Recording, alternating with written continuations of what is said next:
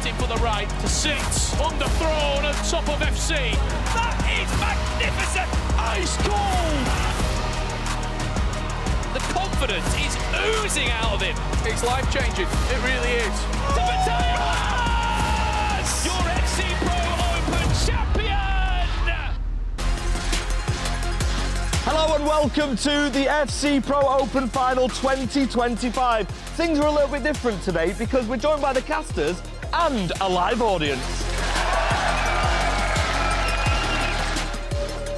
The stage is set. The tension is rising. And history is about to be written. This is where champions are made and where glory awaits. 62,000 became 24. KTzn will not defend his trophy. And now the final 12 are here. It looks so simple. The best of the best. The FC Elite. Driving forward, that's brilliant. Take a bow. Every pass, every save, every goal matters. Ultimate redemption story. Every match is a battle. Every move, a statement. So step up, lock in, and show the world what you're made of. The moment is here. The time is now. This is the FC Pro Open Final.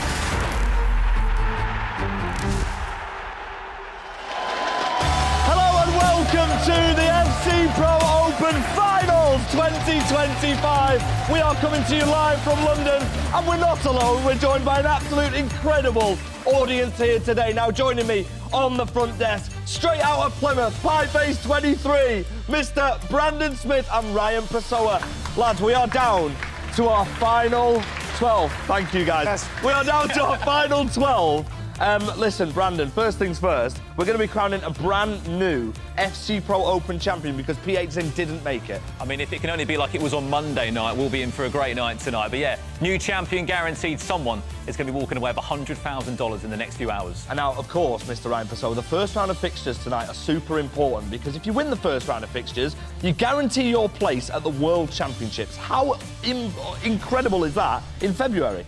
You could argue it's just as important as actually winning the trophy. That's not to discredit the trophy, but getting to the World Championships this early sort of alleviates all the pressure for the remainder of the season. Now, Mr. Pie, as a man who plays FC every single week at a reasonably high level, who are you most important? Who are you most looking forward to seeing today? I think, as always, Anders. He's very box office. But I think Stingray, too. Got to look out for the English competitor. I think this is good to back. So those two, I think, in particular. I would not expect anything less. Listen, on the screen behind us, you can see the players walking in. They are arriving at the arena. Ryan, as an ex-pro, a man who's done this walk before, is this the moment you're getting into game mode, or is it sort of take your time and try and worry about it when you arrive and sit in the pods? I would say you don't really think about it until you're sat down opposite your opponent. Of course, even in front of me, you can see Nicholas Yuval there. They know that the pressure will start to kick in once that first whistle is blown. Now, of course, we've got a live audience here today. We keep saying it.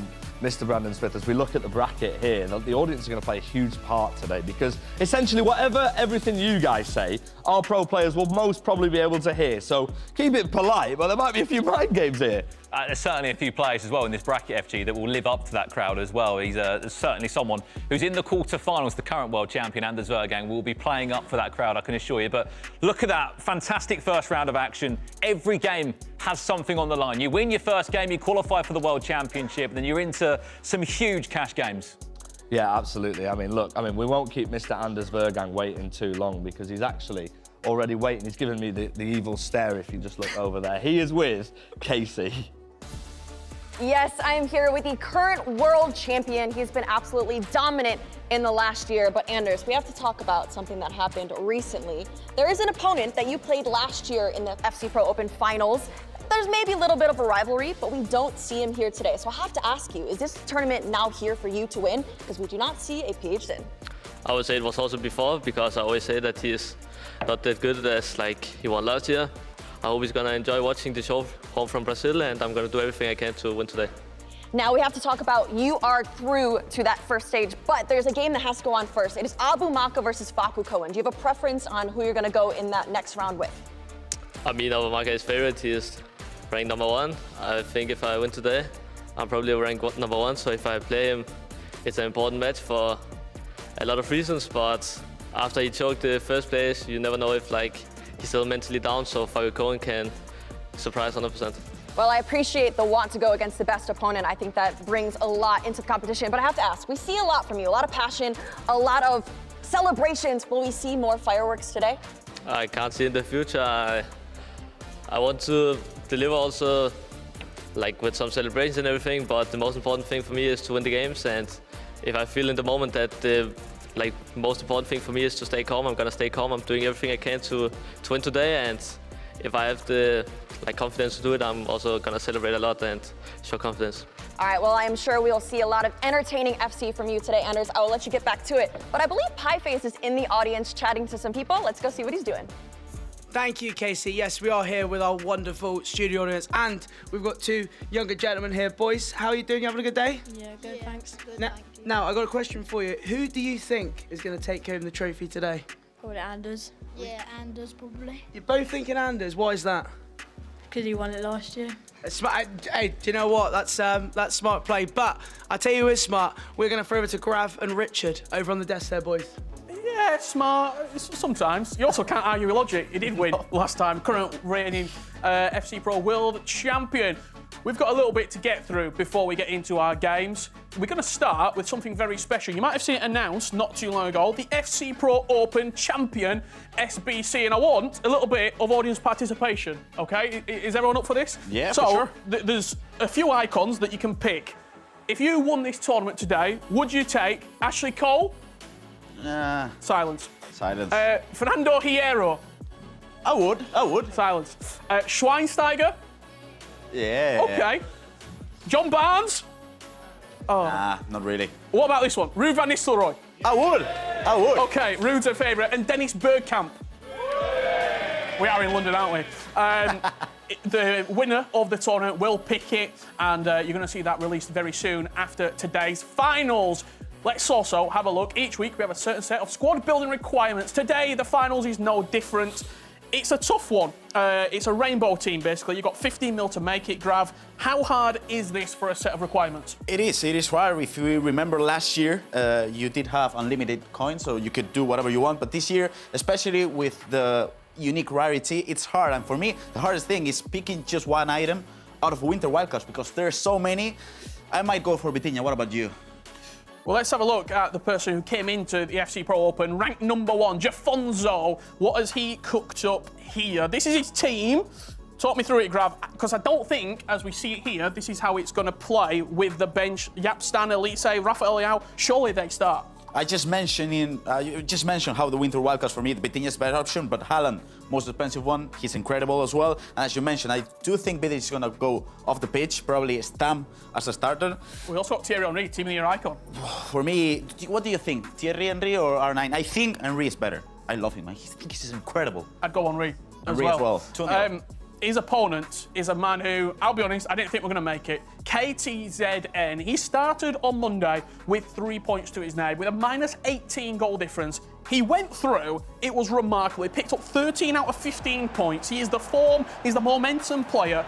Grav, talk me through this journey from Monday to Saturday. It does look like a fairy tale, because it all started with a really weak one, but then he started scoring 7 goals per game, and he did qualify for this final. So I do think he's able to now win his match and qualify for the champs, and then maybe win the whole thing as well. We'll wait and see. Let's have a look at the team that he's using. Again, you'll see similarities from Monday. Zidane in there at cam. He was one of the key players for him.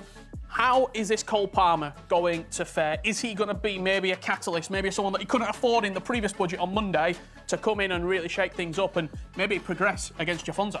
I do feel like he's the best player in this team. Obviously, the finesse is incredible, but I want to focus in here.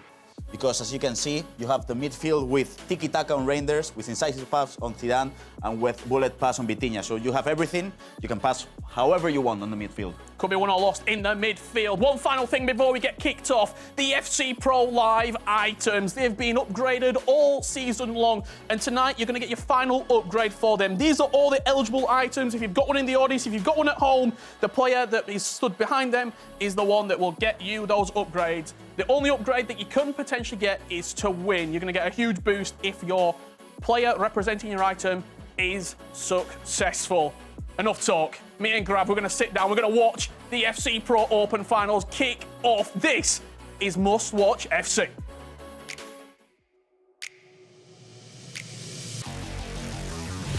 Well then, here we go. It is the big one. Are you ready for this? Is that a match winner? From bottom of the table, he was written off. Asla pes etme bence. Never give up. Biraz klişe ama tam olarak o hikaye yazıldı yani. O yüzden bunu sanıyorum. It is non-stop Portuguese pressure. I'll do my best to win the tournament. To have the same mentality that made me be here today. Could be 4, it will be. You never count out the Iceman. We just want to win every tournament, but always is step by step. But I think we are in the right way. Well, back to Yuval, Rafael Leao. My level was top, like every game. Now I will grind every day. The job is not finished yet. Emre, Yilmaz. How on earth? Another Pro Open knockout, so this is the game of the year. That is superb from LJR. Je sais que j'ai les capacités pour, ça va juste être à moi d'être au niveau du tournoi. Nosotros ya lo cumplí, pero ahora tengo otro que es clasificar al Mundial, que es mi sueño de que juego competitivamente. AbuMakkah is on a rampage right now. أحاول إني أثبت للعالم في البطولة الجاية، أثبت لنفسي أنا ما لي دخل في العالم، أثبت لنفسي أنا ما لي في العالم. Forget the world rankings, forget the trophies you've won. Nobody is safe in the FC Pro Open. Well then, it all starts here tonight live in London, the FC Pro Open Finals.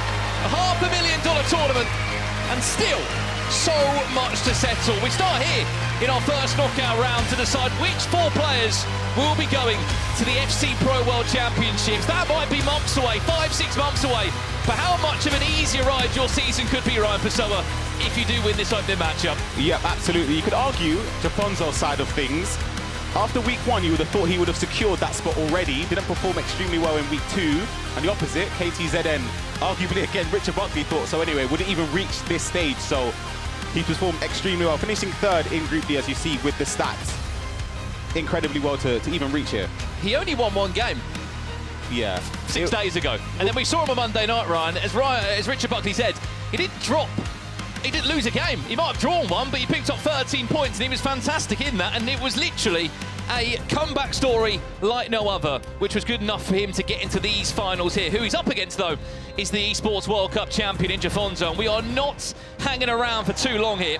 We are jumping straight into the action in our first matchup here. Jafonso takes on KTzn in our opening game. Whoever wins this one will go through to play Obrun in the first quarter-final. Remember, 4 games in this round and so much on the line. You have to ask from the get-go, Ryan, for someone like KTzn, how on earth is he feeling? Has he come back down to the ground yet? Because 5 days ago, he couldn't quite believe what he was seeing in this stage, so we could have our first real chance of the game. Of course he will be on cloud 9, but I think he knows that the job isn't finished. He's in on goal already, 2 minutes in, first time through ball. Hello, Thierry Henry, Team of the Year, looks to open up the first goal in this game. And as we said, don't go anywhere, because we have got games coming thick and fast. Jafonso takes on KTzn now, then Nicholas will take on Yuval in just a couple of in-game minutes. That one should kick off, then 2 more matches to come later today. Early chance! As expected, Michael Elise. It won't be the last finesse he scores tonight by any means, because he has been really one of the MVPs in the FC Pro Open. Yeah, an unsung hero amongst all of the squads. You can see the patience there, just trying to get the space into Elise. Green time finesse shot. We're going to see a lot of it, as you said, Elise being a key moment, or a key player, sorry, in those moments. Who do you think this favours more, a game like this? I know Jafonso's leading by a goal to 0, but there's a long time left to be played as we jump across. Nicholas takes on Yuval. This is a rematch. These two are in the same group, actually, in the FC Pro World Championships last year. But back to the point I was making, Ryan. KTzn has just come off the back of a huge bit of momentum. For Jafonso, what was it, 3-4 weeks ago he played his last FC in a stage and in an atmosphere like this? Yeah, and it was prior to the patch as well. I think for KTzn, that patch came at the perfect time. For Jafonso, it remains to be seen how much of an impact that has on his gameplay. As we said, this is Nicholas taking on Yuval in our other featured matchup as well. There are 4 games taking place at the same time here in London. You win this, you go into the quarterfinals, and there'll just be 8 players left, all battling out for the FC Pro Open victory. Vitinha faked that one superbly well. Carvalho is FC Pro live item, which does make tonight rather interesting for those that might not know. It is the most unique draft requirement we've seen across the FC Pro Open, Ryan. 15 million coin budget, but only 1 rarity of each player in the team. That means only 1 team of the year. 1 winter wildcard. As we look to have an update over here, Jafonso 2-0, he leads. He might not be there for 4 weeks. What a start he's had. Yeah, absolutely. Just technical dribbling towards the ball and a pass across the goal here. Nicholas almost through there as well. But back to the draft requirements, Ryan. It's certainly a bit different, isn't it? Yeah, you're not going to see gold Theo Hernandez in the team, but of course you're still going to find variations of him. Probably in a bit of a team of the week build by the looks of it. Speaking of Theo Hernandez, he's in possession now. This is Yuval, who was runner-up of the FC Pro World Championship last year. You may have remembered that game against Anders Vejrgang. He might not want to remember it. But many months on, he still remains in the conversation as one of the best players in the world. And although we're not live on a Monday night here, there is a Mystery Nation for you to guess here live with us in London, but also online. Remember, Mystery Nation, if you guess what the Mystery Nation is, you could achieve some objectives in the menus of Ultimate Team, which could then give you some XP and some rewards. Let's jump back to this one then, Ryan. What a start it's been for Jafonso, 2-0 up in 12 minutes. Yeah, that'll give him the confidence. You mentioned how he would feel after the 1 goal. I think, as I said, especially after the patch, I have to keep referencing it. 1-0 isn't safe, 2-0 isn't safe, 3-0 isn't safe. You need to make sure that you keep on the front foot. Could be 3-0 by the looks of it, if there's a chance now. Rayton, his team of the year pick in the team is the Norwegian wingers. Could get a second chance at it. Time green finish. Pretty routine for the goalkeeper. I'm just going to have a look at the chat. Any predictions coming in for the Mystery Nation? We've had Ireland. It's not Ireland, we can confirm. Brazil. It isn't Brazil. They keep those guesses coming in. So far, so good for Jafonso. That's his FC Pro Live item. You can see there, Fabio Carvalho could be on the way to a +1. The champion of tonight will get a +1 on their FC Pro Live item, a skill move and a weak foot upgrade, and a playstyle plus.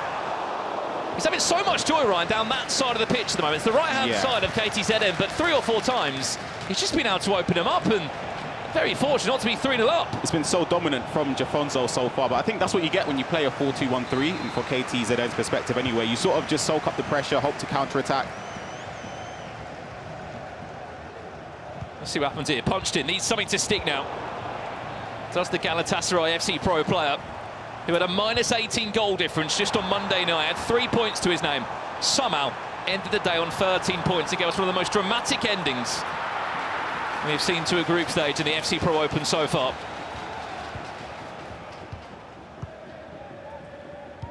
And if we can, let's check in next door. Nicholas Yuval. There hasn't been a goal there as far as we know. Yeah, there hasn't been a goal so far in this one. 23 minutes in, remember.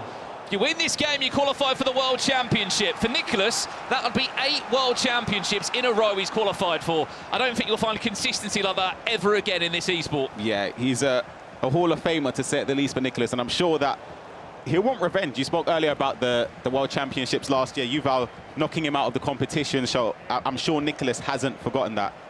One of the crazy stats that Nicholas brings into this competition is he's the only player that conceded 18 goals. That's the lowest goals conceded in the FC Pro Group standings. Every other player is 20+ goals. Could be an easy pass. Goes round the goalkeeper, Nicholas! He's the Iceman for a reason! Cold as ever! Miyaham makes it 1-0. I want to see if that's a shot cancel around the goalkeeper, but the dribbling's perfect. Miyaham, it wasn't. Just the dribbling, though, is incredible from Nicholas. He's played in atmospheres all around the world in his time, and tonight for him will be no different. He's locked in, he's zoned in, and he's up by a goal to nil as we jump back across to this one. Jafonso, 2-0 up, needs to make the most of this one! Well, he doesn't make it easy for himself, does he? KTzn. It's like he has to get into a bit of a difficult position before he starts playing. Yeah, it's fortunate, but it's an unforced error. Tries to driven it out, and the pass towards Henry. You could argue the keeper should do better, in my opinion. However, you got to take the luck when it comes your way, because he's been on the back foot for genuinely the whole game so far. How important was it for him to score that next goal? It is so important. But I spoke about the 4-2-1-3. You need to soak up the pressure and deal with those moments. Well, nearly a third of this game gone. Nicholas, 1-0 he leads against Yuval. What an opportunity for a bit of revenge. He played him twice in the FC Pro World Championships last season in Berlin. He lost 4-2 on 2 occasions, and it was Yuval that knocked him out of the tournament. It could be Nicholas on his way to knock out Yuval from this year's FC Pro Open. 2-0 he leads.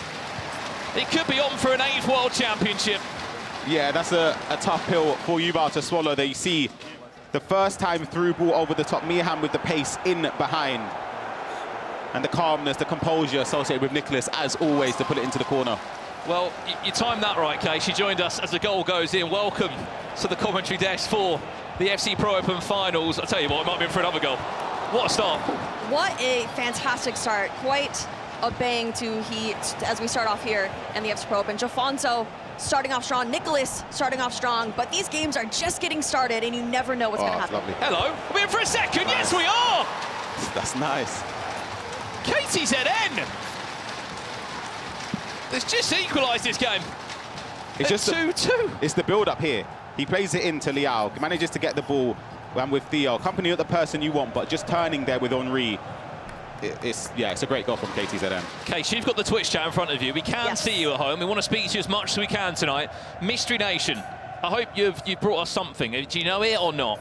I do know it, and I will be able to give some hints, but I'm going to start off very, very broad. There is red in the flag. So let us know in the chat what you guys think it could be. There's red in the flag. I'm not even joking. I've actually forgotten. There you go. What it is. Well, I know what it is. So I've actually forgotten what it is. That's got red in the flag. But it is not Switzerland. It is not. It's not Switzerland. Good guess, good guess. Keep your guesses coming in. We're going to jump back into the action now. It is not Spain either. There's red in the flag there. There's probably red in a lot of flags, right? It's going to be Yep. Canada. Again, it's a nice guess. Unfortunately, it's not correct. Not Colombia either. Nicholas, 3-0 up. Oh, wow. What a start. He wasn't even in the FC Pro Open last year. But if anything, it's given him all the motivation in the world, not just to be here this time round, but to go and win the whole thing. It's a man on a mission. You can see just the way that Nicholas he's so precise with everything he does in the game.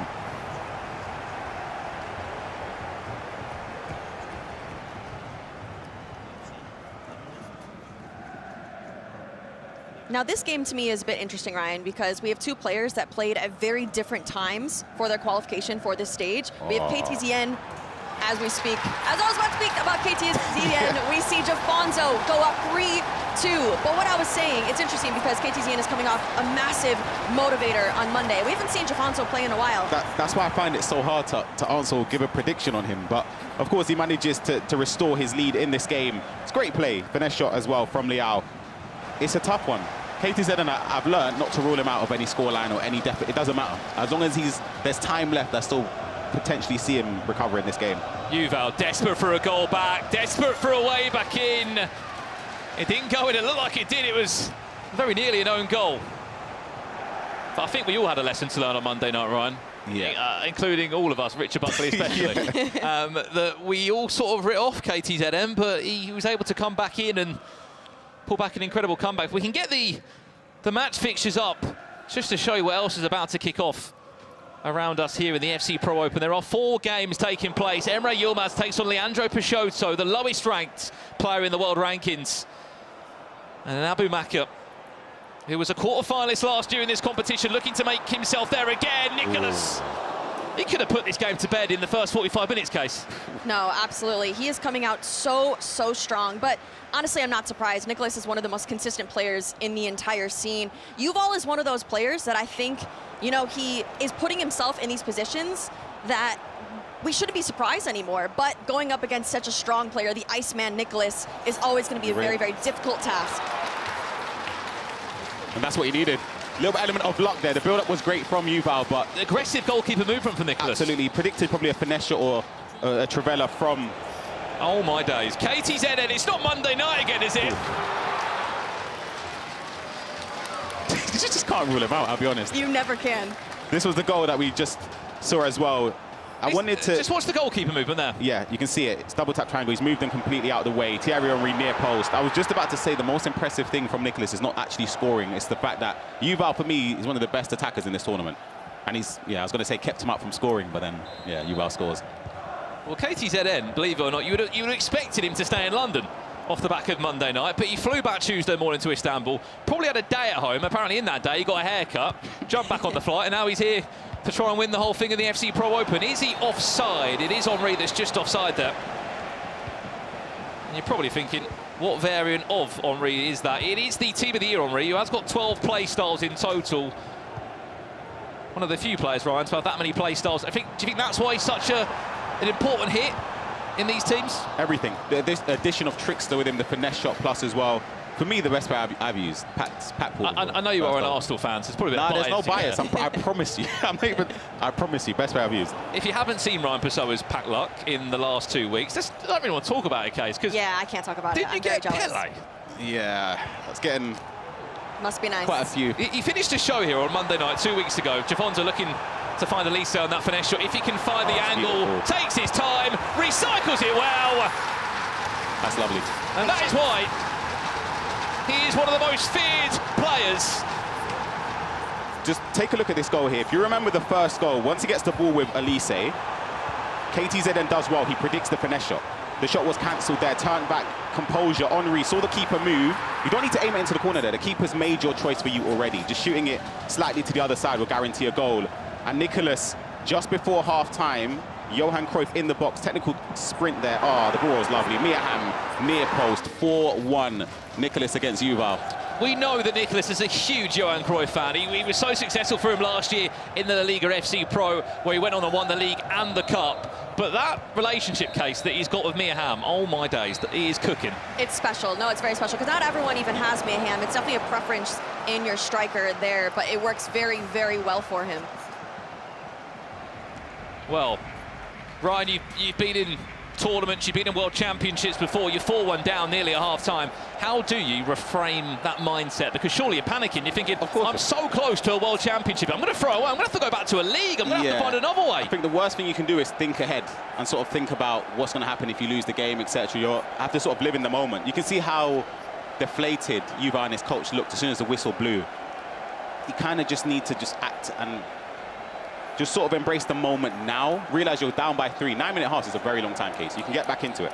Absolutely, and they're also in the back of your mind, shouldn't be in the back of your mind, but there's a Levi waiting at the other end in the quarterfinals, and so you definitely have to keep your mind in the current match, in the half you're in, even in the second, because one goal can come and can shift the entire outcome of the game. I'm just taking a minute here, Case, to look at some of these suggestions we're getting for the Mystery Nation. Some people are way out here, aren't they? Yeah, I'm seeing Madagascar, nope. Greece, no. Wow, there are many, many suggestions, but honestly, I haven't seen it yet. We haven't. We're seeing lots of love for our players as well. Go Nicholas, go Jafonso. You can only choose one. You can only have one champion. Who's it going to be? Let us know. I mean, the patch since it came in gave us one thing. Goals. Yep. So many goals.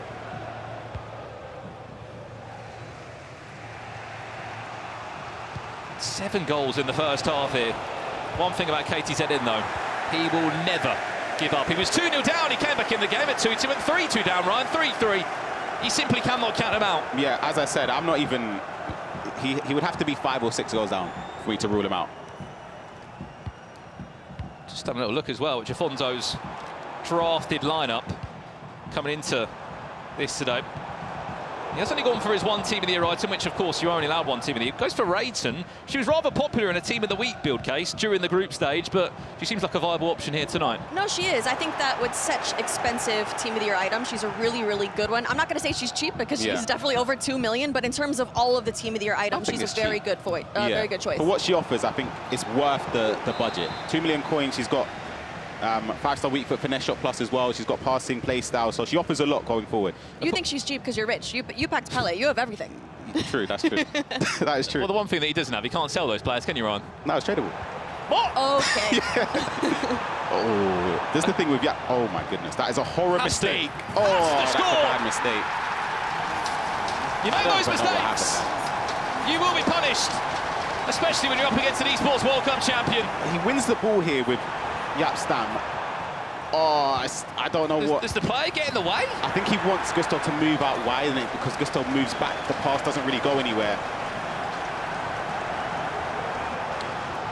Oh, near post, Nicholas. Corner routines, year on year, Nicholas seems to improve and adapt and add it to his game. 5-1 though against Yuval is a massive scoreline. Well, the next game up is this one. Emre Yilmaz, he was in the top 8 last year, looking to get a top 8 and a World Championship spot. He takes on Leandro Peixoto, the lowest ranked player in the world rankings at the moment. That one is just about to kick off now. So now we've got 3 games to jump to here in the FC Pro Open round 1. A question for you both that I've got for you, Case and Ryan. Honourable mention team of the year. Some players have started their team in the honourable mention. Some have just been more of a bench pick. Would you have started an honourable mention player? If so, who? Because I'm seeing Nico Williams or Rudiger across the board. Nico Williams doesn't get near. Doesn't? Nowhere near. On the bench, maybe. To start, no chance. Other than that, no one else has really got into these teams. Hello! Jafonso! He's not happy with that one. He did score that, my friend. Acrobatic corner there from Erling Haaland. Well, Erling Haaland, he's had a few prime rhymes this year, but as a striker build, he hasn't really been favoured that much. Put him into a centre-back build with a winter wild card on him, he might be one of the best defenders in the game. It's that play style though from the corners. I spoke about having different ways to score. I remember at the start of the year whipping it to the near post. Van Dijk could knock it on. That one there with the acrobatic finish is a very viable way to score now.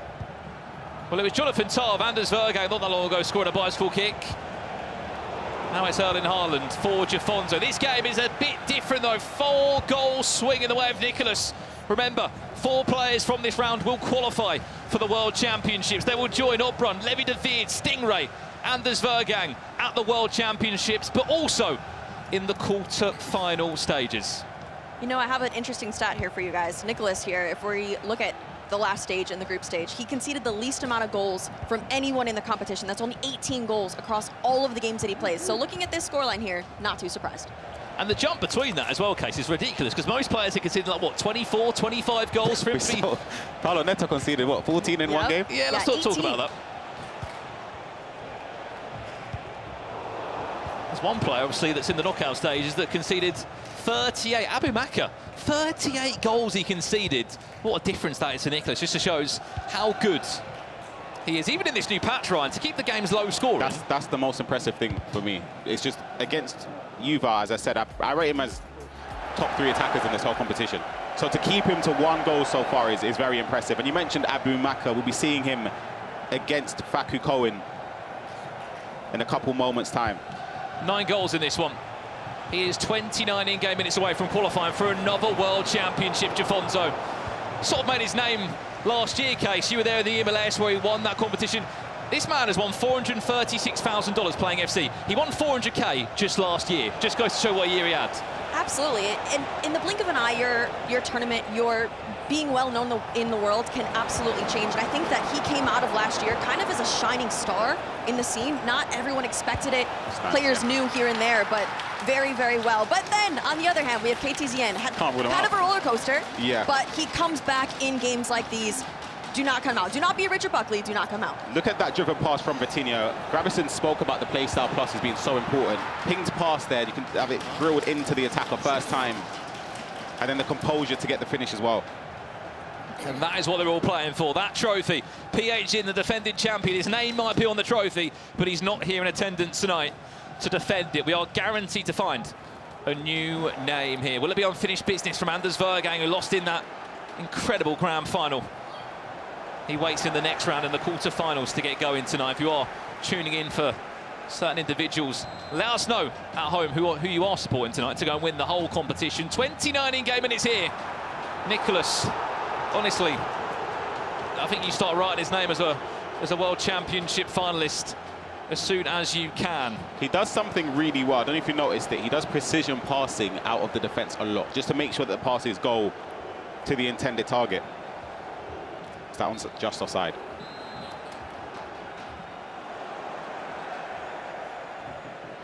or 24 minutes left in this game. There's still time for KTzn to force a comeback.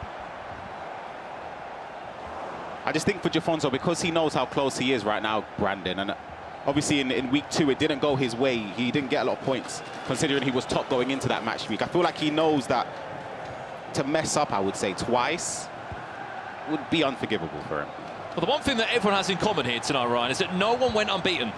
Nobody went unbeaten so far in the FC Pro Open, which just goes to show that results certainly can be shared. The difference in performances we saw back in December to January, don't get me wrong, there was a patch and there's been huge draft requirements and restrictions that change week by week. But nobody's been perfect by any means. There's not really been an outstanding sort of single player. Yes, there's been a handful of top performing players in the FC Pro Open, but not loads. The most interesting pick for me, Ryan, in this team for Jafonso, I was speaking to him earlier, Tonali.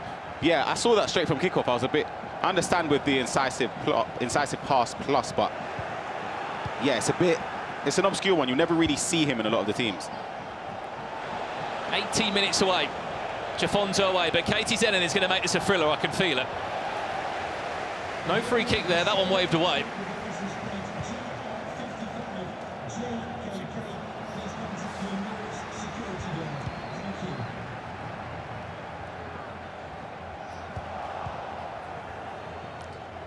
Another budget centre midfielder, Reinders, worth every penny. Might be one of my favourite players on the game, especially if you factor in the price. Hold on a second. Hello, Thierry Henry, times it green! This man just never gives up, does he? Gets the ball just in behind there, onside. Thierry Henry green timed. I think the goalkeeper was moved slightly, but with precision shooting and green timing it, you give yourself the best chance to score. Jafonso not happy. He was up by 3, now by 1, Brandon. Pressure will start to intensify for him in these last moments. Well, both of these games are going to finish at very similar times. The difference is, though, I think Nicholas might be crowned as a World Championship Grand Finalist slightly early with how things are currently looking. The one thing that Nicholas does have is he can just manage games so well. Only conceded 1 goal. That's 19 in total across the whole competition for him. Emre, Yilmaz, Leandro Peixoto, nothing to talk about as of yet there, as far as we're hearing. It's 0-0. And it should be sort of close to the first 15 in-game minutes now, that game. And our last game, which will come after our first full-time result. AbuMakkah against Fakou Cohen. One of those two players will also book a spot in the World Championship. KTzn, surely you haven't got more drama for us. Henry, can he twist and turn? What a plot from Erling Haaland. It will go for a corner. Oh my God. And he needs your support. What's he thinking here, Ryan? Plays the corner short, then Vitinha. What's he looking for? Just that pass into Henry. Manages to find it, but he's just a little bit too far away from goal. Can he connect the dots together? He can. Cole Palmer. Great keeper movement. Shot time, Green parries that one away. That one played all the way as far as the edge of the box. Can't lose it. Zidane. No. Palmer! Oh my God. Oh my goodness. The moment it fell to Palmer's feet, that you kind of knew the finesse shot was coming. It was either on his left or his right. Touches it onto the left foot. Zidane threading that pass in there. Wasn't even timed. He didn't need it to be timed. I just can't rule him out, I'll be honest. Not after what I saw on Monday. Goal for you, Val, 5-2. Yes, there's 12 in-game minutes left, but... Is it too late? There's time, maybe. I don't know, he needs another one by maybe the 82nd, 83rd minute. Tell you what, though, that main featured pod game, 6-6. KTzn, Ryan, has never been in a winning position. He's always been chasing the game, but it sort of feels like he loves it. Yeah, Jafonso, his heart will be in his mouth right now. Because when you're 6-3 up in any game, you could be playing on champs, you're 6-3 up, you're thinking his game done. So imagine if the pressure is this intense. Cheeky chip. Beautiful. Can he finish? It's lovely, fair enough. Crowd chanting his name as well. This man's already seen enough. It's only the first round of the knockouts. Oh, that's a great ball, though. Triggered run there, dinked ball over the top. Rayton into Henri. Well, when we got a quick minute, there's a wild Richard Buckley somewhere in this live crowd, catching up with some of the fans that have kindly come out today. Richard, who are you with and how are they feeling? Oh, mate, I am with Dom at the minute. What a game we're watching. Yeah, it's been a fantastic game. I mean, wow, just game goals to goals everywhere. Who wins it? KTzn, I think. KTzn. He's got a fan in me. And finally, I know you're supporting one of the FC Pro Live items. I am indeed, yeah. Who do you want to go all the way for your own ultimate team? Well, the only player I have in my squad right now, Gravenberch. Emre, Yilmaz, I'm watching you, mate. Come on. No pressure, Emre. Brandon, Ryan, back to you. See this one out. Thank you very much, Rich. Yeah, I mean, I'm sure there's a Galatasaray top one underneath that grey polo. Right, we're jumping back into this one. Val, have you got... Nah, that was it. Needed that. That goes in. You got 5 minutes to get 2 goals. You never know after that. You're up against somebody like Nicholas. These last 5 minutes, I know it's 9-minute halves. For me, it's a job done. You won't really see much of the ball. And my Bowie SBC live item, unfortunately, doesn't look like I'm going to get the last upgrade. Right, pause here. Speaking of FC Pro Live items, I mean, you've packed enough, Ryan. Have you... Oh, what a ball. Oh, great save. Are you trading now with players? I've traded already. See, what I do, I trade long before. I'm out before the kickoff started. Oh, yeah. I take the coins and I run. I never hold it into the game. You take the small profits? Yeah, no horse in the race. Just take the coins and run. If there is a player tonight that people can get involved in and maybe put some money into, who would it be? Nah, see, this is the dangerous question. People always ask me that. And then when they lose coins, who do they come to? Me. I'm not involved. I think the first question you need to ask them, Ryan, is what sort of balance have they got coins-wise? Because a lot of these items, like a Xavi Simmons or a Gravenberch, for example, they cost a lot of money. Yeah, I'm sure. I think Xavi Simmons is around 550,000 right now, so he's gone up quite a bit the last couple of days. But I always say, don't trade with coins you don't want to lose. You can make it, but you could also lose it. Well, that Emre Yilmaz item, you can just see there Gravenberch. If he wins the whole thing tonight, it'll be a 91 rated item. He'll have another playstyle plus and a skill move all week for upgrade as well. Suddenly, Ryan, you're looking at a player that's worth well over 1 million coins. Yeah, if he gets the upgrade, that's a special player. 5-star, 5-star. As you said, the increased stats, the extra playstyle as well. Let's jump over here. We're going to get the closing moments from this one, I believe. Graham Hansen finds Vitinha. Yuval still 3 goals behind. Nicholas just doing what he can to just take time out of the game. Big block from Vincent Kompany. Nicholas is so aggressive with his keeper. So aggressive. I wonder if potential opponents, or the opponent waiting, sorry, will sort of take that in and note it down, knowing that potentially near post shots could be open.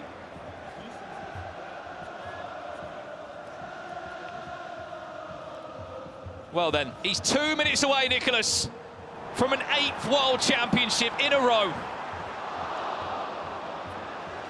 And he will go in to face Levi de Weerd in the quarter-final stages. He's there again! The 5th player to qualify for a World Championship. Consistency like no other. He seems annoyed by it. He looks angry. But if I've just guaranteed myself $25,000 and then another $20,000 in the World Championships, I think I'd be quite happy. Nicholas is just, for any aspiring player that wants to compete, for me, he should be like the role model in terms of the consistency, the amount of hours he puts in. He has 2 coaches. He puts in a lot of effort and backing to support his aspirations, of course, to get his hands on the FC Pro World Championship and this trophy today as well. Full-time result, Nicholas. Congratulations. World Championship spot for the Iceman. It might be heating up here in London, but he's not started the frost at all. He's still got a quarter-final to play and potentially a long road to become a champion. Let's leave that one. There is more action to conclude. There's a small smile from him. He might know just what he's achieved, because last time out, He didn't have this. Last time he was in the FC Pro Open, he had to go to La Liga. He's never played in a league before. What did he do in La Liga? He won the cup and he won the league as well, yeah. It was pretty dominant, wasn't it? I always say if there's one person that, if they're not at the World Championship, it doesn't feel right, it's Nicholas. As you said, the consistency, 8 years on the bounce is unbelievable. Incredible scenes. Let's jump over here. Jafonso could have put the game to bed. Keeper movement. KTzn, it's back to you, my friend. Rushed it a little bit. 2 minutes left plus additional time. He has to be aggressive with the step, just has to try and win possession high up, just like that. Is this it? Is he back for more? KTzn, he has kept shocking every single player that's tuned in across the last week. Everyone's written him off. And he's always come back with an answer, but has he got an answer for Jafonso now? Keeper teased off the line just to try and invite that shot. He's not going to fall into the trap though, Jafonso. Cannot forget. He's an esports World Cup champion for a reason. If I'm just going to watch the replays, just wait, try and kill every single second you possibly can. There's no need to rush. Added time of 1 minute, that's not good for KTzn. Elise, Douglas Luiz, just keep the ball, Jafonso. He was the #1 ranked player in the world at the start of the season. He's just qualified for a World Championship. He will be amongst the best 32 in the world later on this summer.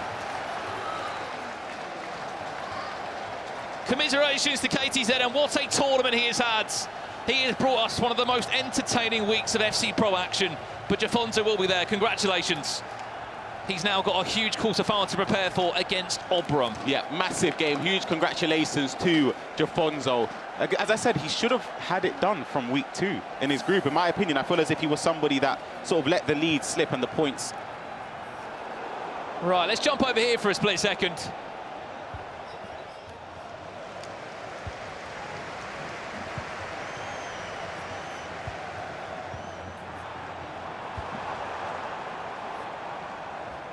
"12 minutes into this one, it's 0-0.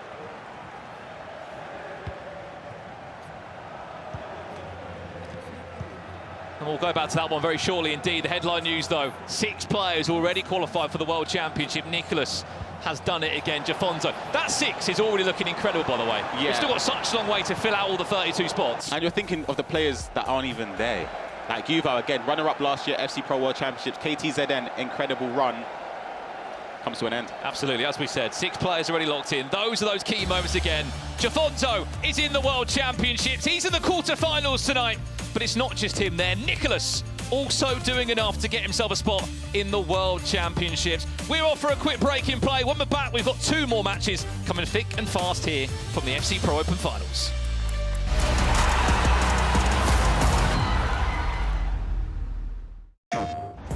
PlayStation tournaments are on PS5.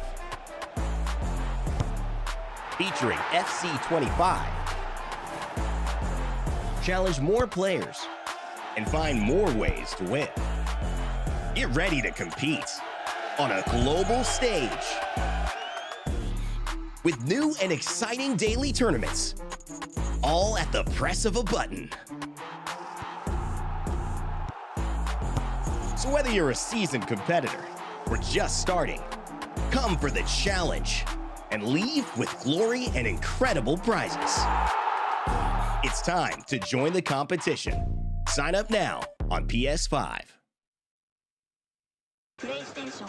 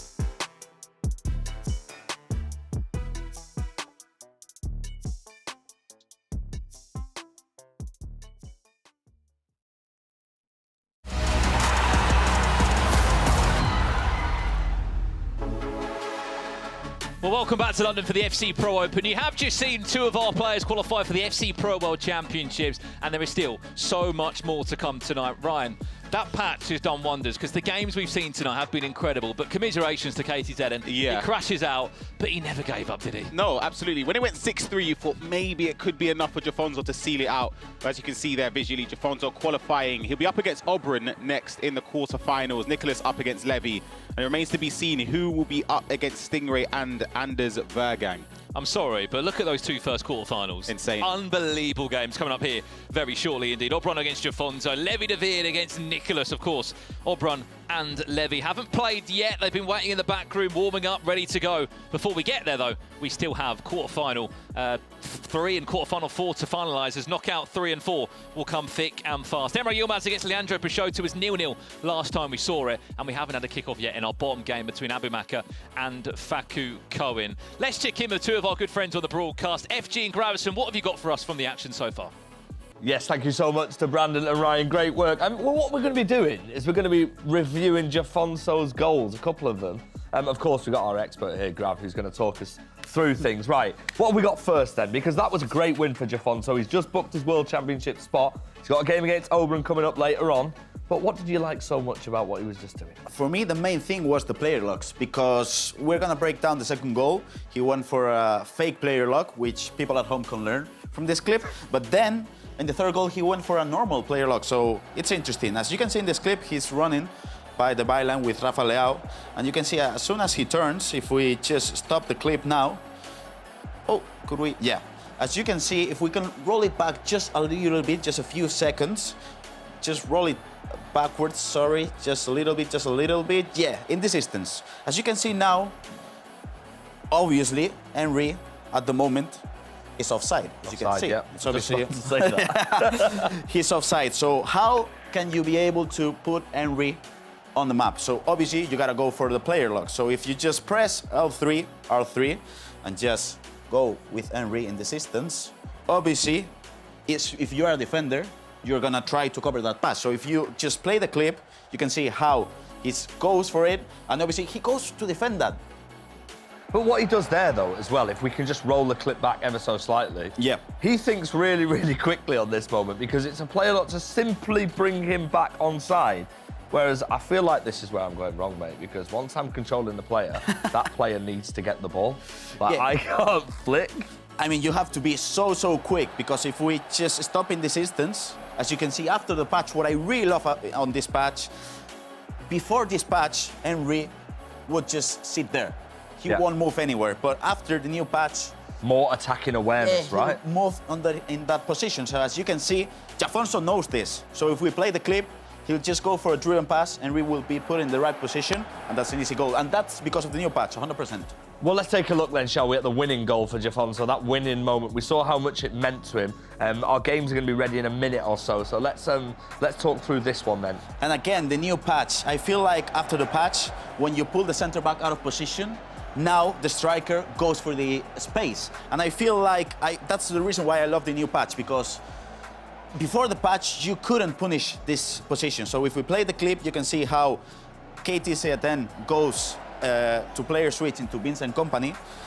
You can see how, look at Vincent Kompany in this instance. You can see the player switch, he goes to try to tackle, but now you're put in the right position for just a normal pass into Emre, and that's a finish. And again, those 2 goals happen because of the patch. So, in my opinion, Henry, mate, that item is absolutely Have you tried at home? Have you packed him? Yeah, I packed him. Listen, we're going to throw over to the casters because we've got a massive game coming up. It's AbuMakkah against Faku Cohen, and we're also got Ryan Peixoto on there, who honestly has not stopped talking about Thierry Henry. Yeah, I mean, he needs to save a bit of padlock for the rest of us, mate. Best player in the game. I mean, deadly serious. I mean, who is the best player in the game? Because you've got so many icons you packed. Henry. Not Timothy Apello. No, Henry. Best player, genuinely best player I've used. If you have the coins, it's not that much, about 5 mil or so. Change your life. Enough about you for now, all right? We've got some games to jump into. Another massive game here live from London. It is the world #1 at the moment, AbuMakkah, who takes on Faku Cohen. The winner of this game will qualify for the World Championship as well. It's mental to say that we're here and we're not even in the quarterfinals yet. And we're speaking about games of this magnitude. For me, what's mental is the fact that AbuMakkah is not in the quarterfinals already. There was a point last week, or it was, on Monday, sorry. He was 7 points clear, huge goal difference in his favour. Ended up finishing second. For me, it was a capitulation. I'm sorry, I don't want to, it's harsh, but he should have that spot locked in already. Levy shouldn't have even been in the conversation based on how far AbuMakkah was ahead. Faku Cohen finishing third in Group A. He is the underdog coming into this game, but I think for those that have watched him, going forward, he could pose a threat to a potential vulnerable AbuMakkah in this game. Well, the difference is this time for someone like Faku Cohen, he's made it to the next round of the competition. Before, he never made it this far, did he? Yeah. He was in the group stage, he was eliminated. I spoke to a few of the players and the team around AbuMakkah about what happened on Monday night. If you didn't see Monday night, he was top of the group for so long. Levi de Weerd snatched his top spot from him and he was just basically in tears on the main stage. He said, I would describe what happened as a nightmare. All I remember was the end. He said, I don't remember any of the matches before or what happened. All I remember is that I've just somehow given away top spot on a World Championship ticket. He didn't know what happened. We didn't know how on earth he didn't qualify already for the World Championship. Now he puts himself in this situation, which, if anything, Ryan, could be a bit of a wake-up call of the level that he needs to show tonight. And he's almost starting off extremely well. But as you said, it's something that, if he doesn't win this game, you remember those moments. Every single game, every little detail, moments in the game where he missed a chance, potentially against the likes of Fuma, etc., in those important moments, he will look back and think, I had to have scored that, I didn't, and now look, I'm not even in the World Championship. So for him, for his sake, I hope he wins the game. Well, how about this one as well, just to mix in some more storylines. These two have never played before, and they're matching up in a game here worth $25,000 and a World Championship spot. We are waiting to give you an update from Leandro Peixoto, Emre, Yilmaz on their game. Could be a perfect start. Neymar on the volley. Oh! Vamos! Faku Cohen. He wants to make sure it's not just one Argentine that's qualified for the World Championships. There's two of them there. The ball initially was a great find. Didn't fall the way in the box for R9. The bounce back, though, I'm expecting my defender. Are you surprised that shot's found a way through the body? Defender's got to do more there, but I don't think there's much you can do, because if you press tackle, there's a chance that you give away a penalty, so it's a tough one. You kind of just want to be in front of the attacker there. But for AbuMakkah, I was about to say, for Faku Cohen, if it gives him, to give him, in my opinion, the best chance is to go ahead, because maybe AbuMakkah starts to think again, oh my God, look what's happening again. I've missed out on a World Championship spot twice of asking in the same week. So taking the lead, I think, would do wonders for Faku Cohen. AbuMakkah. Great ball. Could be it into R9 on the angle.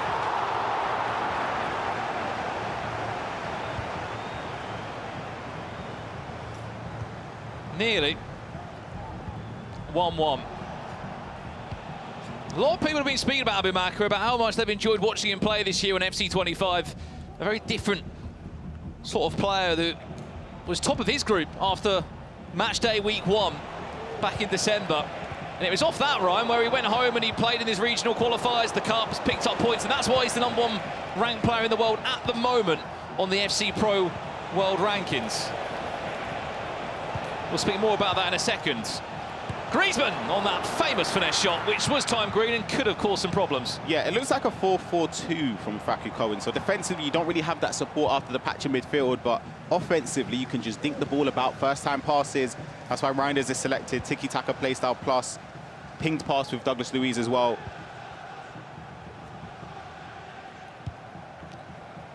Mohamed Salah, also very dangerous with a finesse shot, wins a corner.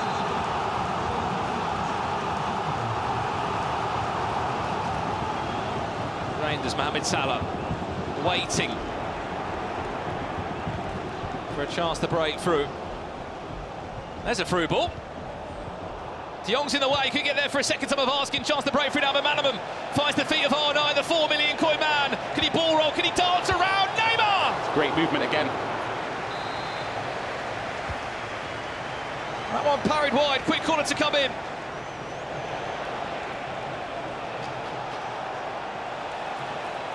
Taking all the time he needs, Faku Cohen. Reinders. Griezmann.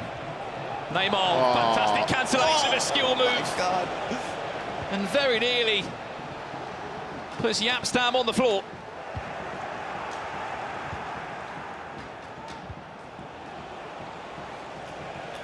There's a break in play between Emre, Yilmaz and Facuko, and hence why there's been no updates from that game.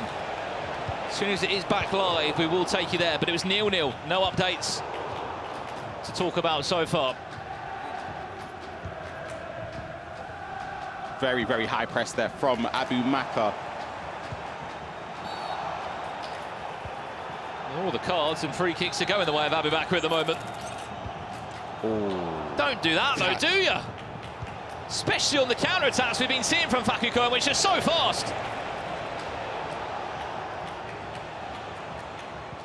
Okay, redeemed himself slightly there to win the ball back, but that is that's a mistake from an offensive potential offensive area anyway. Big tackle, Reinders. So much momentum at the moment on the way of Facuko. AbuMakkah's not careful. He could be 2 or 3 down here, and there would be deja vu all over again of what happened here on Monday night.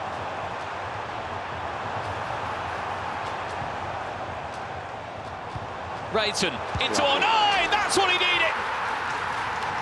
Just a goal to lift himself up. That's a big goal.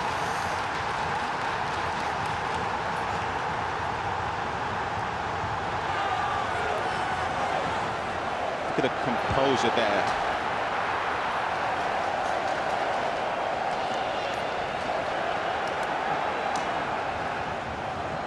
It's a very big goal, Brandon. As you spoke about, Facuko's been dominant, creating a lot of chances, but AbuMakkah needed that.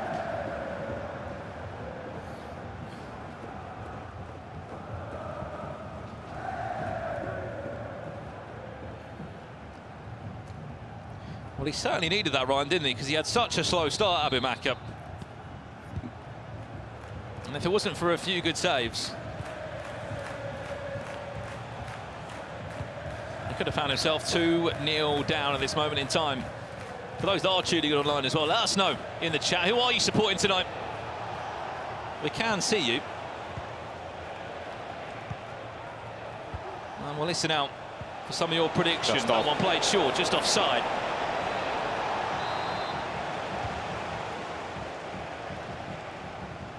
Those asking about Emre Yilmaz against Leandro Peixoto, they have not kicked off for their knockout game. Still 0-0, hasn't kicked off, or re-kicked off, I should say. There was a pause in play 50 minutes into that game. And it's our last one of the round. The winner of this game, by the way, will play Anders Vejrgang in a quarter-final. Yes, he's involved. He's played in the next round. Look at the support for AbuMakkah. He knows he's got a lot of people at home and in the crowd that are rooting for him to win. On the attack again. Well, we may have just seen that support. There's Rafael Leao nearly. Found a 2-1 there. Keep your support coming in for your favourite FC Pro tonight. Remember, one player will pick up $100,000 at the end of play and will be crowned our champion of this year's tournament. Seeing some love in the chat coming in for Levi Jafonso. Even some more Mystery Nation guesses in, Ryan. I know we said about red being on the flag. Poland is not the correct answer. No, not Poland.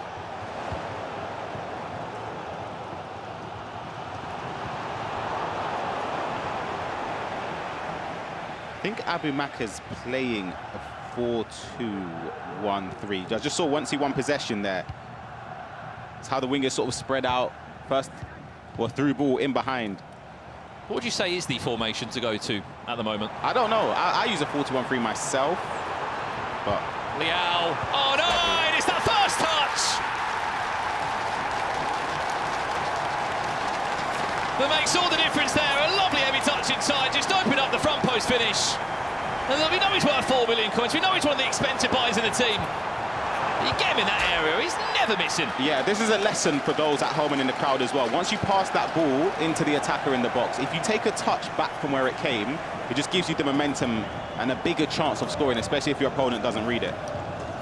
Well, you may have just been able to see there in the corner of your screen that we have got another visitor on the commentary desk today. He's over the moon, I think, after that result from Plymouth Argyle. Even so, he's come in theme tonight, straight out of Plymouth. What a result, by the way, for the Janners. Absolutely unbelievable, mate. I was buzzing. Not a great result for you today, was it? Yeah, I can't remember who I support anymore. Definitely wasn't Brighton of Albion. looking at the chat, Pi, we've given it to you. Twitch chat, YouTube chat, speak to Pie Face, Mystery Nation guesses. Have you got anything that you can share for us? All Casey said was that there was red in the flag. Yeah, there's been some good guesses, there's been some wrong guesses. I was going to say they do some lovely grub, this nation. Good food. Do they? Yeah, I think so. Ryan, don't laugh. I'm not saying I would laugh. You might be right, I don't know. I think that narrows it down, doesn't it? They do good grub. They do some very good food. So, yeah. I hope that's a good one for the chat. Could be an equaliser here for Faku Cohen. He started so well. Ryan, how's he found himself in this situation 2-1 down? I think once you're on top and you're starting to create those chances, hold that thought. Great play, he's going to score, he's got to. Surely, he didn't even need to tap in, it was a touch that went into the goal.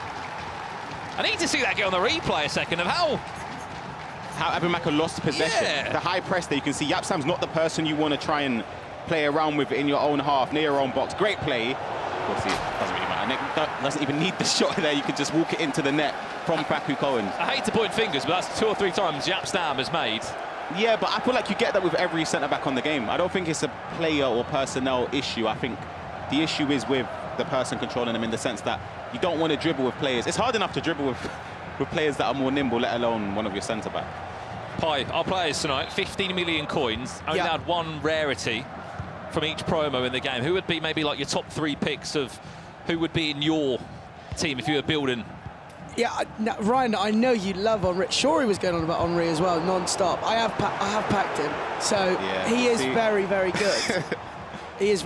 I have seen Vitinha, which makes me very happy. Winter wildcard item Vitinha. I love him. He oozes passion.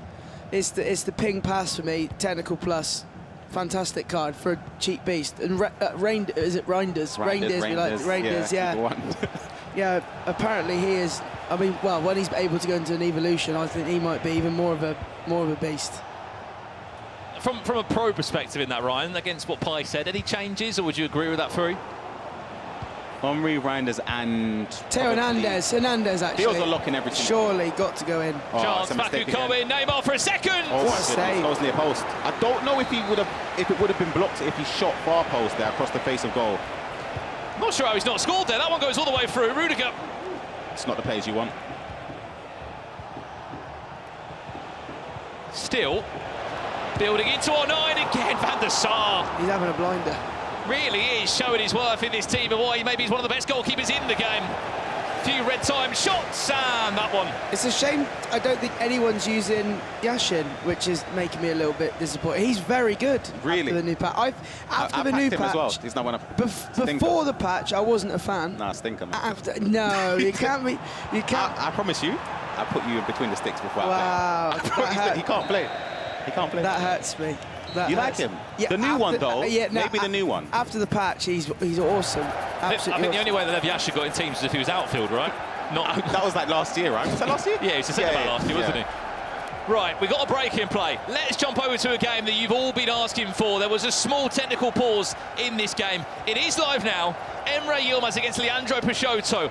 Winner of this game will play Stingray in the quarterfinals and also book a spot in the World Championships. I just had a good chat with Mr. Stingray. He is using Harry Kane again. I wanted to know. He is using him again. Someone just said in the Twitch chat, by the way, that I'm peak male performance, so thanks for that.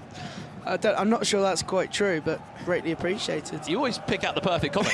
Well, no, obviously, you know, I mean, you know, I like to. I mean, I'm seeing a lot of incorrect Mystery Nation guesses. So, I mean, what have we seen so far? There's red on the flag, and they do good food.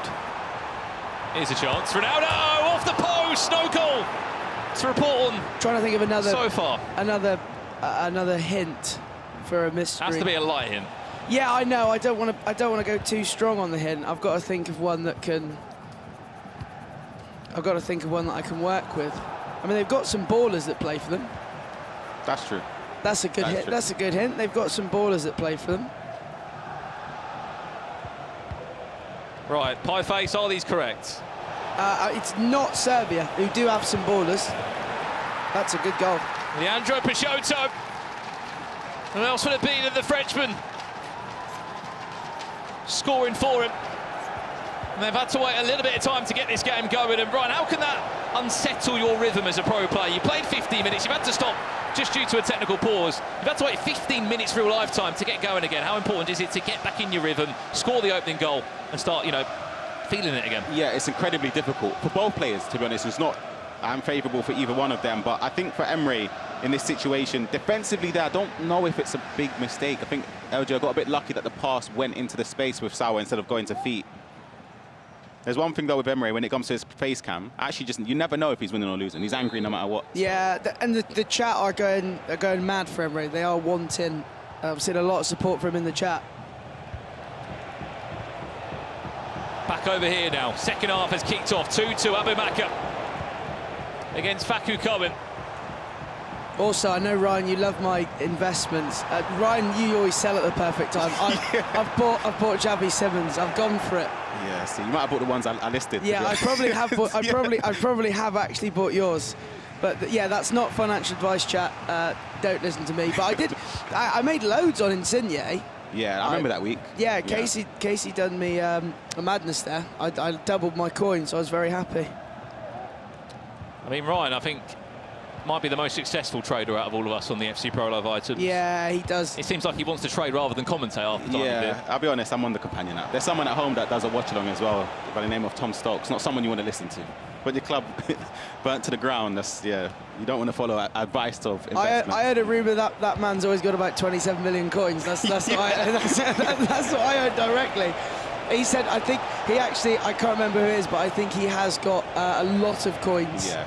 On this 5 billion. That offside trap is risky. Does enough to retrieve possession there. That is a very risky offside trap there from AbuMakkah. The exit there was perfect from the step over to Rayton. Just gave her a little speed boost to get into a scenario to maybe try and take a shot. Ronaldo offside.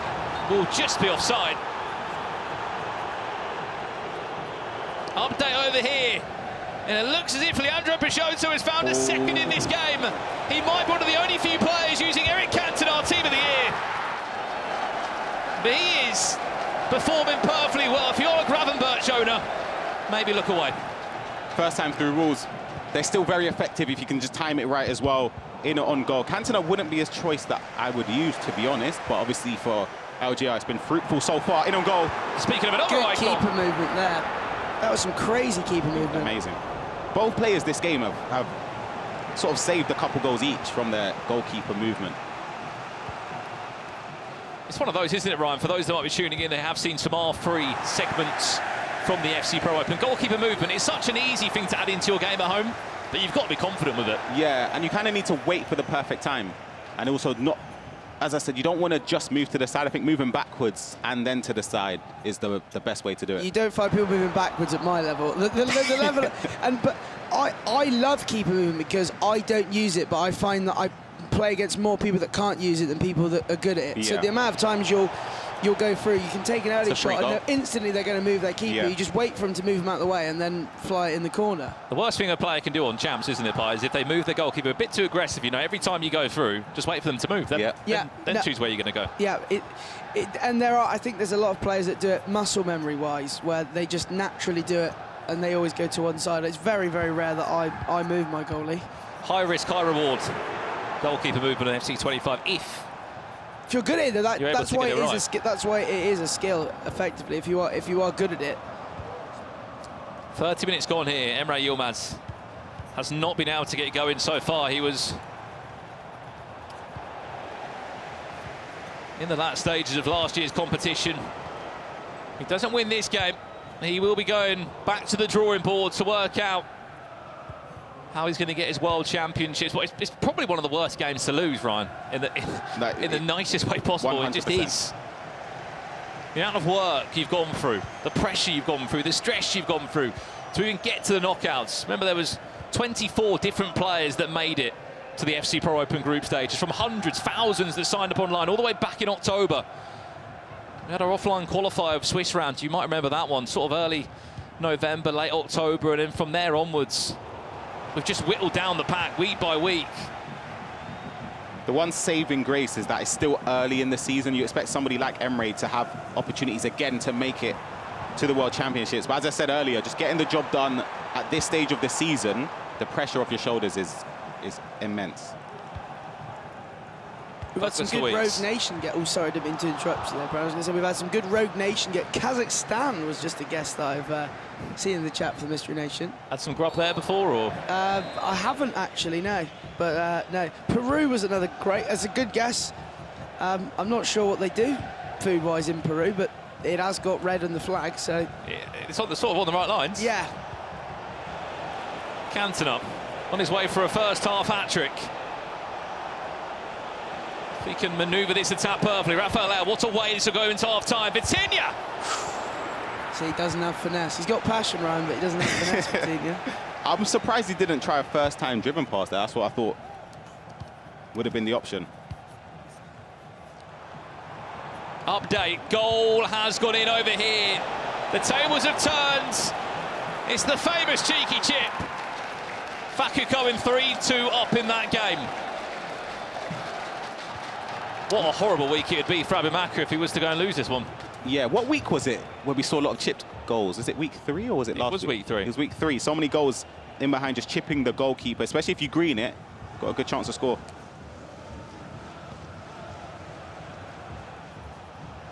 Well, there's a lot of chip shots. Quick question for you, Ryan. I'm seeing McManaman and obviously another item that isn't mad high in price, like Reinders, for example. Is there a reason specifically why a lot of the pros are using him? I just think for what he offers, the roles as well, he has all-round stats defensively, and especially with the rarity restriction for building the squad, a winter wildcard hero is kind of an easy choice for him to be put into the squads. Yeah, because I'm trying to look at... I think Hernandez is in every person's squad. Right back's just a position that's been up for discussion, I would say, the whole year. Left back for me cemented, no doubt, Theo. I don't think there's been a different left back that's no, touched teams. We've seen Theo in every single team. Just a couple of different versions there are.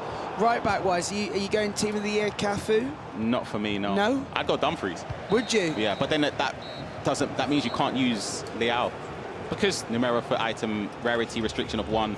I mean, what, Cafu has got a team of the year. I'm assuming he's got like 12 different play styles, but you're not going to waste your team of the year exactly. pick. I'd want that to be Henry. So then, and the budget. I don't know. I personally. Are you spending $5 million on Henry? Yeah, So you're doing, I would. Genuinely, I would. Yeah. For me, he would be one of the first names on the team sheet. Same with Reinders. Genuinely, 40,000 coins. Yep. The only, again, drawback is if you want to use Elise, you can't because he takes up that rarity restriction. Right. So it's difficult. Yeah, you got to think about it a little bit more. Someone did ask in the chat, we had the budget. It says 15 million coins the pros have got to spend on their team. And they can only use one different type of item throughout the campaigns. Well, which does make it interesting, doesn't it? Yeah. Updates are coming in, Pi, as well. I mean, if you can't have one guest from Mystery Nation, why not have 3? Mr. Bean is a bean, that's a great name. Iceland, Latvia, or Netherlands. Mr. Bean is wrong. Yeah. I'm sorry to tell you they're all correct. This would take a big Germany from Halhag. If I told you it wasn't Germany. I mean, I'd say they've got great food. Did you like a bit of bratwurst, Brandon? Yeah. Sausage man? So many different variations of them, isn't there? Christmas market. Yeah, that is true. Denmark, that's a good... all I'll tell you is Denmark's a good guess. Denmark's been... If you remember a few weeks ago in the FC Pro Open, we had Denmark. It's not Denmark, we can confirm, but it's not a bad guess. Denmark's the closest guess we've had. Yeah, that is a very good guess. We did have a bit of a meltdown the other week when I told everybody after last week's FC Pro Open that I was the one picking the Mystery Nations. I told people what it was going to be, but it wasn't that. So. Did you get a lot of messages? Yeah, I got a few people. Yeah, I said it was going to be Kosovo. They didn't make it Kosovo. It's not Kosovo today, by the way, just to make that clear. Right, there's a free kick in play in that one. Let's jump over here for a split second. Remember, we are in the second half. We're getting closer to finding out spot 7 and 8 in the FC Pro World Championships. And then after this competition today, the remaining 24 FC Pro World Championship spots will be given out via FC Pro partnered leagues. Oh, I've got another good little slight hint for the bit of football knowledge. How about they've played? You kind of want your attacker to bring it down a little bit there, but so they've played in like 5 or more World Cups. This nation, it's not a bad little, just to narrow the pool a little bit. Keep your guesses coming in. And that's how it shapes up at the moment. Remember, the winner of this game plays Anders Vejrgang, so the winner of Emre Yilmaz Peixoto plays Anders Vejrgang, bottom of the quarterfinal bracket. Sorry, the other way around, I should say. The winner of this game will play against Stingray. The winner of AbuMakkah, Faku Coben, will play Anders Vejrgang. And as it currently stands in that game, Faku Coben just in front. We'll jump back to it, as I think it will finish before this one. But so far, so good, Ryan, for Leandro. He hasn't seemingly put a foot wrong. Yeah, it's not really been much from Emre since the first moments in the game where he hit the post. But other than that, we haven't really seen much from him. First time through balls haven't worked for him. Of course, they've been working in the favour of LJR. How important is a pause now? I'd say not even to necessarily make changes. I feel like just to reset mentally is very important. 21 in-game minutes away. Would you say both results at the minute slightly unexpected with both Emre and AbuMakkah losing later into the game, and especially Emre being 2 goals down? Oh, I definitely agree. I think off the form we've seen in the group stages, but the form we've seen from this week from AbuMakkah has not been great. Speaking of AbuMakkah... Oh, that defending, I was just paying attention. Just the way Faku Coben was just player switching there. Perfect, every time. I believe you're going to teach me a bit of that later, aren't you, Ryan? Got a couple lessons. Chance to break. Faku Coben scores again. He could be on his way to a World Championship. Oh, going to be a chance to break from all night, all the time in the world for AbuMakkah! Oh, that's composure. That's ice. That's ice. What a finish. Back in the game. That's how narrow the margins are. Faku Coben very nearly scoring on the attack, straight down the other end. And AbuMakkah with a very, very important goal. Is that an incisive plus through ball all the way through there from De Jong? So important. Yeah.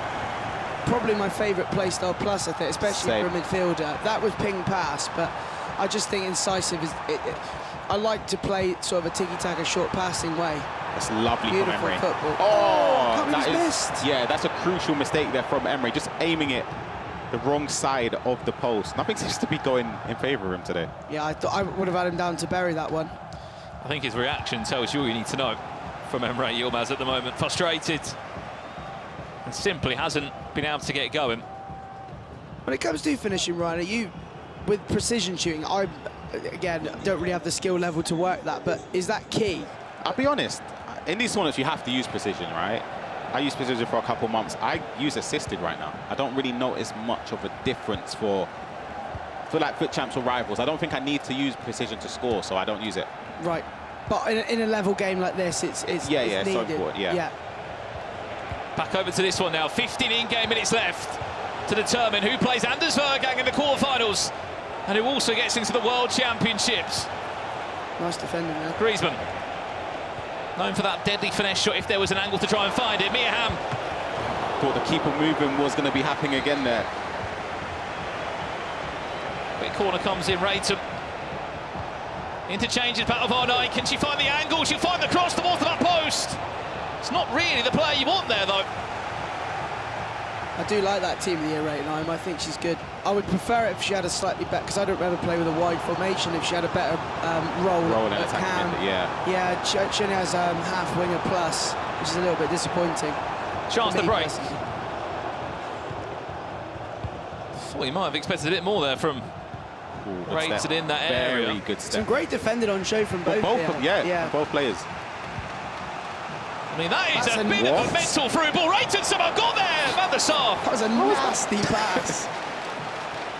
Comes out flying and just smothers the ball. But how's he pulled that through ball off there, Ryan? I'll be honest, I don't know. I'm asking questions of the centre-backs. They're just asleep.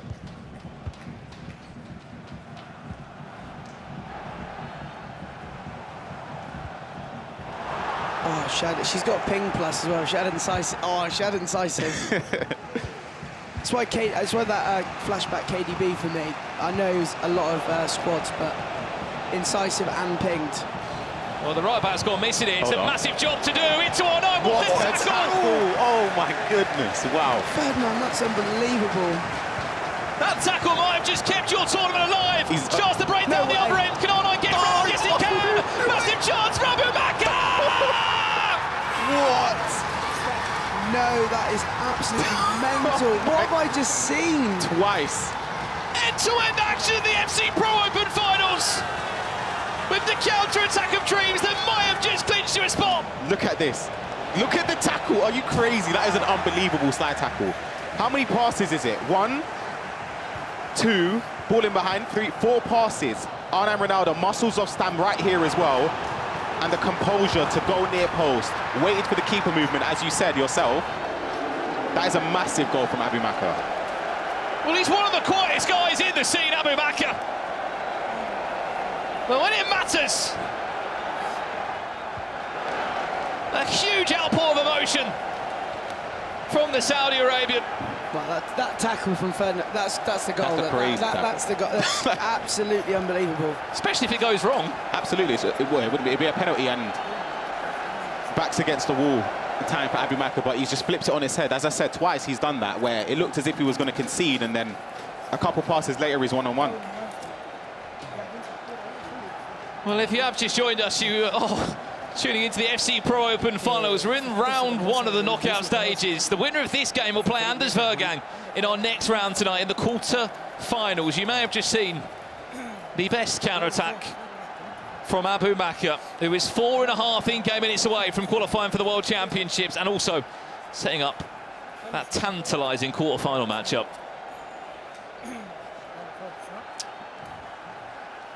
I tell you what, whoever plays, I mean, I think I would put myself more in terms of a casual when it comes to obviously A, ability, and B, in terms of watching and enjoying. But I think I just enjoy watching Anders. It's just exciting. No, I agree. It's just box office for me. He also has sort of a bit of a rivalry with like the Saudi fan base, Brandon. He always seems to give it last to them, so I'm expecting there to be a lot of support for AbuMakkah in that game. If he wins, there's still time. You never know.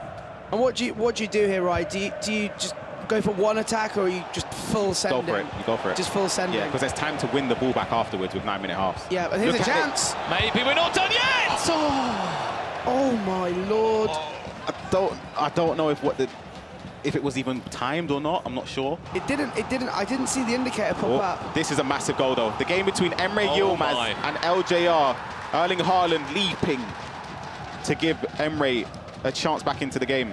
I'm sure there'll be a few Gravenberch owners that are watching here live with us. It's one in the crowd, yeah. We've got a question in the chat from Luke as well. We're going to see the final today. Yeah, we will crown the FC Pro champion tonight. So we've got the last 2 games here in the sort of effectively the round 1, and then the quarterfinals will start after this. And whoever wins as well will get a +1, a playstyle plus. Look, he's out position. A few more upgrades on their FC Pro Live item. It has to stick now for Facu Cohen.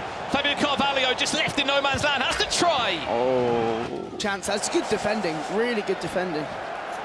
Corners are tough. Do you try and whip it in, and then if the keeper smothers it, it's game done? Or do you play short? We've seen him try and build up an attack like that. I honestly don't know what he would do. Well, this is going to be a nerve-wracking last 5 in-game minutes here. Has that goal just brought Emre Yilmaz to life after what's been a really slow first 80 minutes for him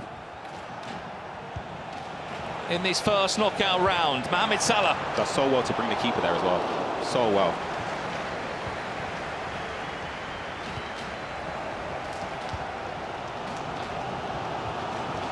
Running out of time.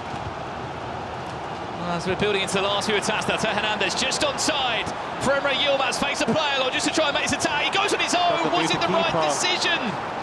I'm shocked he went for the shot there. I don't mind it, but he just... I don't know. It's a tricky one. You can't begin to imagine the pressure that Leandro Peixoto might be feeling in this one. He is minutes away, seconds away from a World Championship ticket and a spot in the quarterfinals. Just have to keep the ball. Don't even look to score. Kill the seconds on the clock here. Minutes of additional time, 20 seconds of additional time, seconds away. Just kick it out. Full-time results. Leandro Peixoto. That's passion there. You can hear that. Wow. Love it. Will share a moment with his brother as they will both be on their way to a World Championship. And it's not the only full-time result. AbuMakkah has also clinched a World Championship spot. 6 become 8 in the FC Pro World Championships. Commiserations to Facu Cohen and Emre Yilmaz. They both fall out the tournament, but those two are in They're in the final 8, and what a next few rounds it's going to be. All I can say, though, is what we've got to come. How about this one as our featured matchup in our first quarterfinal? Levi de Weerd takes on Nicholas 99, and it comes up next.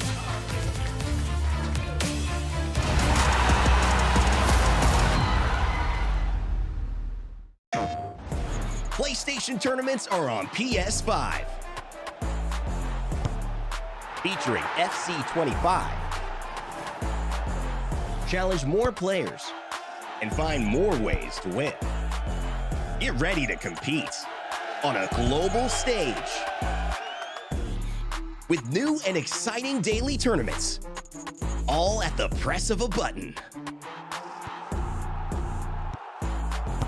So whether you're a seasoned competitor or just starting, come for the challenge and leave with glory and incredible prizes. It's time to join the competition. Sign up now on PS5. PlayStation.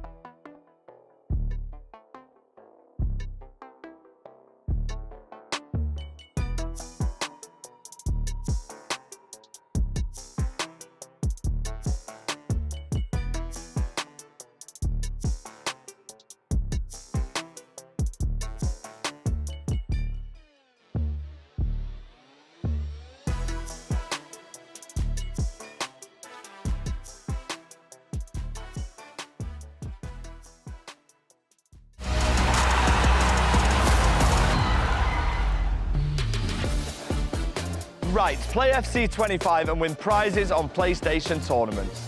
To sign up, look for the in-game PlayStation Tournaments button or head to the FC25 Game Hub. Bring your best squad, show your skills and compete for prizes and more. If you want more rewards, join in on the action of the FC Pro Open Final on Twitch/EA Sports FC or YouTube/EA Sports FC Pro to complete FC Pro Season 6. By watching 15 minutes of the FC Pro Open Final, you're eligible to receive FC Pro Live Xavi Simons on loan. Watch for 30 minutes and you can claim an 81x11 pack. And watch for an hour to claim your 84x3 pack. For more information, go to www.fcpro.com. Yes, I am here in the audience, and they have been so fantastic. But I'm here with Ivy. Ivy, how have you found the first couple games here today? Yeah, I think it's been so amazing. I think the energy and the level of every player here, I think anyone can beat anyone. That's what makes it so exciting. Now, I know that you have a favorite here in the competition. Who is that? That'll be Levi. And why is he your favorite? Yeah, I think I enjoy the way he plays, and that's similar to how I play as well. I think it's really patient, and then he finds a chance and really close, tight-knit dribbling, and yeah, go. All right, well, I know you play a lot of Weekend League. How many wins do you get in the Weekend League? Yeah, I think I'm an average player. I get 8 wins, and yeah, I'm casual, and I'm happy. Well, that is more wins than FG, so that is fantastic. Thank you so much, Ivy. You guys have been fantastic. Gonna send it back to you guys. Yeah, thank you very much to IB, who gets 4 times the amount of wins Casey does in the weekend league. And we've just seen the first round of fixtures. Myself and Mr. Brandon Smith are here at the host desk. Now let's take a look, shall we, at the bracket straight away, Brandon. That first round of fixtures had pretty much everything. It did.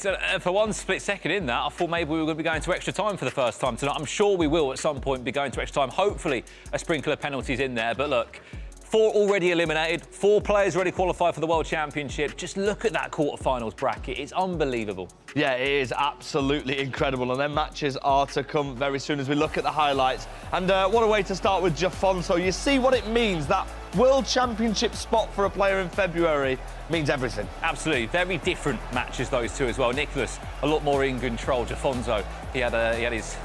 Safe to say his hands full with KTzn in that game, but it didn't stop there. What a counter-attack this was, FG. Rio Ferdinand winning the ball and then R9 going down the other end and winning 4-3. Well, that's what we love to see from AbuMakkah as well. We saw so much passion, just like we did from this man Peixoto and his brother at the end as well.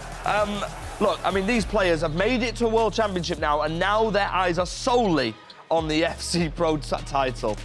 Every win now, more money as well. We have to talk about it. $25,000 to get into this stage. You win, it goes up to 35k. Win again, 60k. Win the whole thing tonight, $100,000. Now, there's a lot of people who have not played so far this evening, and you're going to go and speak to one of them right now, Mr. Levi de Weerd, and also Oberon, 2 qualified players. So I'll let you head off and have a word. Let's go and catch up with them. They were in the quarterfinal stages last year in this tournament. They haven't played yet tonight. They've been waiting patiently. I'll speak to them both now. Levi, how are we doing? Oberon, how are we doing? I'll come to you first, Levi. What have you made of the first round of action? What have you been up to? To be honest, I didn't watch. Just chilling? Yeah, I was just focused on my own game because obviously my teammate Emre was playing. I'm sad to see him going out, but I didn't watch the games as I don't care. I just want to win my own game, whatever happened. I didn't even watch the game of Nico versus Yufa because, yeah, whoever was going to be my opponent is going to be my opponent, innit? That's the attitude to have, I tell you that right now. Oberon, for you, you're up next, obviously, against Jafonso, Esports World Cup champion, but you've been here before, you've been in the top 8. How are you feeling? I'm just focusing on this game because I watched a little bit of Jafonso against KTzn. It was a really good game. I'm just thinking about that game and how I can beat him. And how were the nerves? A little bit, but I think it's normal. Absolutely. Well, look, good luck to both of these two. They're up in the quarterfinals next. Of course, he takes on Jafonso, he takes on Nicholas. But before we jump into the action, let's go to R3 with the guys. Thank you very much, Brandon. So, Ryan, I'm going to need a little bit of help because even the pros are conceding a lot of goals. They can't defend. I can't defend. Yeah. So I need you to help me out a little bit. I've been watching some of the streams. Bambi on ice, to say the least. Can't defend. I'm with you, though. I can't defend, and you can see the pros are struggling. So we're going to jump into a clip. It was actually Levi who, of course, just spoke to Brandon. His game against KTzn last week. You would have seen he's got a red card at this moment, right? And I'm just going to show you something basic. I feel as if... I'm going to ask you a question first. Do you switch with the left...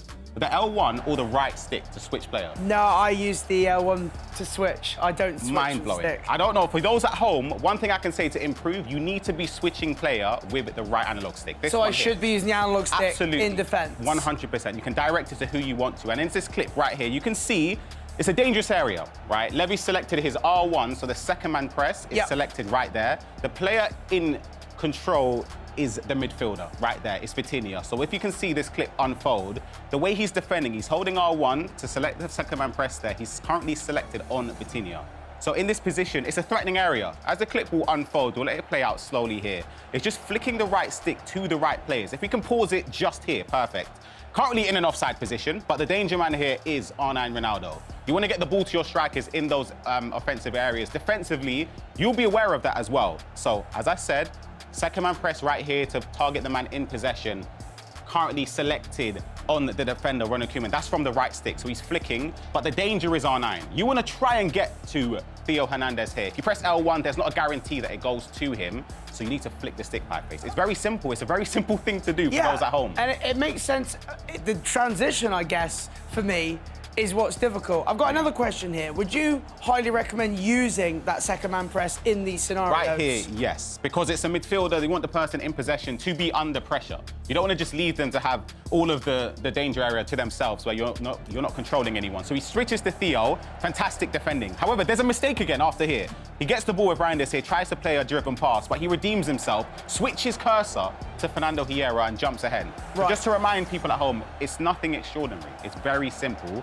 It's a flick of the right analog stick. And by That is doing it. that, it's easy to select the specific player I want to use Exactly. as opposed... You have to be ahead of the game and understand where the threatening areas are, and the right stick can help you defend in those moments. But I'm hearing word that the quarterfinals are ready to get underway, so let's get into it. Stingray, unstoppable. I can score 6 past anyone. Nobody's going to beat me. Simple as that. Anders Vejrgang will be there. When I'm in my prime, I batter my opponent fully, and that's why I'm the best in the world. Oberon, that is magnificent. I go through the group of death, so I am not scared of everyone. Levi de Weerd, take a bow. The top players in the world, guys. I have the capabilities to beat everyone. This is absolutely box office. Here we go. It's the quarter-final stages of your FC Pro Open 2025. The featured match, it's a big one. Levi de Weerd and Nicholas, 99 FC. Richard Buckley and Gravison to guide you through this one. It is going to be electric in this arena, Gravison. I want all the people to sit down because you know I like my bold predictions, and I'm going to tell you, this Levi-Nico match for me is the biggest match we're going to see tonight. I'm looking forward to it because I got to tell you, Levi was incredible last week, just on Monday, but I do feel like Nico was the best player we've seen in the week too, so I look forward to it, and to be honest, I don't know what to expect. That's how Levi de Weerd qualified into this stage. He's not played today, he won his group by 1 goal. It was a 1-goal difference swing in the final moments of Monday night's action. On the other side of the stage, Nicholas, the most comprehensive victory in the qualifying round, beating Yuval 6 goals to 2. You can see a few stats for him there. These two matched previously twice in competitions. Nicholas picking up 2 victories against Team Hullet's Levi de Weerd. Quite cold words from Levi when he was just talking to Brandon as well, talking about how he doesn't care. He's focusing on his game. And you've got to be selfish in these times. I understand that. I feel like, I don't know if he watched the game. Probably his coach has watched the game because you gotta break down your opponent. Renzo watched everything. He's probably watching everything. But I like the confidence. Like, I really don't mind how Nico was playing. I only care about me and the way I play. Let's take you around to the other quarter-final that's kicking off very shortly indeed. It's going to be the Italian Oberon and the man representing Al Nassr and Makers, Jafonso. He squeaked by KTzn, 6 goals to 5. Oberon, as we know, hasn't played yet today. I don't know how you feel about this, Rich, but I feel like Jafonso last year when he did big things. I mean, EMLS, he didn't concede that many goals. In the final, he just conceded 1 goal. Then in the World Championship, he didn't concede that many goals when he did make it into the top 4. And then in the Esports World Cup, he had a strong defense. I didn't see that in the previous match. Of course, he did won the match, but I didn't see the defense there. As a former pro player yourself, you've competed for thousands of dollars, for accolade, for trophy. Would you rather have played already and have had that game to get into this quarter-final, or be coming in quite cold into a game and everything's on the line? You're playing for $35,000 if you win this match. You're also playing for FC Pro Open 2026 qualification. A minute and a half, it shuts me up. It's not coming cold whatsoever. Levi de Weerd, 1-0 up. I do feel like I prefer to play a game before, but that doesn't matter for Levi because he just scored a beautiful finesse with Michael Olise. And I feel like this is interesting because we have a 15 million coin budget. Michael Olise, 150,000 coins. And he's probably going to be the MVP in this match. Take tips if you're watching right now. Get Olise in that squad off the right-hand side. His finesse is like gold dust. I want to look at the crowd. Has anyone tried Olise in here? Because you can see all the hands. There's a lot of hands. There's a lot of I hands. also see some very sweaty players in the crowd as well, who Olise is in the team no matter what. Nicholas 1-0 down. He cruised through his first qualifying match. Let's see how he's able to now come back from this, because I do feel like Nico is not a player who concedes early goals. Talk to me about Johan Cruyff. And I know you were wax lyrical about his influence in this setup for Nicholas. I'll give you the opportunity just after this chance come in, because Levi looking to create. Kyle Walker steps out. However, we do have another chance brewing here down the byline. R9 with a nice ball roll scoop turn, but Vitinha steps in. Talk to me about Cruyff. He's on the ball now. I do feel like we can all agree that R9 is the best player in the game. You know who disagrees? Nicolas. Because Nicolas feels like R9 is not a good player in the game. In my opinion, Cruyff has the first touch and has a really playstyle plus, and he has a really good passing stats, and that's why he's the starting camp for Nico, because he's a really good passer in the game. Both games underway right now. Jafonso and Ober on the right-hand side of your screen, and Levi and Nicholas on the left. Only 2 go through. This is your quarter-final stages of the FC Pro Open 2025. What a pass! As Nico could be in, Miyaham teasing the defender, dancing around. Great defense. But Yapstan steps in for Levi. Should he have scored? It could have been a good goal. You can see the fixtures coming up. Stingray against Leandro Peixoto in just a few minutes. And obviously, box office, Anders Bergen against AbuMakkah for a chance to qualify for the semi-finals. Miyaham, as I was mentioning, that was a really good recover, both centre-backs. He went for the second-man press with Haaland. He tackled manually with the other centre-back. And I don't think Nico did anything wrong in that position. I think like Levi defended really well and recovered really, really quick as well. The other 2 quarterfinals that will be guiding you through, myself and Grav. Stingray taking on LJR Peixoto, and Anders Vejrgang against AbuMakkah. That's a chance, and he just put it wide with Miyaham. We've got liftoff between Oberon and Jafonso. Cole Palmer down this right-hand side, takes Tio to the byline, player lock inside, waits and waits and waits, and that's Oberon 1-0 up. Incredible. We might have expected fake player lock. I thought he was going to go for a fake player lock, but again. Were you watching your analysis earlier? You were talking about player locks and Jafonso. Yeah. Now he's able to Kyle Walker defend that instance, yeah. Selected for Nico. Which is a weird choice, I think. Yeah. I mean, he did use a couple of weeks ago at Vincula, which is also a weird choice. Yeah. I feel like Nico just wants a right back that's a pretty decent defender. That's it. Pace, defence, you stay back. Yeah, you'll not do your touch job. the ball. You stay back, you do your job, and make sure we don't concede down that side. I'll do the attacking with Cruyff. Douglas Luiz triggering the run there from Rafa Leao. Come on, Levi win. Oh, come on, Levi win. Sorry. I am Nivs Oberon, the new boss of FC. Is he the man to go all the way? Ben Martin, let's go, Levi. Need those Weghorst upgrades. I think we all need a Weghorst upgrade. I do as well. I mean, give me aerial plus on that Weghorst, and I'm going 15-0. You're not. Thanks. Antonio, Levi Aura ++. It does really look like it. Yeah. He's very, very calm, very cool, very composed. I don't think I've seen Levi this confident since the 2v2 tournaments back in 2022. And yeah, those ones. I don't see. I mean, obviously in 2021, Levi was really confident online. Actually, I played against him in a couple of finals. Lost. How did that go? Not well for me. Lost convincingly. And 2022, 2023, he was really confident in the way he played. But I feel like last year, even though he played really well, the confidence wasn't there. R9, is he onside? He certainly is. 1-0 the keeper! Oh! What a chance! And a pause coming straight in from Nicholas. He's unhappy. He's not happy at the moment. I'm confident he's talking with his coach, Fair, at the moment about probably the way he's not able to break down things. Could be a chance here for Oberon. This is live action for you. Cole Palmer on the finesse. Puts it top bins, and Oberon 2-0 up. Whoa, what a goal. I mean, talk me through it.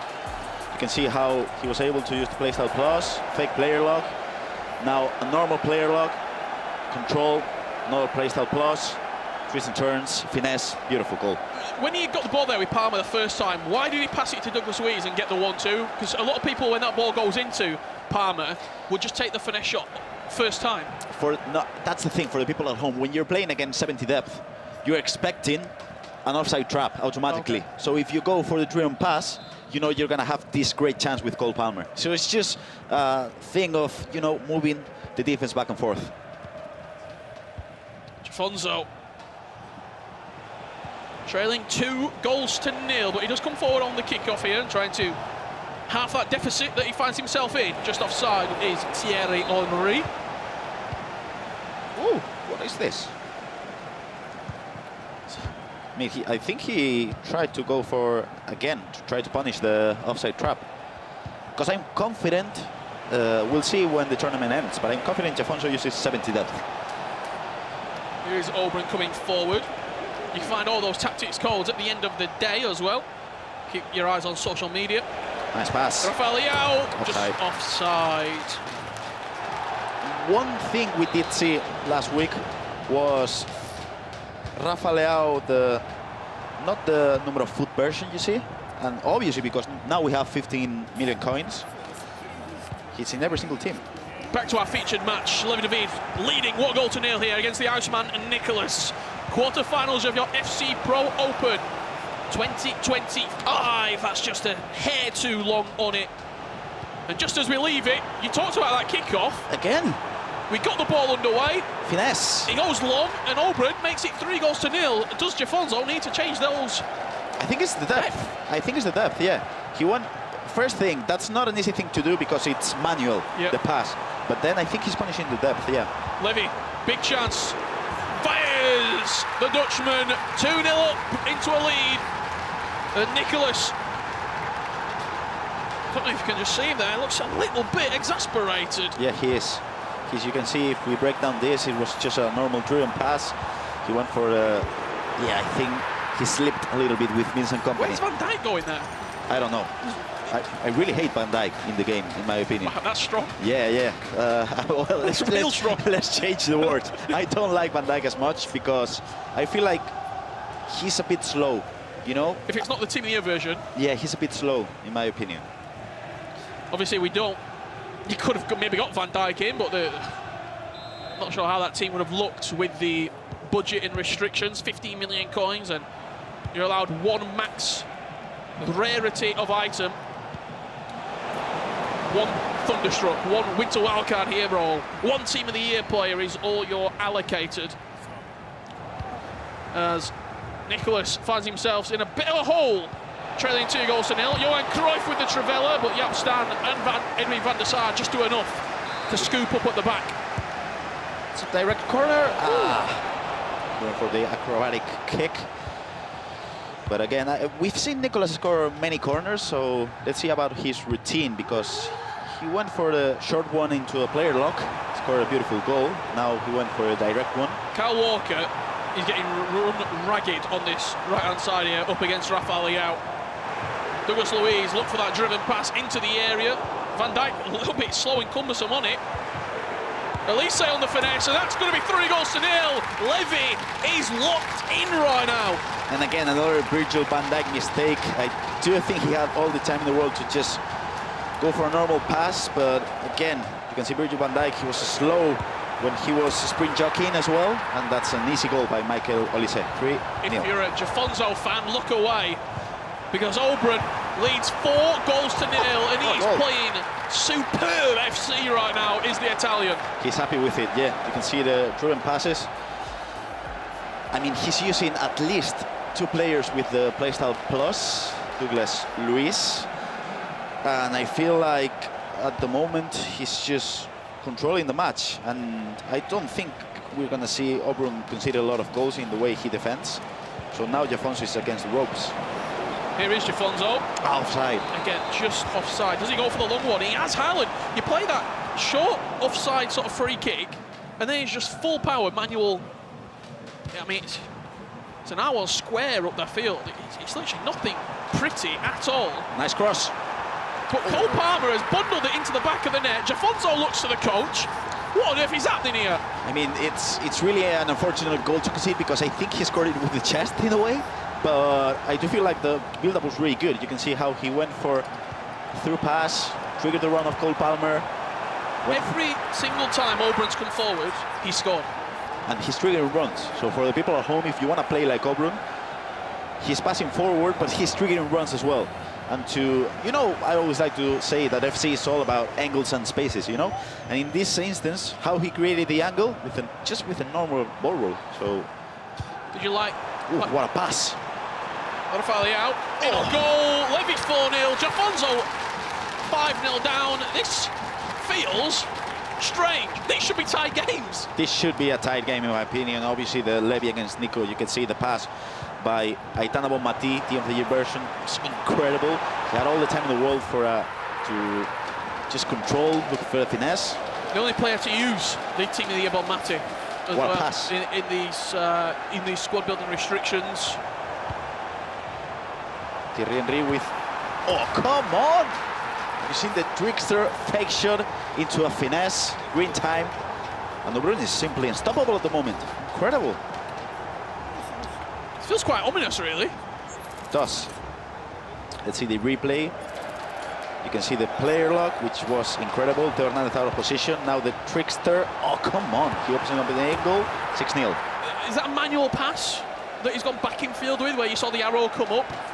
Why would someone do that? And if you wonder if people at home, how do you do that? You actually have to go for a player lock, and I feel like when you go for a player lock, the pass is more precise in a way. So you know where you can put the player perfectly, and then you just go for a pass like this. Nicholas, one back. This game's not over yet. We're not even at half-time. Don't write the Iceman off yet. It all started triggering the run by Vitinha. You can see how Vitinha was always the player he wanted to pass the ball to. He just, I gotta tell you, it wasn't a green time shot, which is weird in Nico's behalf. But again, 4-1, the match is this game over? 35 minutes in, it's 6-0. I mean, we gotta remind people at home, it's a 9-minute half, so he can come back from this. But it's hard because I don't think we've seen Jafonso play really well in this month, actually. The way he played in week 5, he did struggle a lot. I mean, the Stingray defeat was... Obrun, the way that he's moving this ball, it's like he's got on a piece of string. He's just toying with Jafonso right now. I don't think Jafonso has a way to break this down now. And look, Cole Palmer, player lock, pass, speed boost. Oh, incredible. Very nearly got a bundle as well. But you can see how he's always looking at this pass he's through. Ah, poor touch. Poor touch. That's unfortunate. Talk to me about this centre-back Haaland, because he's in the majority of teams this evening. I suppose the only thing that he's maybe missing is like a dominant aero plus play style. Kind of, yeah. I mean, defense-wise, he's not that strong. It's 88, so he shouldn't be that good. But again, it's just a physique, 94. He's so strong. And he's big. What is he, 6'4", 6'5"? Easily. So I do think, like, in those physical battles against, I don't know, Henry, against R9, he won't be losing any of those, because he's just too strong. This is a clinic right now that Obrun is putting on against one of the best players on the planet. Yeah, he's not losing that one. That's why Haaland is so good. It's the esports World Cup champion, Jafonso. He was our #1 seed when we started the Pro Open at the beginning of November, and right now he finds himself... He has to score. Unable to land a punch on Obrun. Oh, no. Obrun is going to attack. Yeah. Wow, what a pass. Is it going to go through? That's the question. Van der Sar comes a long way. Get it out. Not sure about that. And that'll do us for half-time. Wow. When you compare the two teams as well, is it... Obrun is using that sour in a sort of cam. Which is a weird choice, but it works. She's a little bit more well-rounded than like a Cruyff. Could be, yeah. Is she dropping into the hole, maybe making it just a little bit more congested in there? Like, is there something tactically that Jafonso can do right now to turn this game around? Or is he just not playing well? He's not playing well. Let's break it down in just a second because this is a promising attack by Nico. And with the corner routine he's taken, extra good chance. You can see Van Dijk. Not a well-timed shot. But I don't feel like there's much that Jafonso can do at the moment, if I'm honest. He could try to change formation, maybe with 3 midfielders, maybe, I don't know, 2 attackers with a 4-4-2, but I wouldn't change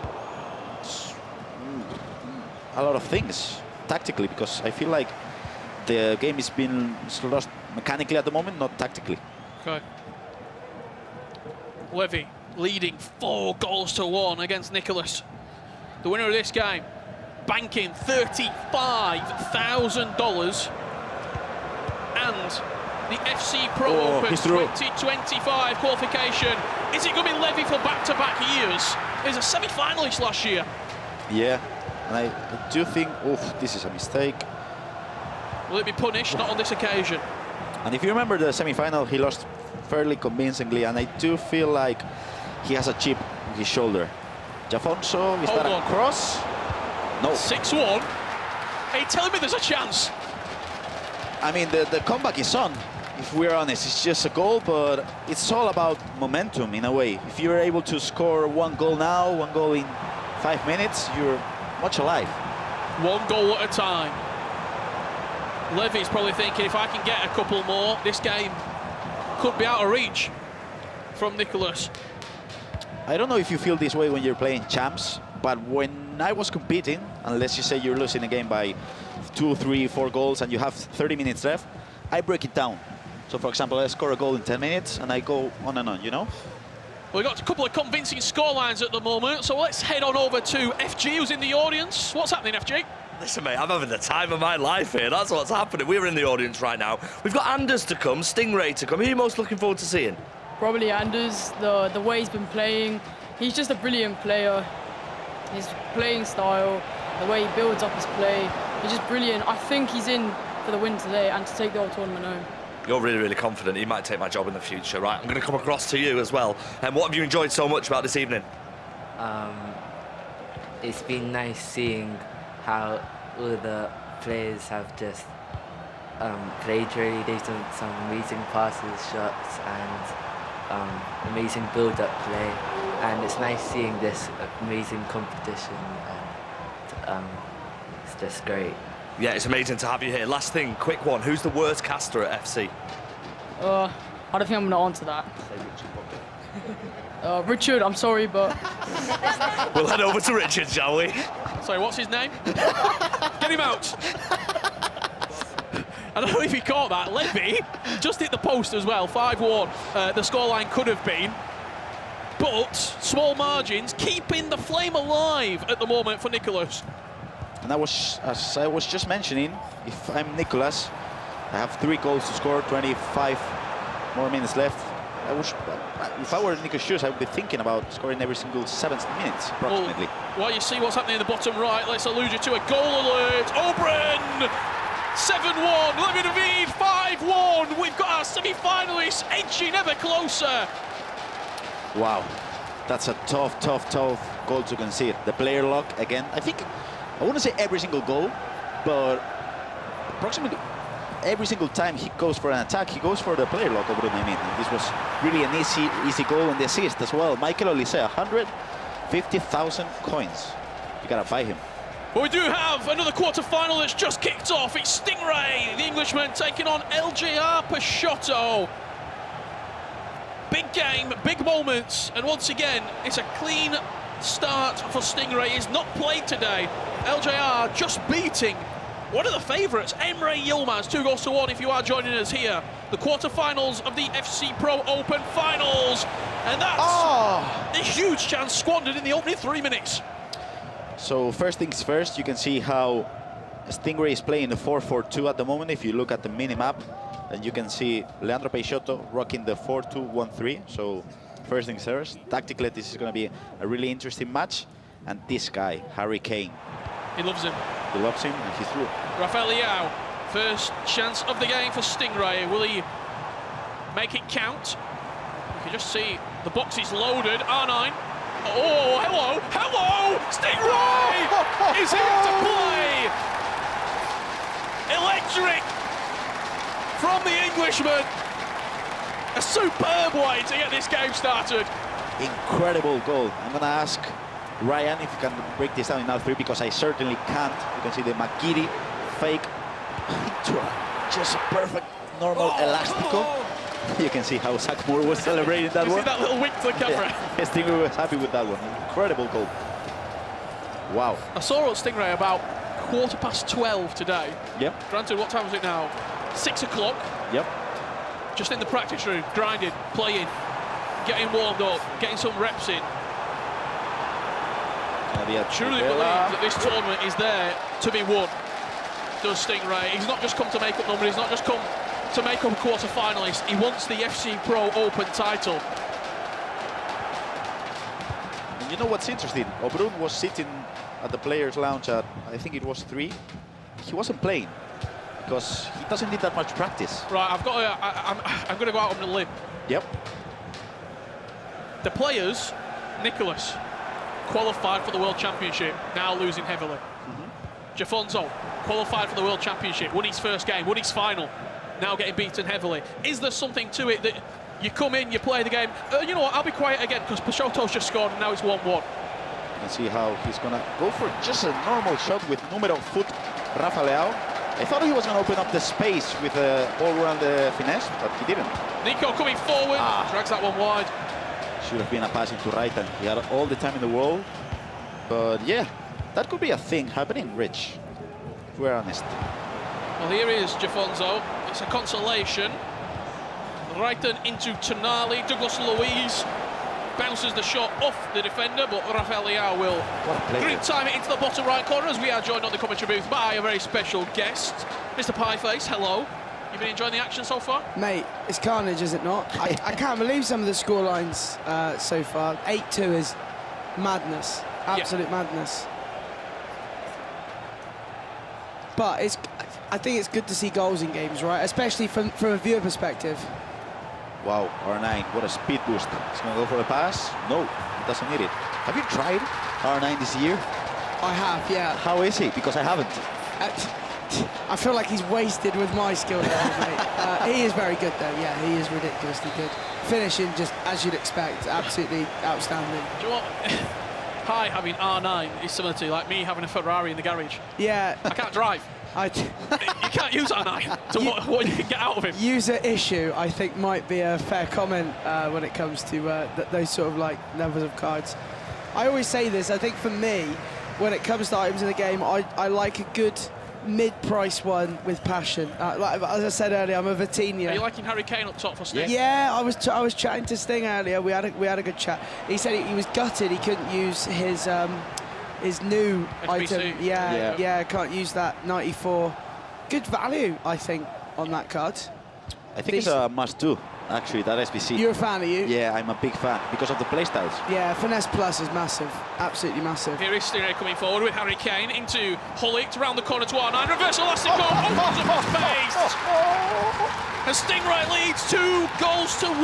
It's electric in the final third. Gravers held me there. That was, wow. There's not much I can help you with. Flex player lock, normal player lock, pass, reverse elastico, green time shot. And the main thing, he went for a normal elastico first time, second goal, reverse elastico, just incredible. That goal is quite simply ridiculous. It is, it really is. You can see how Jafonso is attacking with Nico Williams, Douglas Luiz, triggers a run with Tonali, and that's going to be fake, and a goal by Reiten. 8-3, which I think is not enough, because I think that game is done and dusted, same as this one. Richard, Debbie, 7-1. And you called it, you had your big call, Grav, for this game to be a close game. I actually thought Nicolas was going to win the tournament, if I'm honest. He said the best game today, big Grav, for this game. Yeah. I gotta tell you, I throw those bold predictions. Sometimes you maybe good. Is that when you're right? Was it when you're right 52% of the time, you're wrong 48% of the time? Yeah, you know how Gattuso says, eh? Sometimes good, sometimes another thing. Yeah. I like it that you're putting yourself on the line. I mean, I'm not biased on these. I say I'm not biased. I like everyone to do well, but obviously he is still the only English competitor left. I would like to see, you know, Stingray do well. We had a good chat after the last event. We had a good chat today, so hopefully. I was gonna now, and I know Richard, you like a bit of investment. I chatted to Ryan. I was gonna invest in the Bino Gittins item, but I didn't. Well, it's a good job you didn't, as well, because I think he went down. It's a brand new Future Stars. That's why I did it. Yeah, that's why I did it. So I've hammered coins into Xavi Simmons. So we're that game, Anders Vejrgang and AbuMakkah is coming up very shortly indeed, and we'll be giving you the full featured match experience for that one. It is going to be an absolute cracker. Wow, really strong. Very close to a couple of full times here. I mean, Oberon and Jafonso simply just waiting for the final whistle here. 10 minutes left to go. Oberon dancing through him like he's not even there, into a 9th goal. And I'll tell you what, that semi-final, Levi de Weerd, unbelievable victory against Nicholas. Oberon, unbelievable victory against Jafonso. They're going head-to-head in a semi-final. I don't think how good a game that is going to be, or could be. I'm very, very much looking forward to that. Now, we would take opinions from the Twitch chat, but Brandon Smith, ever the professional, has left the pad here with locked. So, unfortunately, chat, I miss you, but I can't talk to you one-on-one. Peixoto with the chance, looks to be an equaliser. Eric Cantona with it. This game is very, very tightly contested, and we'll be featuring it very shortly indeed. But there you have it, Levi de Weerd, no reaction, business as usual. Big win, and what that does, qualifies into next season's FC Pro Open. Nicholas clearly upset on the stage. Yeah, he is. You can see how Nicholas isn't happy at all. I'm sure the main goal was to qualify for World Championships, but Nico wanted to win the whole thing, so obviously upset about the result, the way the match turned, but he will have a chance in La Liga FC Pro to redeem himself, and obviously in the World Championships later on the year. It's tough.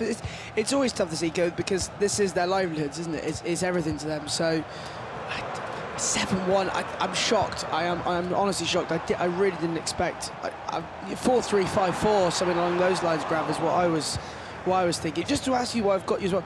Are you shocked to see Cantona being used as an item? I actually packed him this year, and I haven't tried him.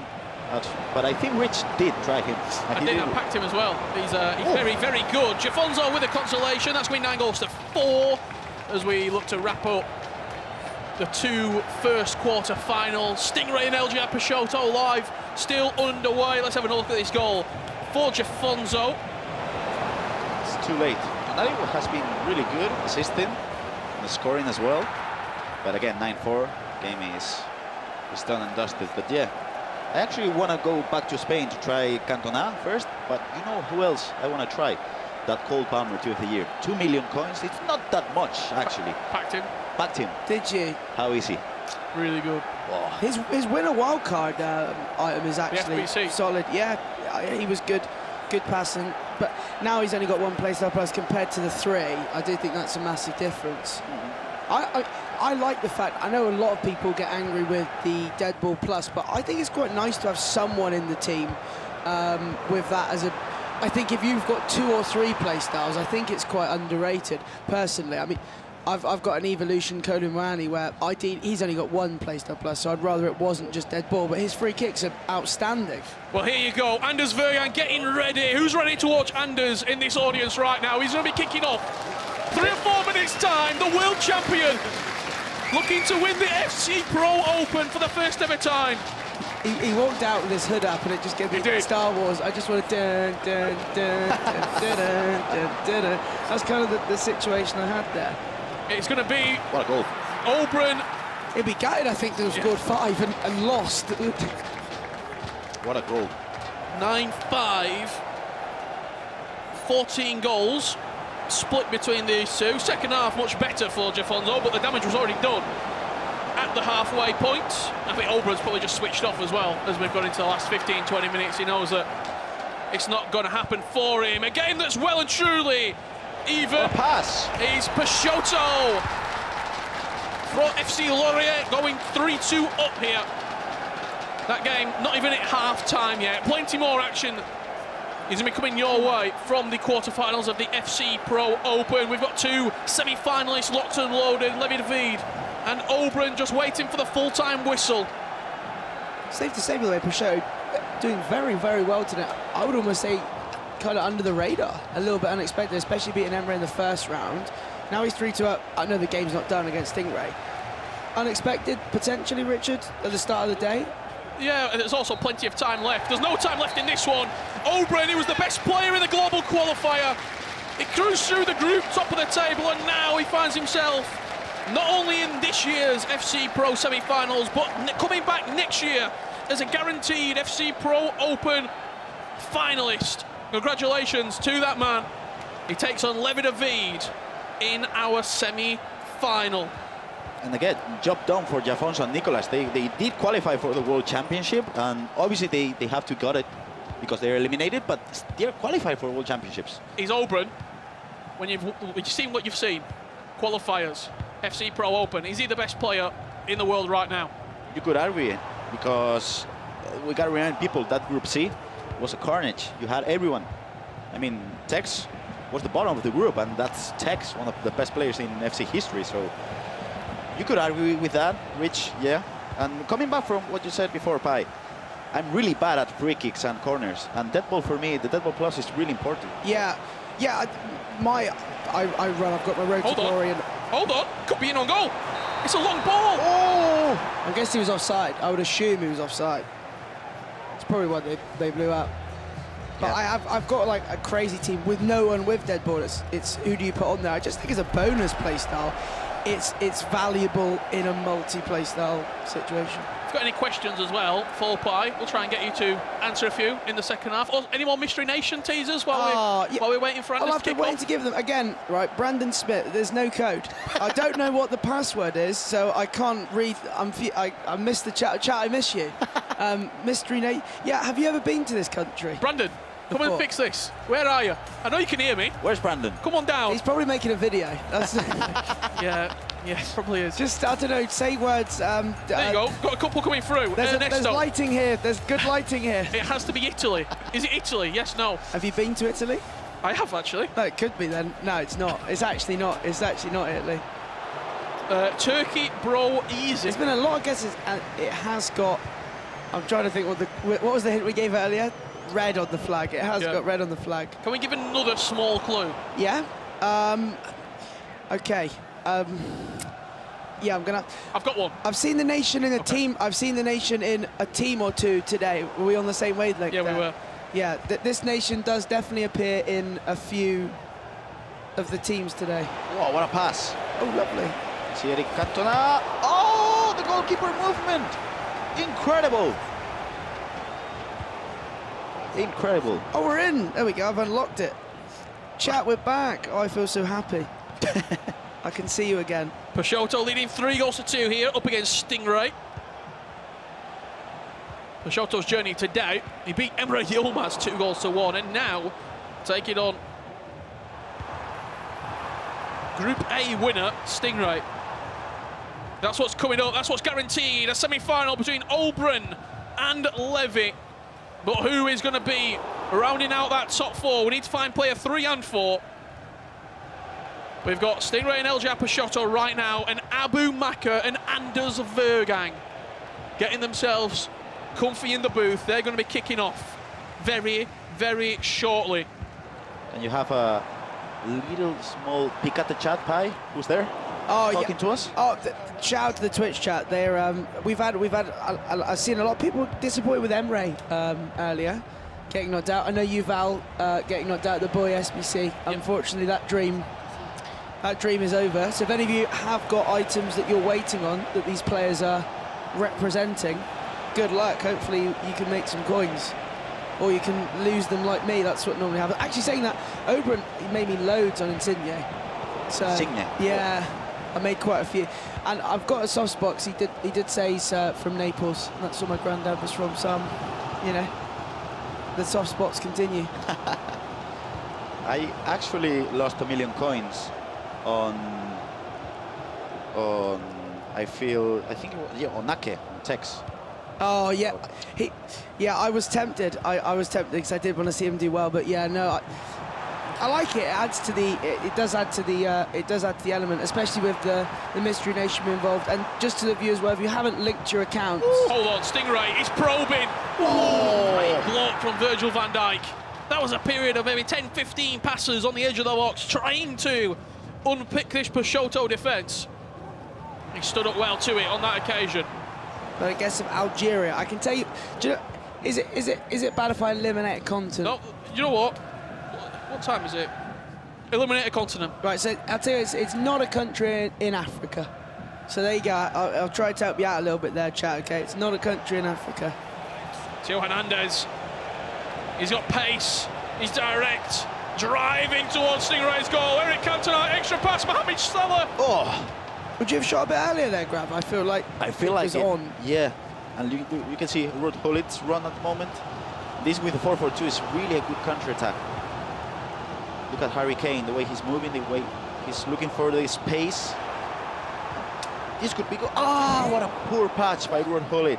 Ah. In the group stages, Kane was so good for Stingray, so good. I think we were saying, weren't we, Richard? We were shocked at, obviously, the choice. Eric Cantona, 1-1. Travella into the far corner. Daylight between Peixoto and Stingray. That man's not happy. He wants a Stingray win. What a pass by Sawa. Wow, that's a really tight as well, that run. Let's see how... That's a beautiful, beautiful goal by Leandro Peixoto. Quick fist bump with his brother, Diogo. And the main man. Anders Vejrgang. Box office. He's in the booth. I need to make some coins. We need it. For anyone in the chat, we're seeing some guesses come in. So the clues we've had so far, there's red in the flag. We've had that Denmark was a good guess but wasn't right. They do good food and it's not in Africa. So there you go. There's some clues to go on. I don't know if you could hear that at home. I'm pretty sure Anders were looking towards us and saying, yes, I am box office.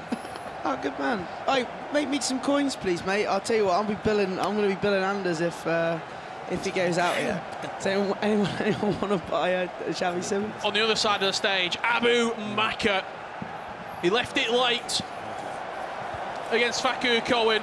He finished second in Group D. He would have hoped to have already been in this round. He's not had a good week so far. He clutched up. You saw the emotion coming from him. And both of these two will play to the crowd as well.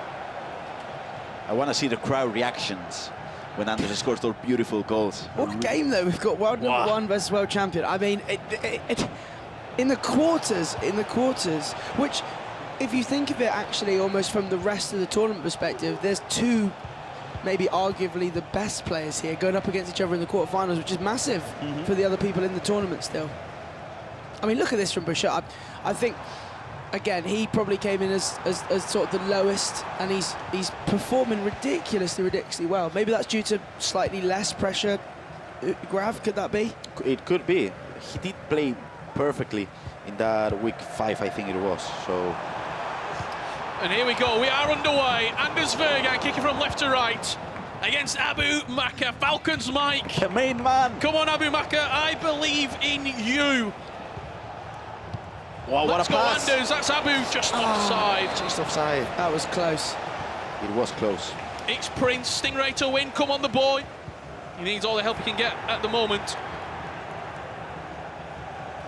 And blue ticks. Come on, Anders. This could be 6-5, 5-6 either way. I'm throwing it out there. It's 6-5. That's my... 3 times these two have met. Looking back at the group stages from last year, Anders 2 wins. Or big goal Stingray here potentially. Capitalising on the Harry Kane, what a pass. through Arnott with the great time finish, and that's one back for Sting. And then they matched Wiki Wednesday Spring Series, where Anders beat AbuMakkah 3-2, and Anders opens up his account at the finals, 1-0. Inside the opening 3 minutes, he looks over to the crowd, he shushes the AbuMakkah fans. He's giving it a 1-0. He's already on it. Never one to shy away, is he? No, not him. You can see Michael Olise with a technical. Green time, Trubella, 1-0. Michael Olise, the main man. Again, you gotta buy him at home. What a player, what an item. Technical plus, beautiful, beautiful playstyle plus to have. I've got him on the new Phil Foden cards. It's glorious. It is. I feel like every winger in the game, if you're using, has to have the technical plus. On a winger? Yeah. Oh, it's incredible. Or even in the cam, in my opinion. Yeah, as well. I like it on. I've been using the Bonmati Team of the Year. It's that tiki-taka and stuff. It's just a really good combo, technical plus and tiki-taka. You know who has it as well? Georgie Best, the new SBC. Don't ask. Could be another chance here for Anders. Big save. Yeah, I think a really good value SBC that as well. Yeah, who's doing Georgie Best? Because I'm doing the Georgie Best SBC. We have another one We've over got there. one person in the crowd. Just one person on me, okay. One person on me, okay.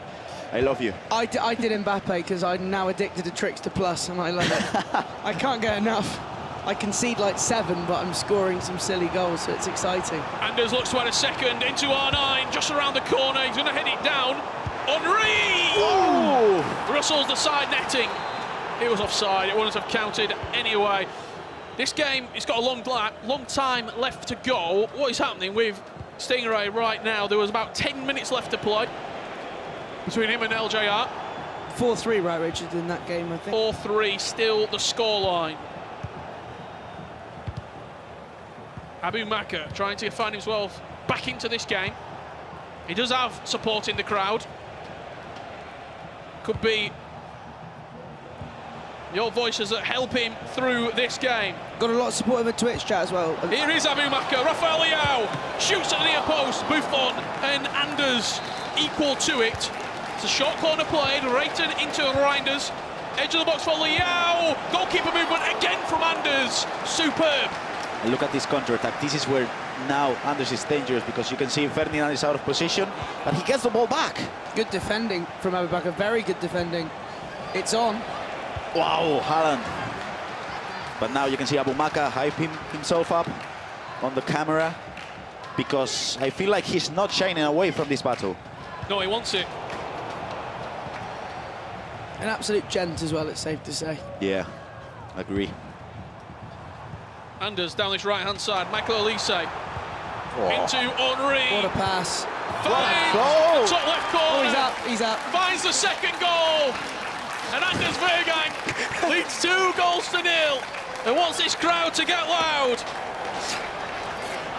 I mean, we can hear some chants from the Abu fans over there, so Anders is just looking at them and celebrating.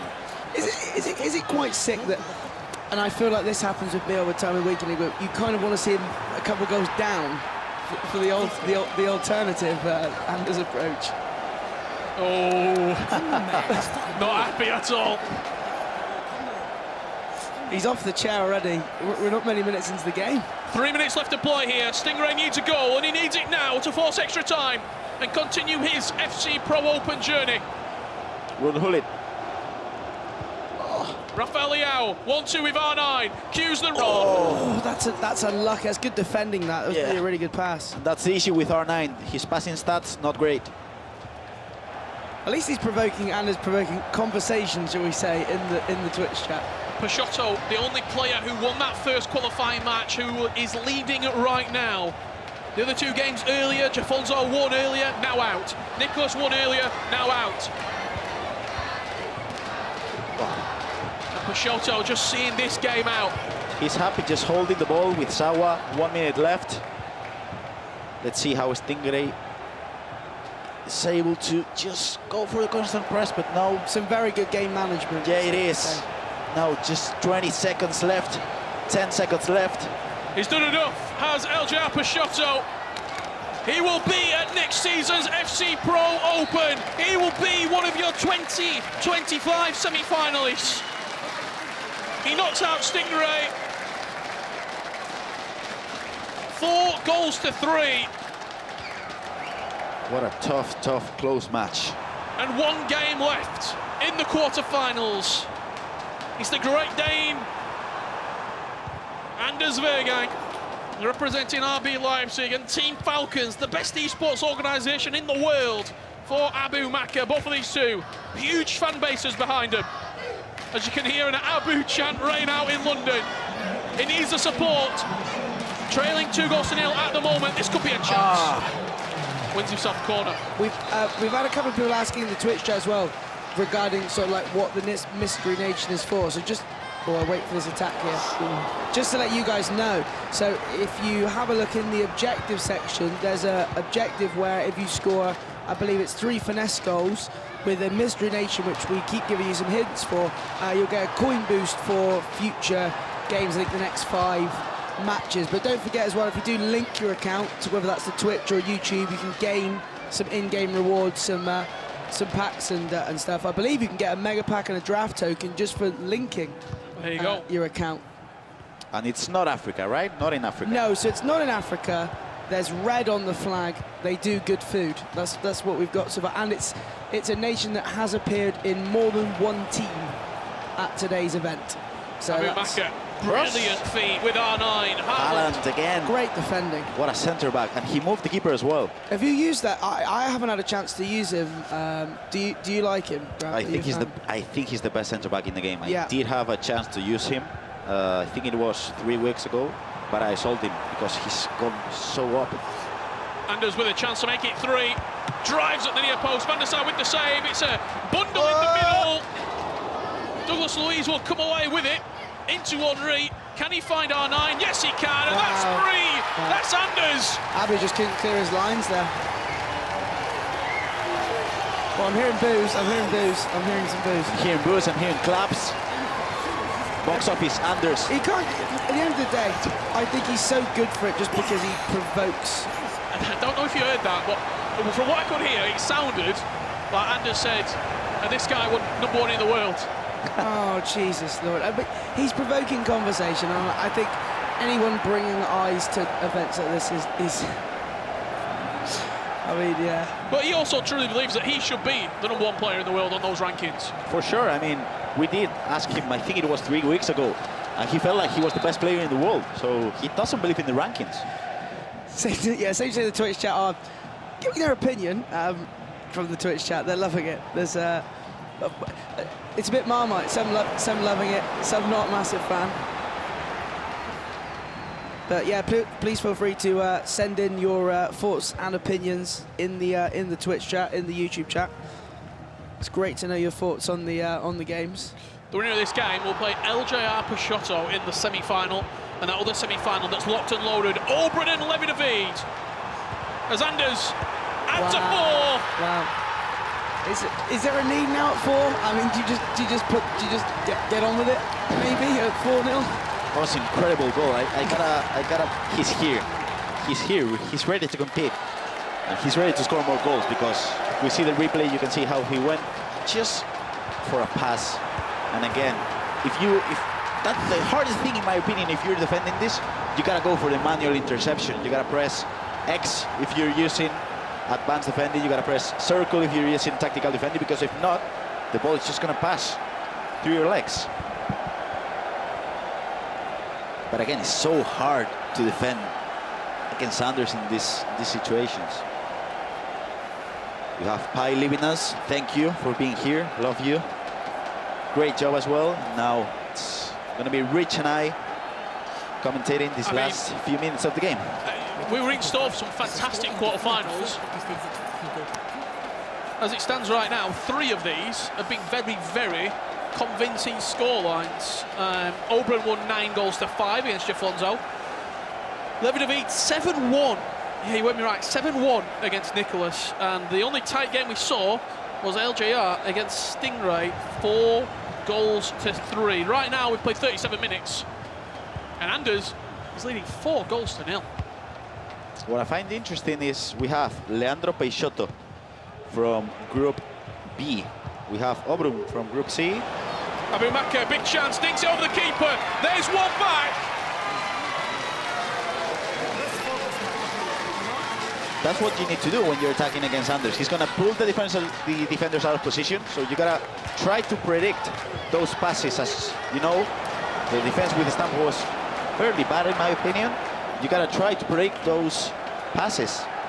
And we're just saying that's one back. As he put the headset on, AbuMakkah scored. Is FG, the lucky charm? We're not doing this, mate, because you were in the mud for your comments on the broadcast on Monday, so we're not doing that. I'm not getting involved. Listen, what's wrong with that? Behind us, what we're seeing is something incredible, by the way. What I like about Anders is he has a team talk with himself no matter what happens. He just looked at the screen then as he conceded and he went, don't matter, it's fine. I mean, one thing about Anders, it doesn't matter if he scores, concedes, loses, wins. He will talk to himself every single time. He's talking, he's hyping himself up, he's having conversations. He doesn't need someone else to speak to him. I love him. He is absolute box office. He is box office. I actually celebrate like that when I play champs. What, when you concede or when you... Mate, I don't concede. Come on, let's be serious here. What do you get in FUT champs now? Anywhere between 11 and 13 wins. So he gets 10. He gets... I get double figures, FG, unlike some. I don't think you do, and qualies don't count, pal.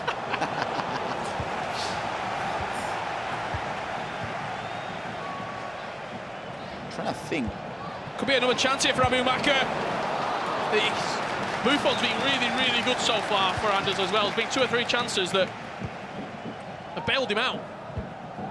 Since the patch, how important is like the goals in this game? Because I mean, we're seeing so many comebacks, aren't we?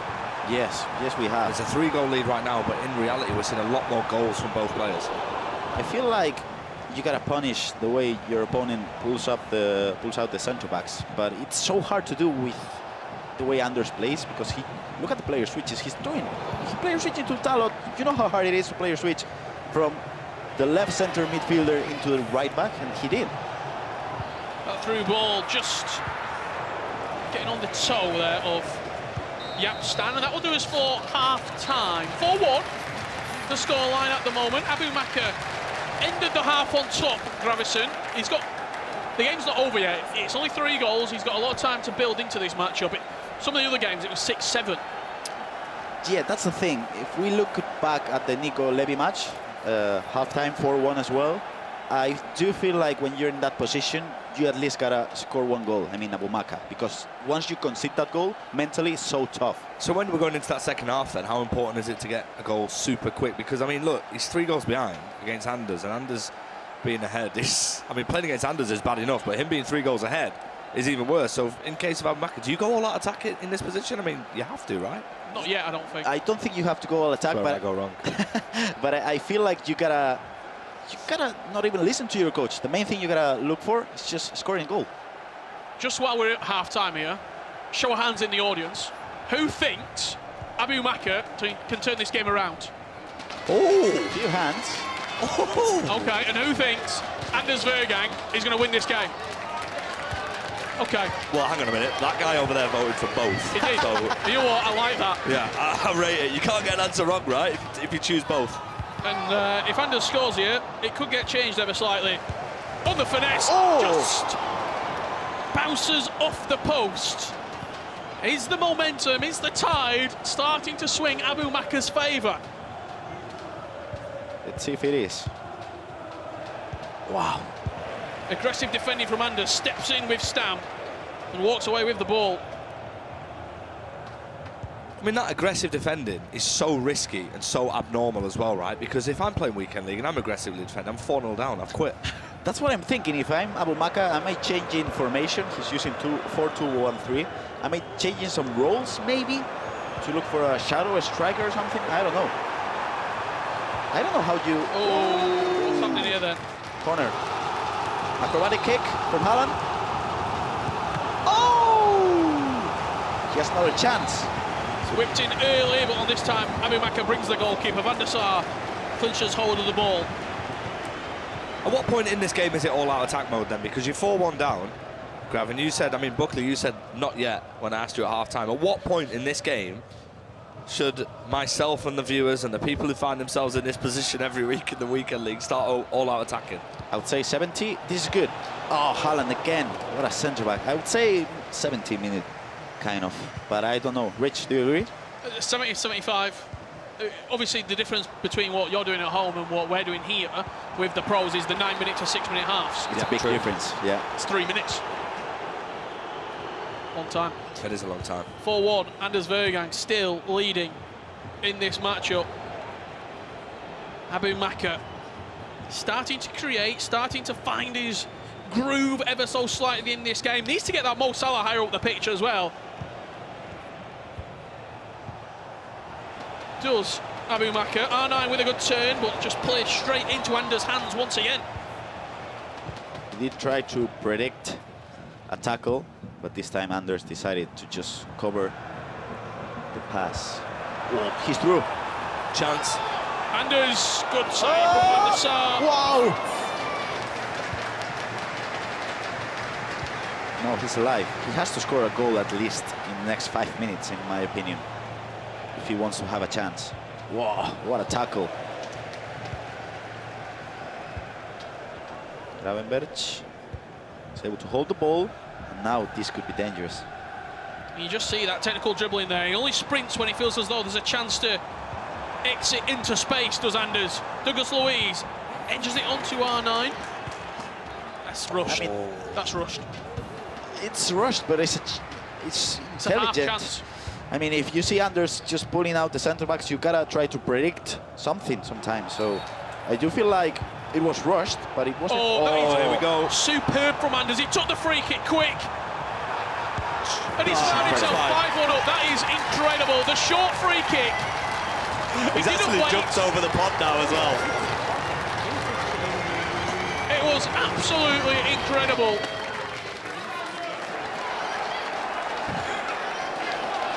He's jumped over the pod, Anders, just to make his point to our live audience who were singing AbuMakkah's name in the corner of the studio. I gotta tell you, for the people at home, this is a 2v1 situation. It's just perfectly attacked. In the way he opened up the angle for with the ball roll for a pass, you go to cover the pass, it just goes through, so you try to cover the shot, and then he goes for the extra pass. It was just incredible.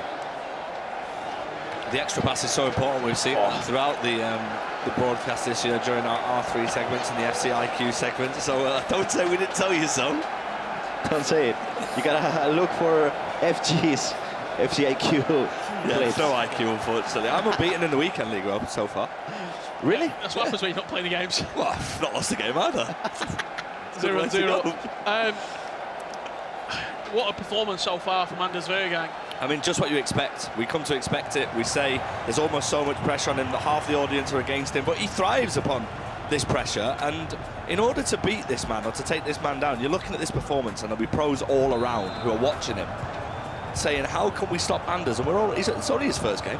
What can you do? Because if you try to predict some passes, he's not pulling the players out of position, so you'll get the ball back to him easily. But then, if you just try to play it safe, he will pressure you, and he'll take the ball off you. So what can you do, really? Good chance here for AbuMakkah, but again, it wasn't green time. Not green time. It wasn't all the way in the corner either. You know what's interesting about Anders? He spends all his coins on the attack, but then he defends so well with the rest of the team. Because Emre and R9 are so expensive. Well, he's got a chance. Green time, that's a good chance. He has not got an outfield team of the year item. He has team of the year icon, of course, but he doesn't have an actual team of the year item in his team. But when you look at his attack, like you said, R9, Thierry Henry. It's incredible. I feel like he spends so many coins on players like Haaland as a centre back, on Thierry Henry, on that's a beautiful pass. Let's see for a possible cross. Coming inside on that right foot. Rafael with the speed boost down the line, but that's wild from AbuMakkah.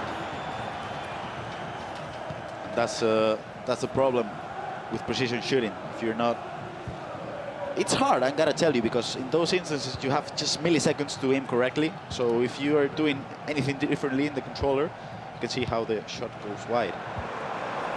McManaman out of position. That's a good tactical fault. We are, just as that free kick comes in, we're going to say goodbye to FG for now. We'll speak to him very shortly at the host desk. But to round out these quarterfinals, myself, Richard Buckley and Gravison to bring you the final 20 minutes from this Anders Vejrgang super performance. It is super performance, yeah. see a Reiten. Maybe a passing to... Yeah. Good player switching to Haaland. Again. I feel like back in 2021, when he played those online cups, because he wasn't able to compete because he was 15 at the moment, Anders, he used to play with really cheap players in the defense and in the midfield. And I do feel like he spends the coins on the offense. He can play with Gravenberch and with Douglas Luiz, which is a not really expensive choice, but then he's able to player switch and press so good that they look like Team of the Year items. It's incredible, really. Leao coming forward. Inside the box, again the shot just wasn't quite convincing enough. He's using Diogo Dalot as a right back, which is fairly cheap.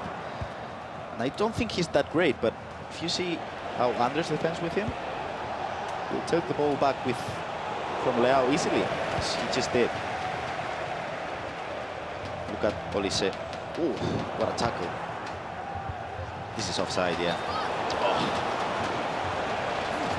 Without rules, without fucking rules.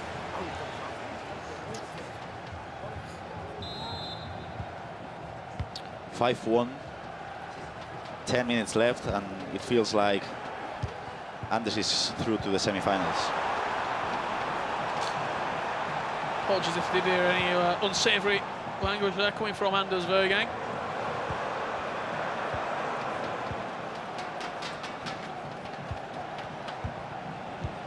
Nice player switching to Stam. Great tackle as well. He's through. This could be it. Rafael Leao shoots at the near post. 10 minutes left to play. 5 goals to 2. 3 goals needed. That's a goal each 4 minutes, approximately, without a time. So I feel like 1 goal each 4 minutes. You gotta score every single chance you have, and you gotta defend perfectly, and you gotta take the ball back from your opponent. It's doable, but I mean, Anders clearly doesn't think it's anything to worry about.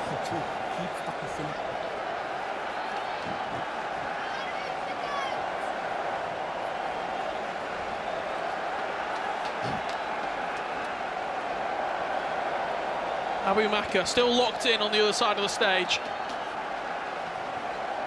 He knows what he's got to do. He knows what's in front of him.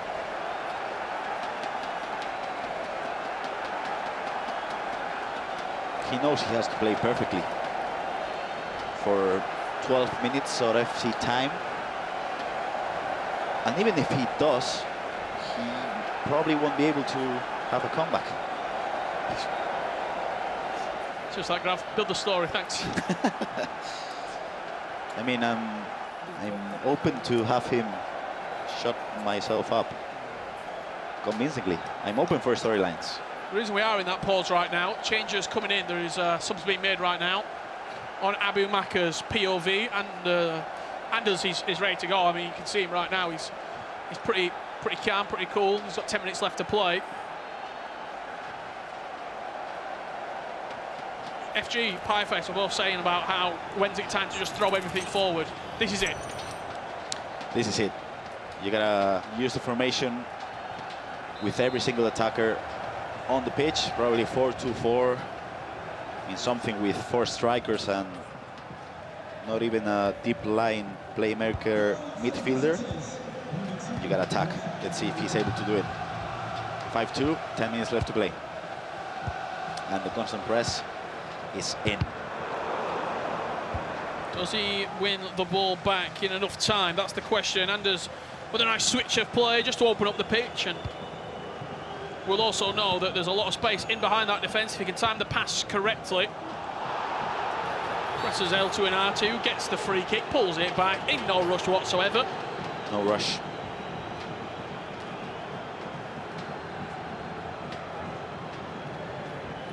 The clock is ticking. As you can see, he's not in a rush. He's not even looking at the monitor, he's looking at the camera, talking into it. You can see how the clock is ticking, so Anders is just chilling in there, taking seconds off the clock. He's not in a rush.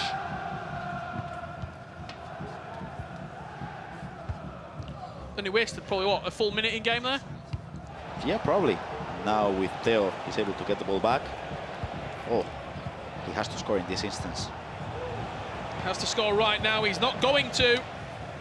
Anders Vejrgang, your reigning defending FC Pro World Champion, looks to add another piece of silverware to the collection. The FC Pro Open, a tournament he was so cruelly defeated by KTzn last season. Well, the Brazilian isn't going to be in his way this time. Peixoto is up next. Levi de Weerd or Oberon in the grand final. Yeah. Is this Anders' tournament? Can be, but we have a rematch between Peixoto and Anders Vejrgang. Diego Dalot scores the 6th goal, and Anders seals the deal. I don't know if you... I'm pretty sure the salute is the celebration that AbuMakkah was doing quite a lot at the Esports World Cup, and what he's done quite a lot in his career. So just hitting the reverse card and doing his opponent's signature celebration, as that will conclude as 6 goals to 2 with only a few minutes left to play. Back to the question. Is it his tournament to lose now when he sees what's in front of him? No Nicholas. No Emre Yilmaz. No KTzn. No Jafonso as well. No Jafonso. No Tex. No Matti Bonanno. No Johnny. It could be, but I gotta throw back to a couple of weeks ago when Leandro Peixoto was able to play against Nico and against Anders, and Anders won the game convincingly. He said Leandro Peixoto was the best player he played this year. So, I don't know. I do feel like Anders considers Leandro Peixoto to be one of the best players in the world. So let's see if he's able to win that game, because I don't think Anders rates many of his opponents. Leandro Peixoto is just one of those. So mechanically brilliant, very similar to Anders. Tactically brilliant as well with the way he builds up. AbuMakkah with one final flurry, green time finesse, sails over the bar. Anders Vejrgang, 6 goals to 2, will book his place in the semi-finals of the FC Pro Open and guarantees his place for the FC Pro 2026. No handshake between Anders and AbuMakkah. This story is far from over, and I am sure we'll revisit it at one point during the season. Anders Vejrgang, very vocal. What's coming up next? Your first semi-final, Oberon and Levi de Weerd.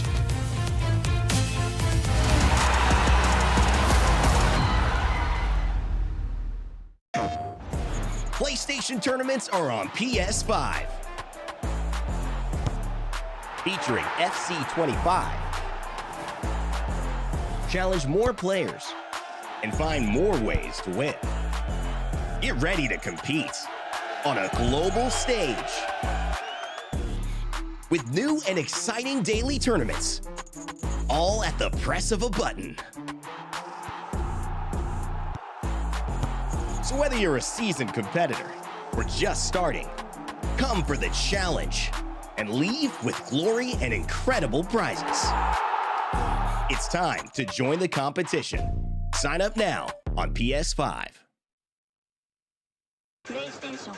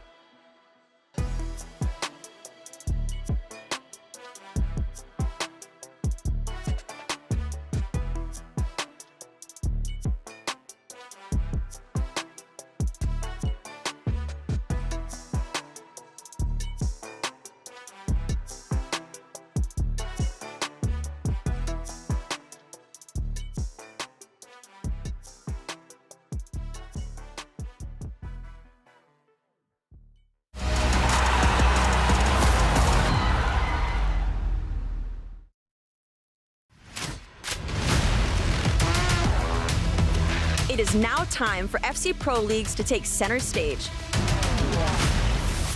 She must score for Peixoto. She doesn't! And Ajax! 2024 Eredivisie champions! Manchester City! Premier League champions! Big chance! The 2024 champion! Goes it back! Montaxis! Quarterfinal Libertadores champion! Nathan S.R. Nicholas 99, the Liga SC Pro champion, Jafonso, the New England Revolution. Will be champions in Italy. 2024 Champions League champion. Ready to support your club?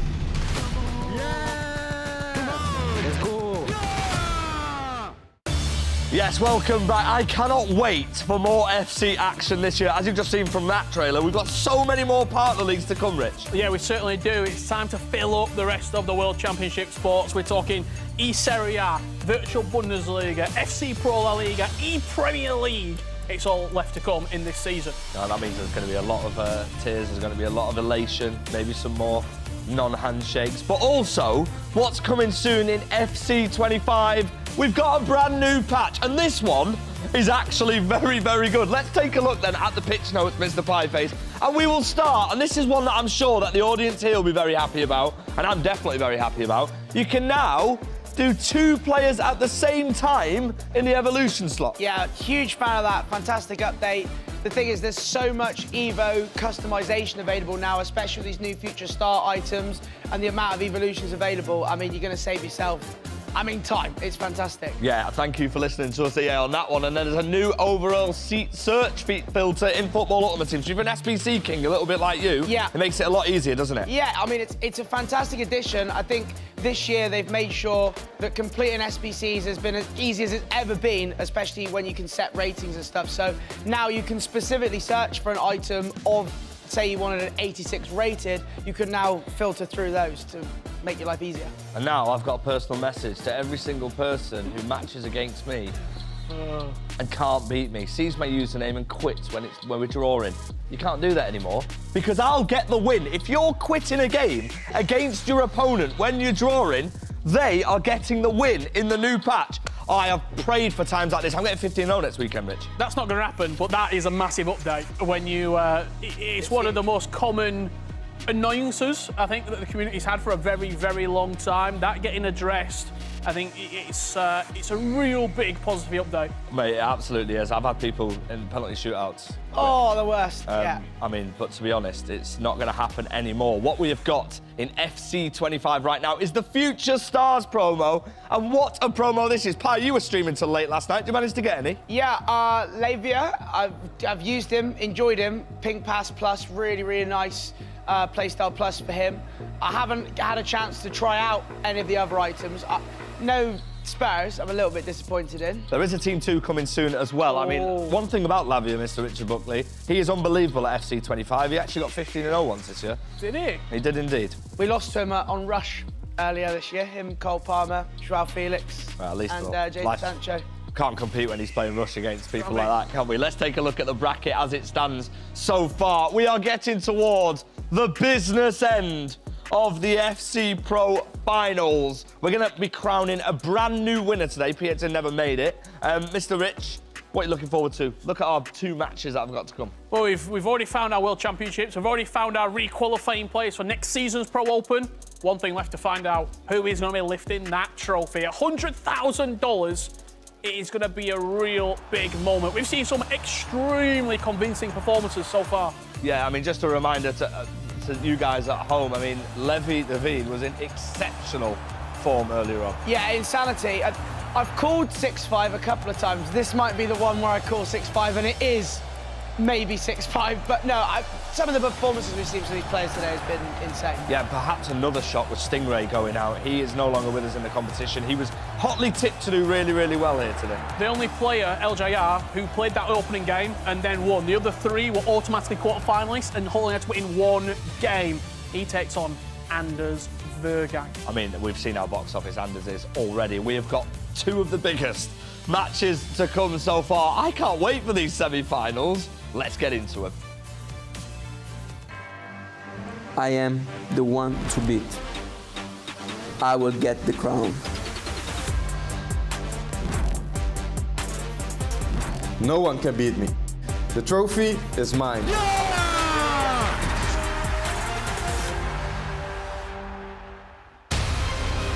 Well then, just 4 remain here at the FC Pro Open Finals as the stakes rise once again. The winner of this game will guarantee themselves $60,000 and a spot in the grand final here. These two have very different quarter-final matchups, but one thing we can both agree on is that they scored a lot of goals. They started their quarter-final matches so well. Oberon beating Jafonso 9-5, and Levi de Weerd putting past 7 against the Iceman Nicholas 99. Myself, Brandon Smith, Javi Alvarez and Casey guiding you through this incredible semi-final. Just off the bat there, Gravison to score 7 goals against Nicholas, who only conceded 18 in the group standings. Just goes to show how well Levi played that. For sure. Last year in the quarterfinals, he did win against Umut 4-1, convincing result. But then he went on to lose the semifinals against Anders Bergan by 4-3. So I do feel like top 4 last year wasn't enough for him. This year he's looking for not only that title you can see on the screen, but the revenge against Anders as well.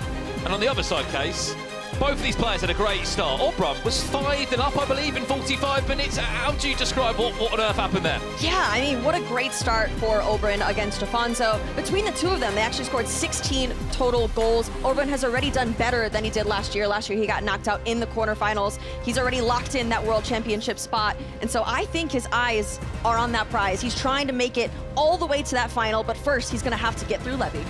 Well, interestingly, both these two were actually in the same group last year in the FC Pro Open, the first of its existence. They both made it through to the knockout stages. It was a quarter-final exit for Oberon. But for Levi de Weerd, he did get to a semi-final. He lost to the hands of Anders Vejrgang. The positive you could argue this time is that Anders is on the opposite side of the bracket. But unfortunately, you've still got Oberon on the opposite side of the stage. I'm looking forward to see how this game tactically displays, because I feel like it's going to be 4-2-1-3 against 4-2-1-3, but Levi is not using 70 depth, in my opinion. And Obru did rely on the 70 depth of Jafonso in the previous match, so I do feel like he's got to change the way he played. But even if he's not able to display the way he's been dominated throughout the whole competition, I don't think Oberon is a player that you run through. He's always competing in every single minute of the match, and I do feel like, I don't know if you agree, Casey, but if you gotta beat Oberon to reach the final, you're gonna sweat a lot. Yeah, it's going to be a hard game either way, but I will say, that interview you had with Levi earlier, that is a Levi that I haven't really seen. It's almost like an angry, ready-to-go Levi. He's got a chip on his shoulder. Normally, we see some smiles from him, but I don't know. He's coming into these games very, very strong, ready to go. Well, he's already had quite the week. He was here in London on Monday, where he topped the group through a dramatic round 5 in Group D. He then flew straight to Amsterdam, played in the Eredivisie, won both of his group games there to ensure that he still dominates proceedings over there. Technically, he's only playing that league now for an E-Champions League spot. He's already at the World Championships, but you're absolutely right. He's had a ridiculous week, a busy week, but he still seems as hungry as ever. Yeah, for sure. I do feel like he's not gonna be happy if he doesn't leave this building with the trophy. So first things first, the game against Oberon is gonna be tough for him. Well, on the opposite side for Oberon, he's always there. He's always in a top 4. He's always in a top 8. He's always at the World Championships. The one part that's missing, though, Case, is the silverware to back it up. Absolutely, and that's the thing that everyone remembers, who is raising that trophy at the end of the night. And I know that Oberon believes it is his time to do that. But if we're looking at all 4 competitors left, honestly, I know I don't really make predictions, but no one can call it at this point because they're all so top tier. Yeah, let us know at home in the chat. We can see you. This is it then, FC Pro Open Final, semi-final number 1. Oberon takes on Levi de Weerd for a spot in this year's grand final as the first shot of the game comes in from Hernandez. It's a red time finish, but why not, Gravison? Why not? I mean, I think he went for a Trivela, and if it's green time, I do think that should have gone in, because Hernandez is a beast in that angle and in that space as well. Well, the way that both the first 2 quarterfinals went was whoever scored first and scored a few first went on to win the game. Are we going to see it here? It's that near post finish, which was a lot more successful before the patch, Gravison. That time, unable to find a way through. Team of the year, Cole Palmer, proving why he's in this team, linking it with Sauer. Great defense. Winter wildcard. Wow. As Rafael Leao looks to get this attack going. Look at the time, look at the space. Keep it teased off the line. Makes Levi de Weerd try and rethink the shot. If it wasn't for Edwin van der Sar, could have been an early start there. 5.5 minutes in, quarter play short. Levi de Weerd on a very ambitious finesse from that far out case. It was probably never trouble with Edwin van der Sar. Yeah, no trouble there. I don't know, my Van der Sar doesn't quite work exactly like that, so I wish I had one exactly like it. But we've had 2 great chances here so far. Well, back to you, Obron. This 2 million coin plus. Rafael Leao recycles well. De Jong, can he turn? Cole Palmer hasn't featured in everyone's team tonight, but those that he has popped up and been rather impressive. First thing that we see is my prediction gone wrong, because it's not 4-2-1-3 mirror. It's Levi using 4-5-1 at the moment with 3 midfielders.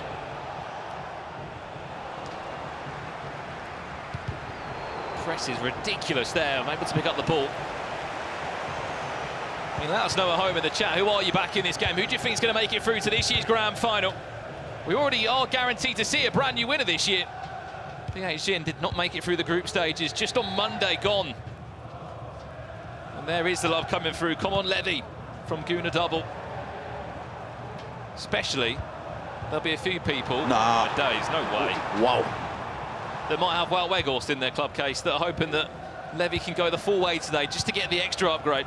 Yeah, I don't blame them. I have a couple in there that I was hoping to get. I have an Insigne waiting for an upgrade potentially from Oberyn. I've been holding on to that one for quite a while. Elise, I haven't seen maybe as much of his involvement tonight as we have on the weekly Mondays. Here he is now. Speaking of Elise, is he on for a little cheeky chip off the line? Oh, it goes in! For a split second there, I thought Obron would have just been able to clear that away. Unfortunately for Erling Haaland, he runs into his own goal. And Levi de Weerd opens up the account. He did have a couple of chances with Ronaldo. He went, the first one, he tried to go for an extra pass. The other one with a finesse. This one, a chip shot, it goes in, 1-0. And again, you can see how Levi's not celebrating. Yeah, Casey. no, he is focused. Stone cold, ready to go. Focus is 100% there.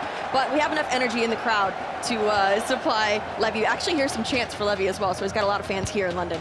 I think what we're seeing there, though, as well, just on that conversation of sort of no reaction, no emotion, these players have been around this scene for so long that they've had championships in their grasp, snatched away from, you know, a mistake or a late goal. Yeah, Levi's fairly young, to be honest, but this is his 5th year competing at the highest level. So obviously, back in the days online, he was one of the players to watch, but we didn't know how he was going to be able to convert in these LAN events, and truthfully, he's been amazing. Well, here's one for you, Grav. He's only 20 years of age, Levi de Weerd. He's already won $355,000. It's 100K, near enough more than what Obrun's won, and Obrun's 2 years older than him. Which just goes to show how impressive he has been. I think the one thing about Levi, though, he's had a lot of success in that 2v2 world. Yes, he's been amongst the conversation, the 1v1, but could this be his big trophy, that big title, to back up his dominance that we saw, back in 2021 online? I think you were still competing there, Grav, weren't you? You had a few of those online cups. Yeah, don't remind me. I mean, he did qualify for a World Championship. I know it didn't go ahead, but you still were there amongst the best 32 in the world. I did play in a couple of online qualifiers against Levi. No, don't ask me the result. I'm not happy with that. He was a beast. I mean, he was 16 years old, and he was so good.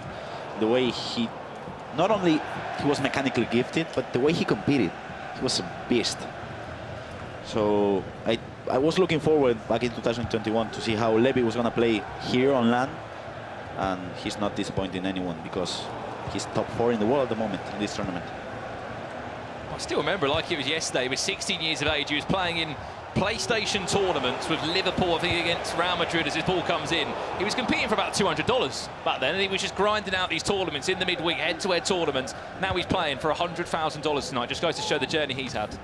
No, it's fantastic to see. Seeing some of these players really grow into the players that they are now is fantastic. They travel around the world playing the game that they love so much, and obviously winning money, getting silverware, playing in front of the fans. It's really, really awesome to see. 25 minutes in here. Only one goal between the two of them. Remember, our other semi-final will feature Anders Vejrgang against Leandro Peixoto. Those 4 players plus, of course, this game here have all qualified for next year's FC Pro Open. It's on and it's a red time shot. You beg to ask the question, if it was time green, would it have gone in? I mean, yes, of course. We look at the replay, Aitana Bonmati, what a pass to the reversion. Red time, I do feel like, not even red. If it was non-timed, should have went in. Case, we might as well check in with the chat. Mystery Nation, where are we at? Have we got a guess yet for Mystery Nation, or? You know, it's funny, because I just saw someone in chat ask for the Secret Lands. Maybe we'll rebrand it to the Secret Lands, but no. We have the Mystery Nation. I do have another hint for you guys. There is one player that competed today from this nation. Only one player. So that should narrow it down, considering we only have 12 players here. And we'll go one step further and say that this player was also in the final 8. So we're not 4 off the potentials of who it could be. He's on 9 for 2, Van der Sar. Pause coming in. Massive pause there, Gravison coming in, because it's clearly not going to plan so far. That's a good. If you can have a sneak peek of the monitor right there, you could see how Levi was playing with a 4-5-1, which is interesting. I do feel like Aitana is the left midfielder, and Douglas Ruiz probably is more in a deep line playmaker kind of position as a central midfielder. But as I mentioned before, is Auburn gonna change the way he played, because it's fairly different to play against 70 depth than 50 depth. And he did start with a couple of great chances with Rafa Leao, but apart from that, we've not seen much, really. I've just seen the best comment in the chat as well. Someone said, stop stalling on the Mystery Nation. We're not in packs. You can guess the Mystery Nation. Let us know. We can see the chat, and we will keep interacting with you guys. As we said, we've still got 2 massive games to come after this one. Our next semi-final featuring Anders Vejrgang against Leandro Peixoto, and the big one for the one player that's going to pick up that trophy today to get their name engraved on it just below KTzn's name, you can see there, and to pick up $100,000. What an opportunity just to build momentum going into the rest of the season.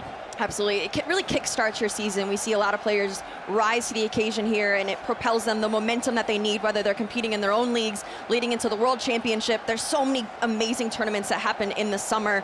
And so winning something like this, or even having a good finish, making it to a semifinal, can give you the confidence that you need to really excel in the rest of the year.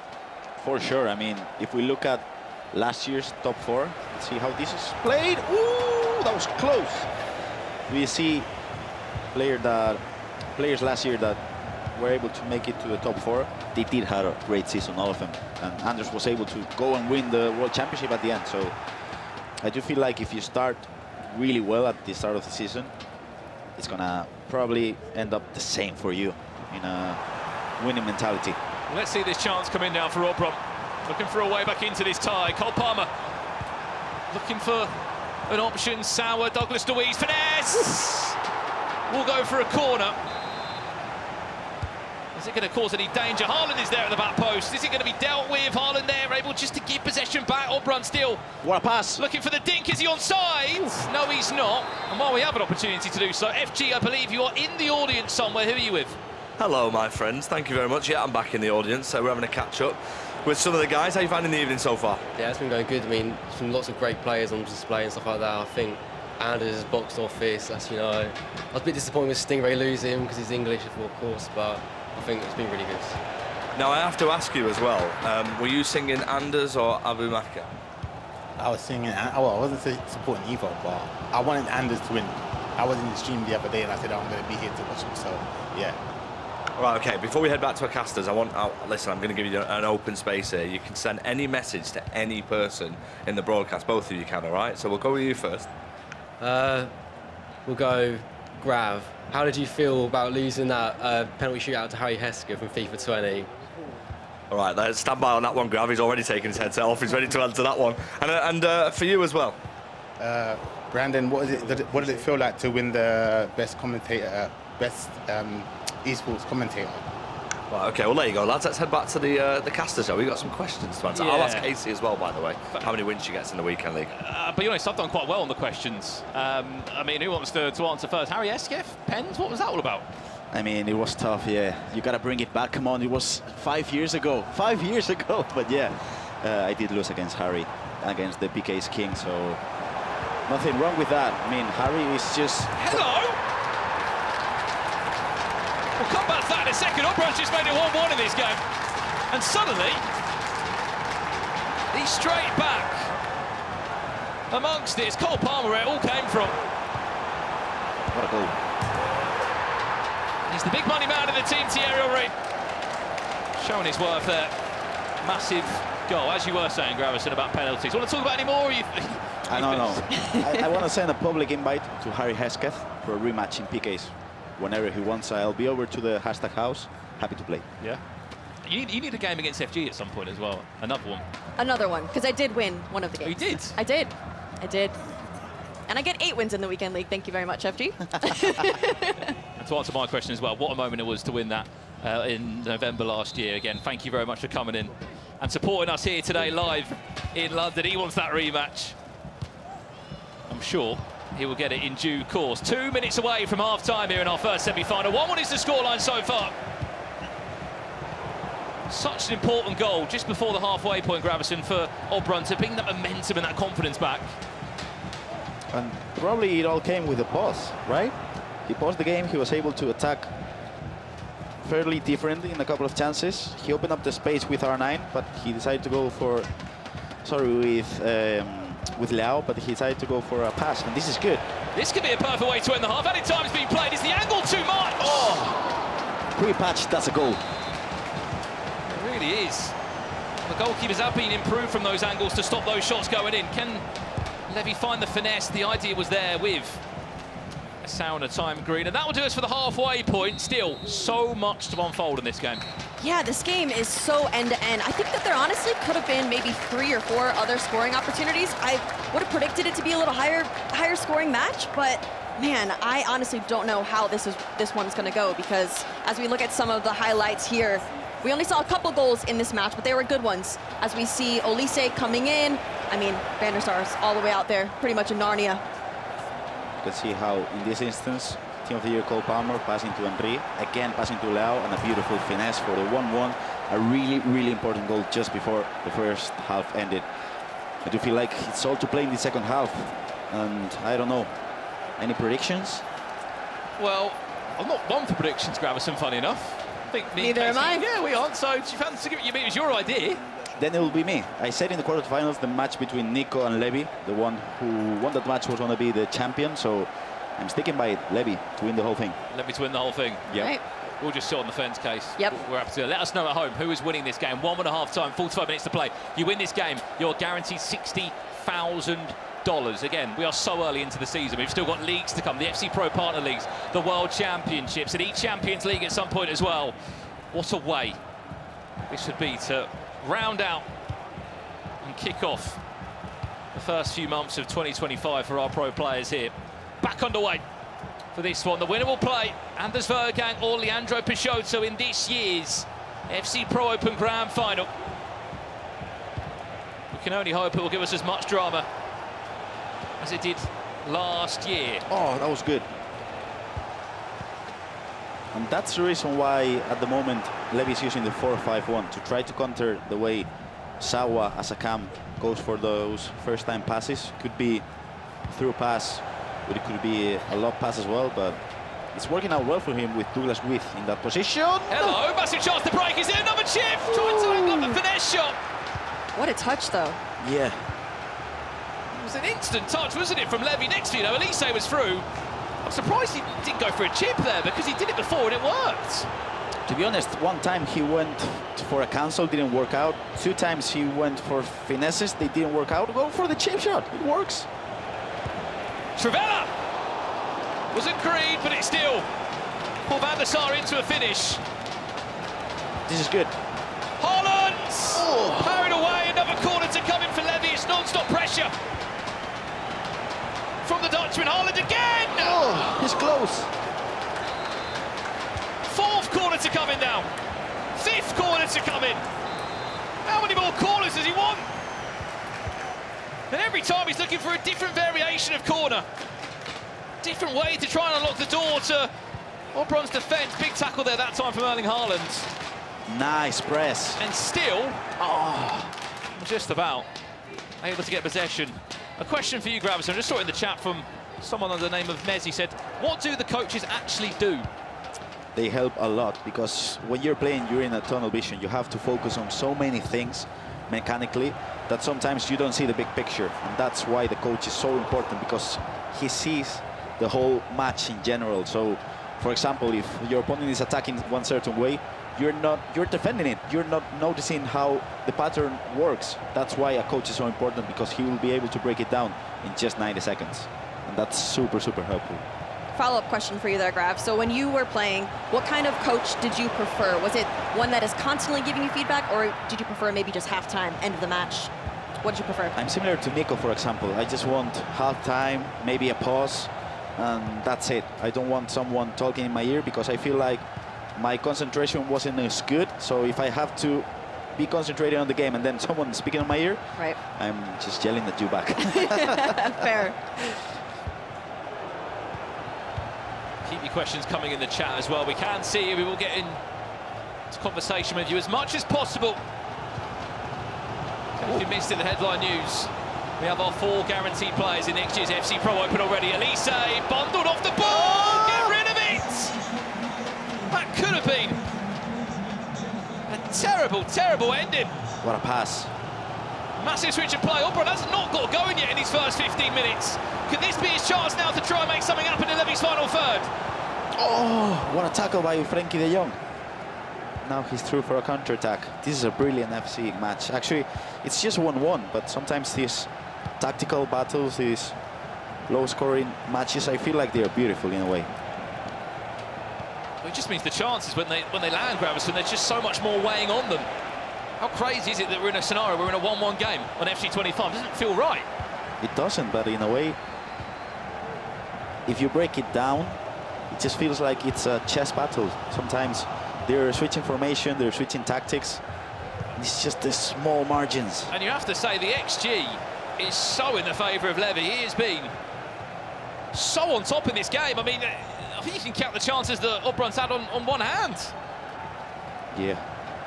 Sauer, play a lot. Can he find the run of Henri? Is he onside though? Is it in? Just about!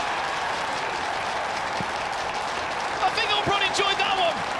We have to see that again on the replay.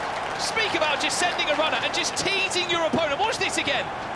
I mean, the main mistake is not pressing possession holder, because, wow, I mean, it's just incredible. The offside line there is ridiculous. The timing of that pass case, look at him, he enjoyed it. No, that was insane, because the patience to hold it to the exact moment that he needed to send that off, send the chip in, was absolute perfection. You can see the reactions from the crowd. I mean, that was 3 of us probably as well, because the player lock was just amazing. The timing, as Casey mentioned, was incredible as well. And you know, as a pro, I like to break out things. He should have went to try to tackle the ball holder, because Sawa is just clinical in those instances. She had a lot of space. If you get the timing right, it's going to be a goal. This is where it gets difficult for Levy. Ball comes in, R9, can he win it in the air up against Haaland? It's asking a lot. You've had so many chances in this game. You're sitting there and you're thinking, how am I 2-1 down? It happens sometimes. Doesn't matter how many chances you got. If you don't take them correctly, if you don't chip them in that instance, you're losing the game 2-1.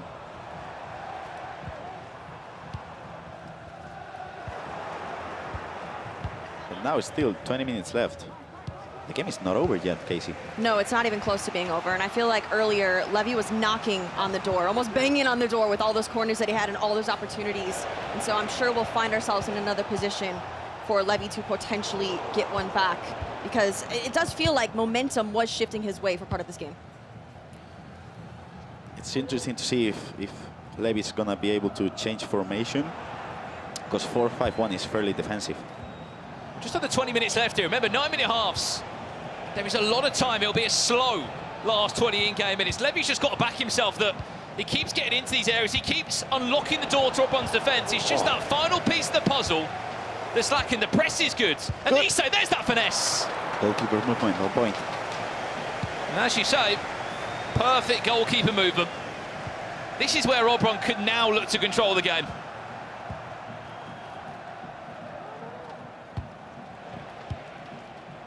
Is there a flick on potentially? You're asking a lot there. Sauer up against McManaman in the air. Fantastic turn from Bonmati. Where's that incisive pass? What a tackle! An outstretched leg of the English hero. As that one runs out of play. Big pause coming in now. Second big pause of the game. The first one was crucial for Obrun to have a comeback. I do feel like Levi needs this because the momentum shifted, as you mentioned, Casey. Do you think he changes formation now? Because you did say that that is a more defensive formation. So for sure. If you had to guess, what do you think he'd switch to? Probably 4-4-2. That's Levi's main formation. He did win a couple of tournaments with that one. And you have two strikers, two midfielders. You got to go for it. Maybe a cam as well with a 4-4-1-1. Could be, because it could work, but I feel like it's going to be a 4-4-2. If there's a player, a former player I should say, and a coach that can see it all, is Renzo. He's been part of that Team Hullet team for a long time. He's been good friends and teammates with Levi de Weerd.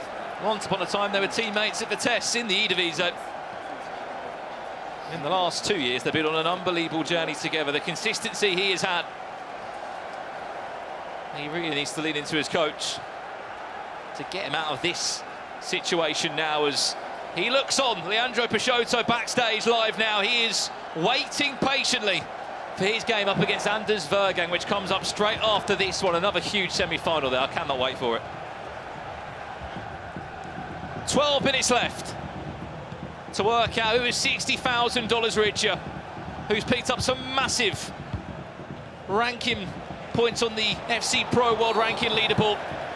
Could be enough to put you first, could be enough to put you second, depending on where you currently sit. What are we thinking from here then? A direct shot, or is it too far out? I'm taking a shot and hoping for a corner at least. Okay, well, Elise steps over. R9's there. It looks like Elise will be the player to take a shot if one does come in. Sort of got the third person eye of this one. This one is played short. Goes for a finesse! Oh! Well, how about that? They didn't expect it. Neither did we. He had to bring something out to surprise Oberon. And I think he may have just achieved that. And Tana Bonmati from 30+ yards, game on 2-2. The only team of the year player that's been used at the moment, it's Aitana Bonmati, and that's the reason why. He opened up the angle for a finesse, it went in, 2-2 all to play. I feel like those two passes were so big in the game. First in the first half with Oberon, now Levi. Now what's the momentum like? No, I feel like I was holding my breath. It took him so long to get from the start of that free kick to when he actually took it. Obviously, the pass was very quick. Aitana was able to finish, but he definitely took his time. Patience is key in this game. From both these players, we've had very, very key patient situations that allowed them to score.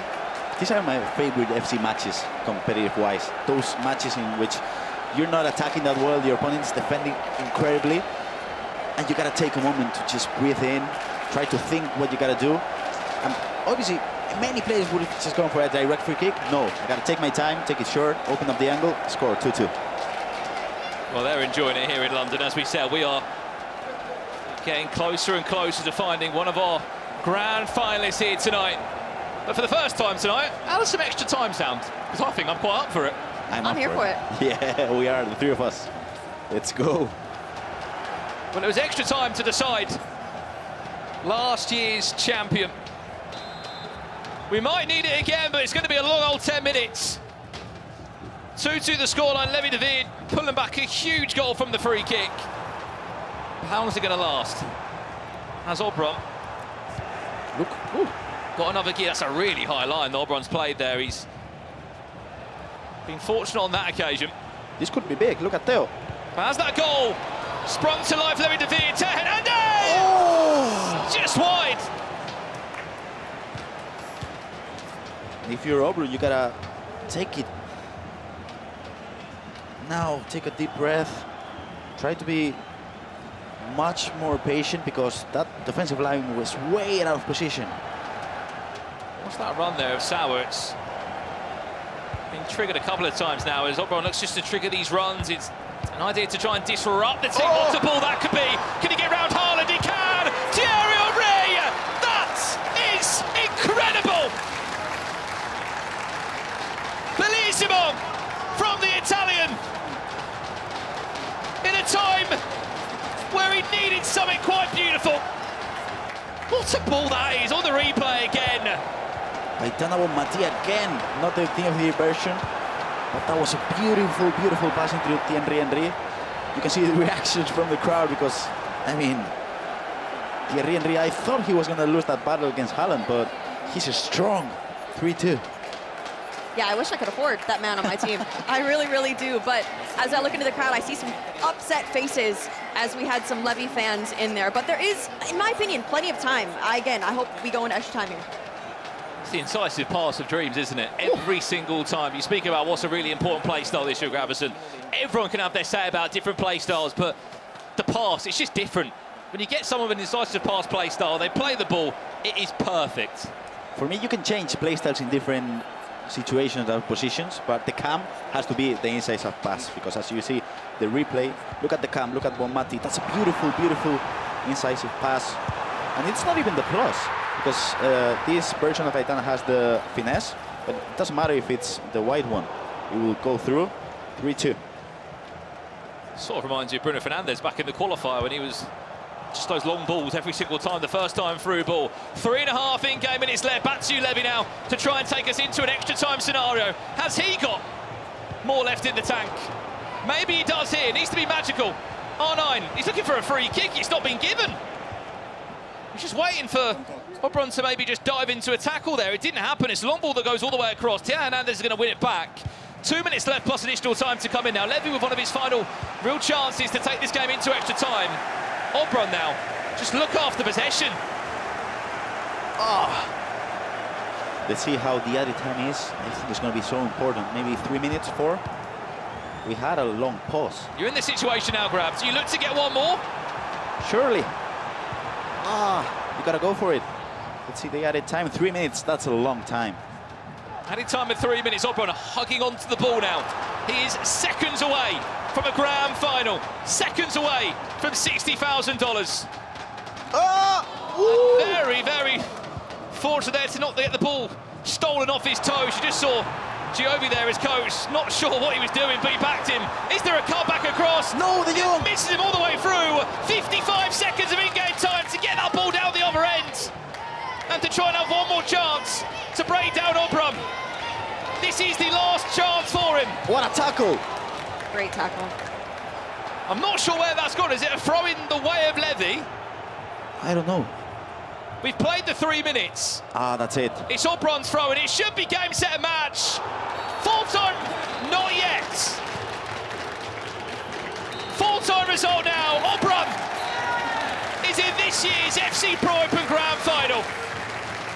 And maybe, just maybe, he'll be playing against Anders Vejrgang. But who stands in his way? Leandro Peixoto. It's heartbreak for Levy, but that's only one half of the tale. We still have another semi-final to come. Oh my goodness, I cannot wait for this next matchup. LJR and Anders will be facing off, but congratulations to Oberon going into that final. It's up next, it's the second semi-final. Leandro Peixoto takes on Anders Vejrgang.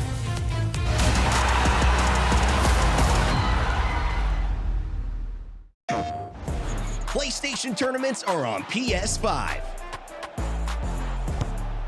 Featuring FC25.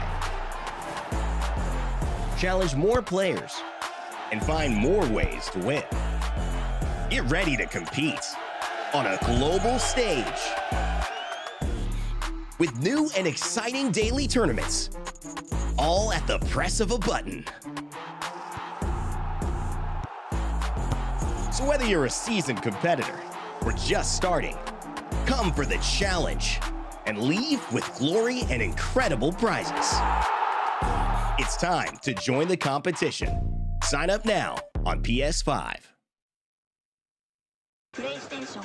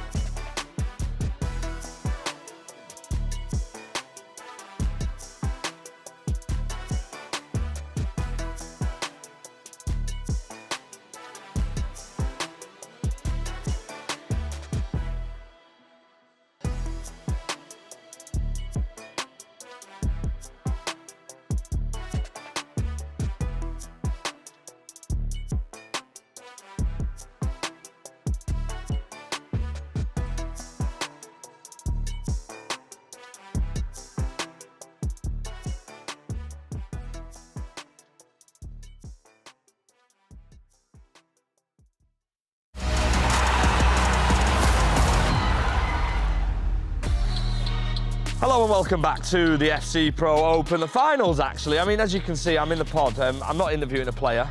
I'm interviewing a semi-professional player who's played against one of our audience members, Mr. Pi. Hello. How you feeling, pal? Mate, no, don't do that because I'm going to concede. Oh my God, I nearly go. FG, I've nearly conceded. I can't deal with the pressure of the microphone being right there. Don't. Right, I better leave before we get demonetised on absolutely everything. I'm going to go across here to my boy Avi, who's also locked in. He's got a better posture at the minute than Pi. He's not as stressed. Right, first things first, you're playing Pie Face. You think you're going to win this? Hopefully. Pie's a good player, but I think I'm better. Oh, through on goal. Yeah, it's offside, that. Right, OK, so they are currently in a game, so... I mean, what we're going to do is we're going to keep you updated on how this one goes. I hope you guys are all right. Pi, give me a wave if you're all right, mate. Yeah, and you're all right here as well? Yes, I'm good. OK, well, I'm going to leave him to it, and I'm going to go and speak to the man who's just booked his place in a final. I'll leave this mic here and just follow me. Sorry to keep you waiting, Oberon. We wanted you to play, but you've just done your hard work. And congratulations. Thank you. On making it to a final. First things first, how do you feel? Now good. I think a little bit stressed. It was a really hard game. I think Levi pressed me a lot, but the result, of course, it's more important. I mean, let's talk about that game and your opponent Levi. He's been in amazing form, just like you have. Yeah. To beat a player of his calibre, someone who a lot of people have fancied, he's very good defensively and he's had a great tournament overall, and then to potentially go into the final, it must give you so much confidence. Yeah, of course, but I think, of course, like just on the single game, I was thinking only about Jafonso, then only about Levi, because, of course, like I think in every tournament you can have a game that is more stressed than others. So I think now it's another game. Maybe I will start better, like I start with Jafonso, or maybe I will start not at my best, but I think I will fight. Yeah. A word on the crowd here as well. How much did they impact your performance? Making a lot of noise. You're a fan favourite here. Yeah, of course. Like it's always wonderful to play with the viewers here.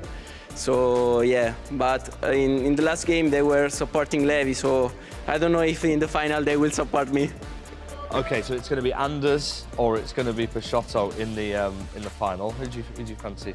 I don't know. I think, of course, maybe Anders, but I think that Peixoto is really a good player, maybe one of the best. So I think also Peixoto can win. I think it's in the single game, everyone can beat everyone. So I don't know. I will watch. Okay, well, listen, you enjoy watching that, and we'll see you in the final very, very soon. And for now, it's time for some FC Pro IQ. The thing is, I've got no idea why Casey's there, but, I mean, we'll just head over there anyway. Hey, you know what? I do know a bit about this game, and I do enjoy watching the pro gameplay. How about you, Grab? I do, and I gotta tell you, FG, she bet you last year, so what are you talking about? It's true. We need a rematch. We'll get that going one of these days. But we are going to be talking about a much better player than myself. That is Oberon. He's already done way better than he did last year. He got out in the quarterfinals. Now he's through to the final. But Grab, why is he such a great player? Talk to me about that. I guess we'll get to know how Oberon is that good with this clip. As you can see at the start of the clip, 5-0, 30 minutes played, which is incredible. So if we have a look at this clip, you can see the way he goes from defense to offense in just a few passes. As you can see, Palmer gets it to Emre, a player lock which was incredible into Palmer, another easy pass into Thierry Henry, trickster, and a beautiful goal. So we're gonna break it down in this second view of the clip, because if we start the clip now, I'm gonna ask you to just stop this clip in this instance, okay? The main thing, and what I like about Oberon, is the way Levi changed the way he played. So the main thing, you can see how it all went with a few passes, but what I found really interesting is, you know, it's two midfielders. So the main thing, as you can see, this player in here is out of the defense. So what Levi did in the next match was use another midfielder, because as you can see, there's so much space for a possible pass. So Oberon is such a good player that he makes you change the formation, because if there's not a midfielder, well, he can go for an easy pass. So first thing, if we play the clip, you can see how Sawa goes for an incisive pass, and again, stop it here. This is a really hard defense, because you have two areas in which you can attack, which is this one and that one. You have only just two defenders, and you have 3 strikers. So you're in a really tough position to defend. If we play the clip, you can see how he goes for a player lock into Cole Palmer, which is fairly incredible, to be honest. If we have a chance to play the clip, you can see how he goes for that beautiful, beautiful player lock. And it's really hard to defend this because now you have, obviously, the right back is in the position, the center back is in the position as well. But what does he do? A beautiful trickster. He opens up the angles, he goes for a green time, and the ball goes in. So for the main thing now for me, if you're in Anders or Leandro Peixoto's mind, obviously you gotta win the match you're playing. But then, do you change formation? Do you change the way they play? Because Levi didn't work out well for him. I feel like most of the time you do need to stick with what you know best, and that is Oberon. He is doing absolutely fantastic, flying through to the finals. But I don't know about you, Grab. I want to get this second semi-final underway. Let's see it. Ce trophée est à moi. Laissez-moi vous montrer qui je suis. You think you can beat me? I'm the real number one.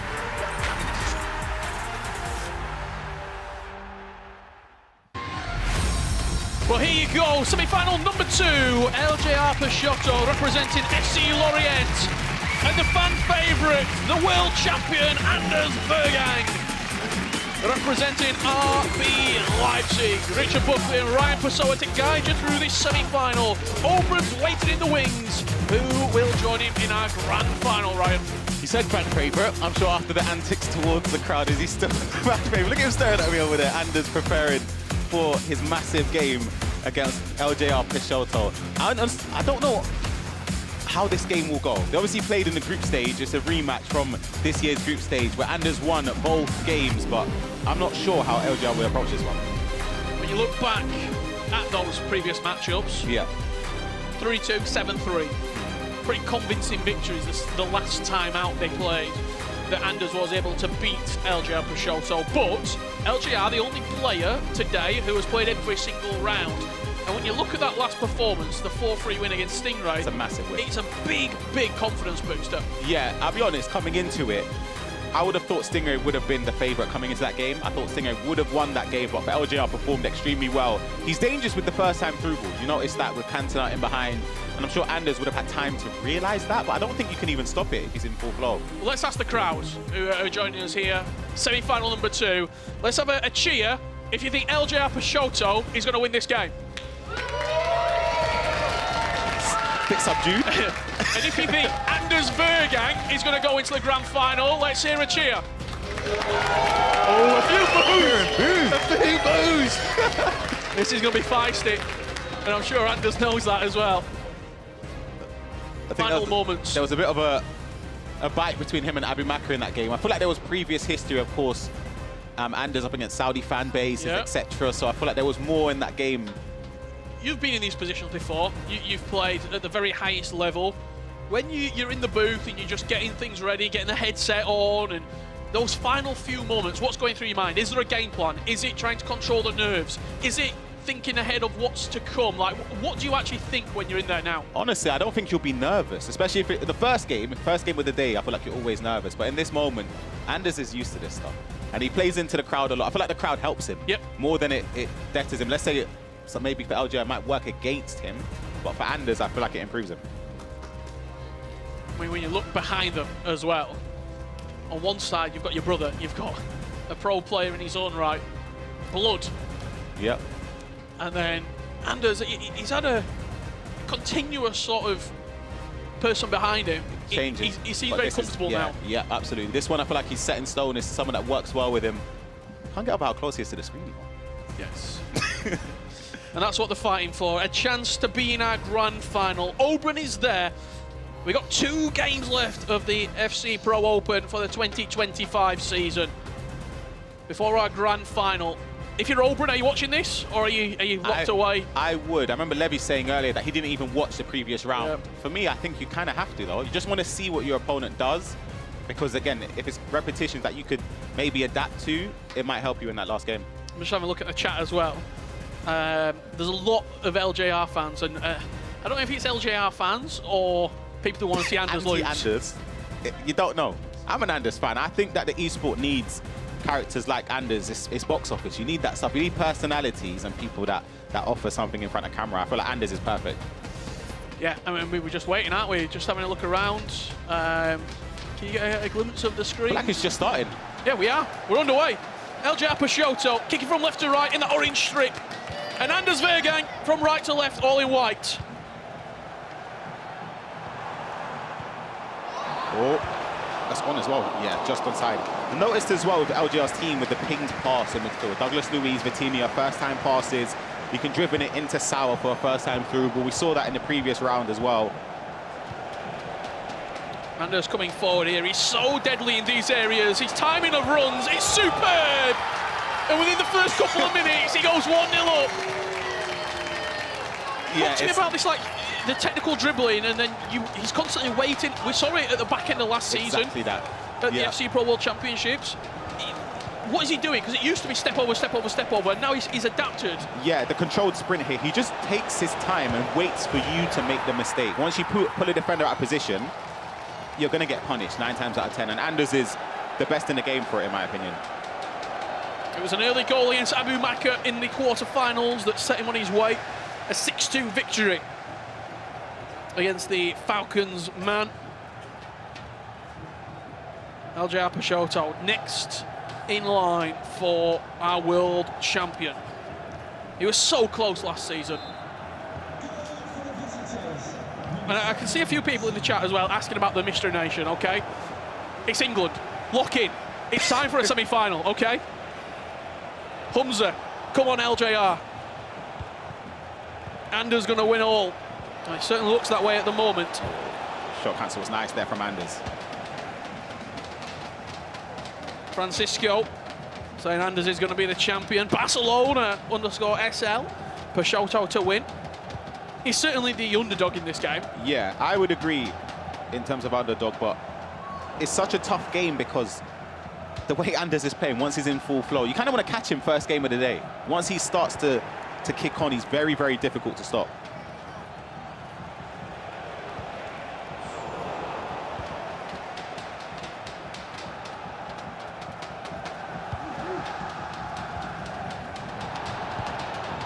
Wins the ball high up the pitch once again. A couple of step overs coming on from Thierry Henry. Good defending from LJR, stepping in with McManaman. You're looking for that first time over the top through ball. There's no support though, unless you look at Sauer to recycle the play here. Good step from Anders. He's run it back. Mo Salah Team of the Year variant. Can open up that finesse shot, but he chose to go inside through Sauer. The way Anders player switches, just chooses the right person, steps at the right time is fantastic work. Recycling onto the edge. Douglas Luiz into Henry. Great timed! 11 minutes gone. Anders leads 2-0.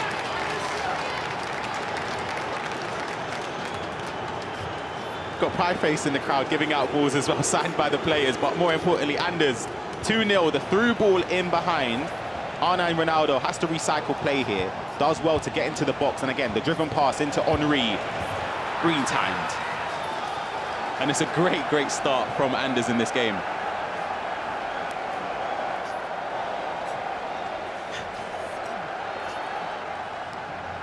I just love the way he pep talks himself. Yeah. He just speaks to himself throughout the whole game. You do hear that undertone. He's not stop talking about him. I can see him staring at me.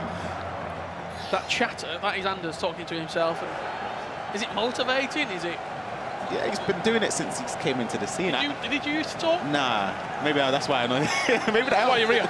Yeah, but yeah, Anders he's a dangerous player, honestly.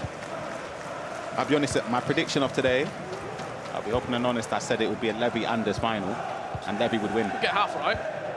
Well, yeah. Predictions aren't our strong point. Really. Yeah, not been the greatest prediction. Ooh, the referee pulls it back for the free kick. Douglas Luiz has stepped over it. And this shooting range for me. You take the shot here, Rich? Let's score this, mate. I feel like you have to shoot it. He's got a player on the line, meaning that everyone's going to be onside. Changed it a couple of times. Now Douglas Luiz over it. See that line extended, but not all the way. Looks like Debo Silva. Whipped, 3 bars of power, up and over the wall, and back in the game is LJR Peixoto. That's why Brilliant free kick. You have to take it. It's in dangerous territory. A free kick there is a very good opportunity to score. LGR needed that straight back into the game. You'll see it. Douglas Luiz stepping up, puts just over 3 bars of power, and the pace of the ball there, whip over the defender on the line. You can't stop it. I feel like free kicks this year, in those situations, it's more the player taking it, making the mistake of maybe too much power, too little power, different type, than the person defending it doing something great, if that makes sense. Even with a player on the line, if the free kick's good and the power's good, it goes in. Yeah. And we saw that on Grav's R3 that he did not too long ago, only a couple of weeks ago. You find it on the FC Pro social media channel still. Since that, I did concede a couple more free kicks as well, so I think got Grav to thank for that. 2-1 here. This is your FC Pro Open semi-final number 2. Oberon is waiting in the grand final, but who will join him? Anders Vejrgang looking to bounce back. Wins himself the corner, whip straight in. Haaland with the bicycle kick, and it flashes wide of the upright. What Anders done really well there is that he was with Elise, kind of knew he was going to lose possession, and he just presses tackle straight away. So the defender for LJR there can't really do anything. You're already under pressure from a tackle animation. Ooh. Big mistake. Hold on. He's just waiting for an opportunity to open up to play out of the back, but if it wasn't for Rudiger and that block plus coming in, could have found himself 3-1 down. The corner's whipped in, Rudiger with it. Does he have options going forward? Vitinha, not really the player that you want to be the furthest attacker forward. Player look down the line. Theo Hernandez comes across, pinged pass inside. Mo Salah with the player look to Sauer. Cantona, extra pass to Leao. Buffon there for Anders. The build-up was perfect. Douglas Luiz, again Buffon stands up to be accounted for. This is a good period of pressure. Player look into the box, Van Dijk once again calling Buffon's number. Knocking at the door, surely. Douglas Luiz, Cantona. He's got that pinged pass in the locker, but it's good defensive work from Anders. And could there be a counter? 2-1-2 almost. Coming up the other way. Just slow it down ever so slightly. Still has players out of position though. There's LGR from the attacking corner. Anders can't quite capitalise on it. Since that free kick's been scored, he's done well to... Extremely well, yeah. Build. Because we've seen in previous rounds that even Oberon against Jafonso, if you can see the second, the third, the game can get away from you before you even blink. Mo Salah, he is so quick down this right-hand side. Trivela cross, superb! From LGR Peixoto and finds himself back in the game. Fair enough, it was coming. I have to be honest, the knocking on the door and you see the crowd, how much that means. They're big fans of LGR to win this game. For Anders, still a long way. Talk about Salah, it's all Salah this. Absolutely, powers down the line then, gets past the tackle. The outside of the boot cross there is beautiful, and then you have to do the work in the box to aim it. Fantastic goal. Is that maybe an avenue that he could get in? Theo Hernandez on that side, rapid plus Salah. Do you know what the crazy thing is, especially with what we've seen today from LGR? He plays like he's in Fuma with the first time through balls. We haven't really seen much of that. So if he's scoring like this, and then we set it off camera, he's gonna score one when it's the first time through ball. It's just a matter of when. So if he's still scoring from other avenues, only take it as a positive. 2-2. Maybe not the game Anders expected when he went 2-0 up inside the opening 10. R9 inside the box, the driven pass. Well defended. Stepped in with Virgil van Dijk, and see both of those central midfielders or the deep line playmakers for him. Pinged pass plus. Yeah. Able to break the thirds more effectively with that play style. Nearly twisted inside and out.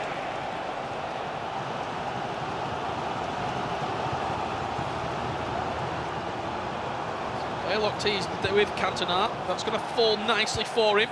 And Mo Salah just can't quite get away from Theo Hernandez. Cantona reads the pass. LGR with the chance. Haaland gets in front. Oh my God. Anders just about plays himself out. Yeah, LGR has really found a way back into this game, even just suppressing the force of errors there.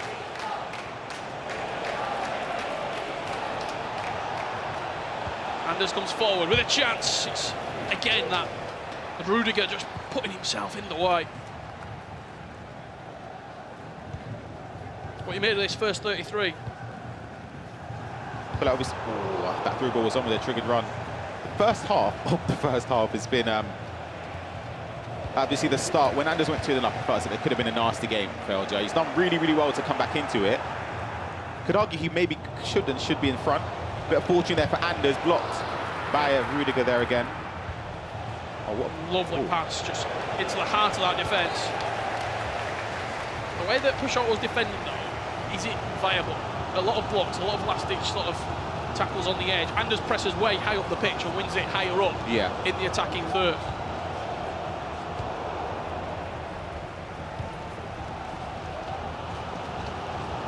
It's going to be a free kick. You would imagine. Referee does play advantage, and LJR happens to do it. First time through ball, he doesn't get it that time. Real fascinating game here, starting to unravel before our eyes. Feels very, very end-to-end, even though the score's only 2-2. Yeah. I couldn't tell you which way this game will go. Could not tell you.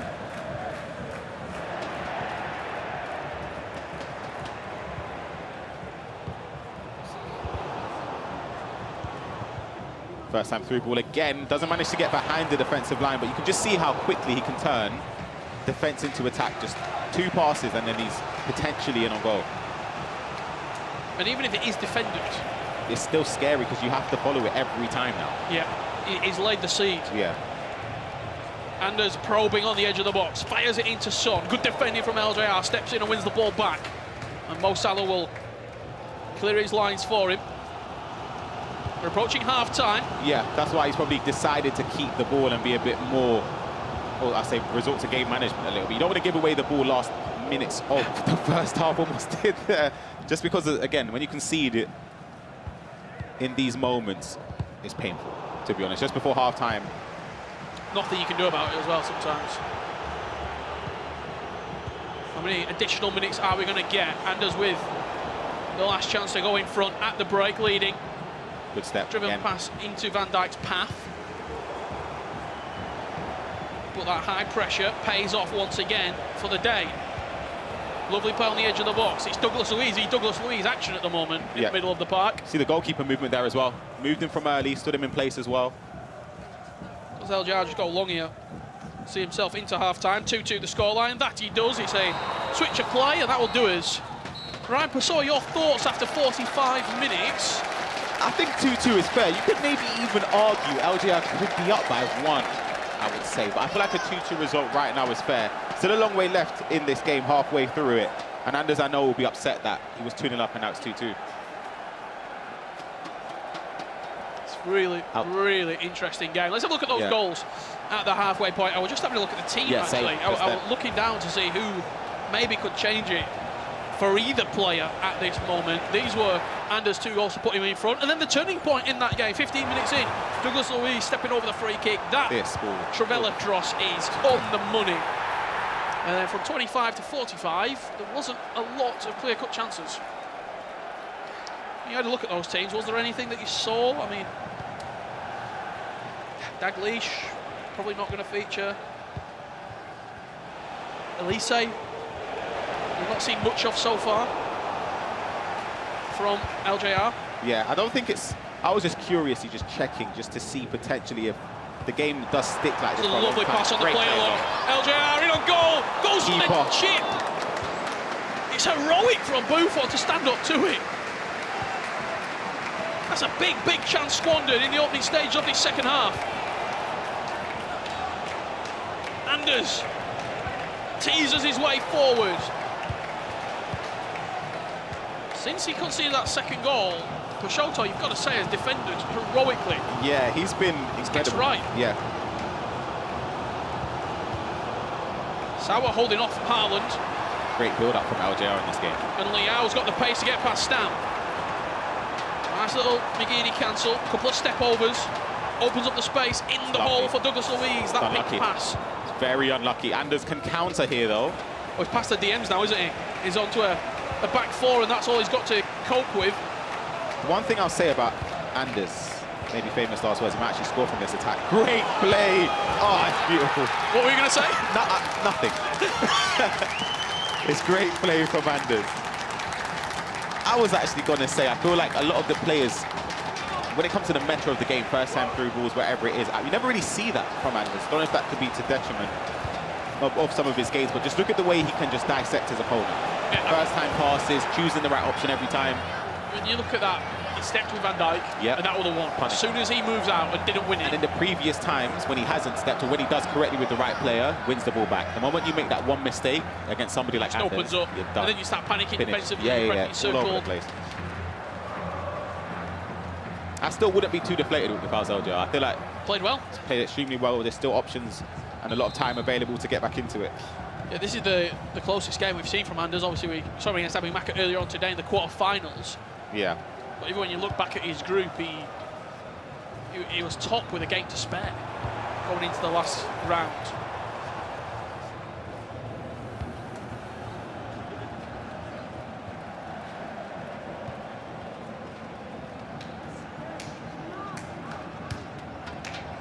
"55 minutes on the clock."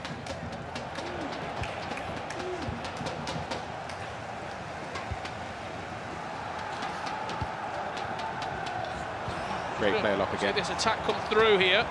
Eric Cantona into Sauer.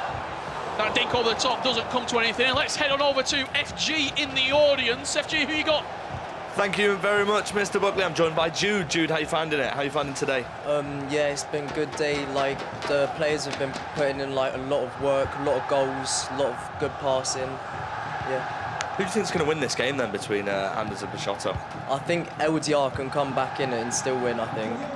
Okay, and also I want to throw, before we throw back to Mr. Ryan Pessoa, who seems to find himself on the red list all the time. And what's been your best pack with FC25? I packed Team of the Year Salah, so yeah. How many wins do you get in the weekend league? More than Mr. Buckley? Probably not. He's being too modest, mate. All right, we're going to throw back to the commentary team. Nice. Thank you, mate. That's a smart man right there. Should have asked it was more than FG. It's not hard. Just got to require.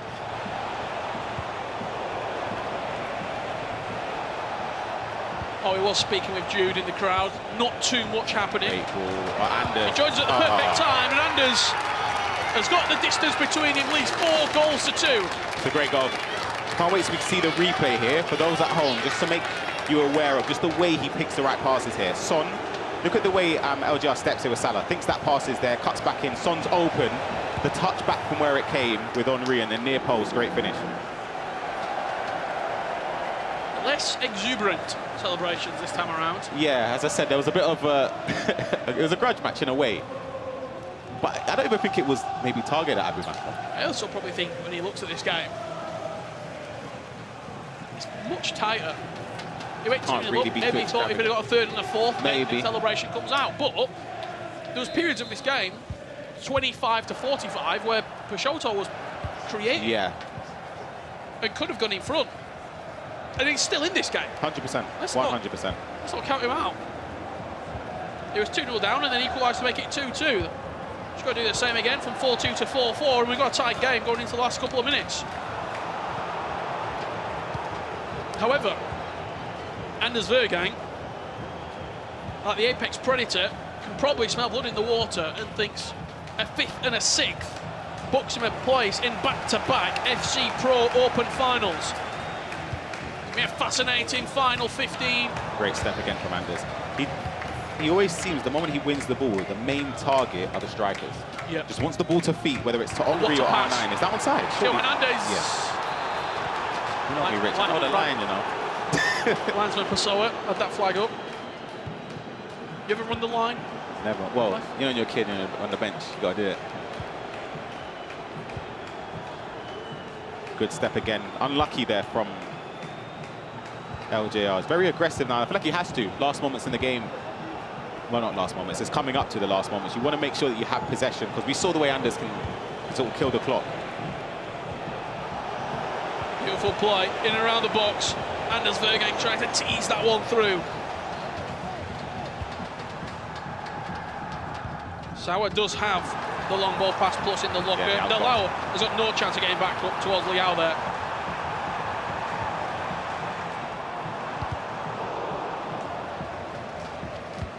This attack quite not over yet.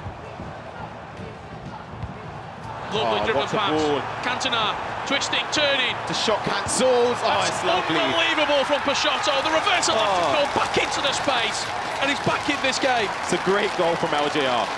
He needed that as well. The shot cancel in the box was perfect because it would have been blocked. It was great defending from Anders initially. The driven pass there, you'll see Leao in the box. Cantona, this is where the magic happens. He shot cancels there, reverse elastico, and then a shot across the goalkeeper there. That's a massive goal. It's what, 15 minutes or so left, Richard, in this game. Game on. Game well and truly on.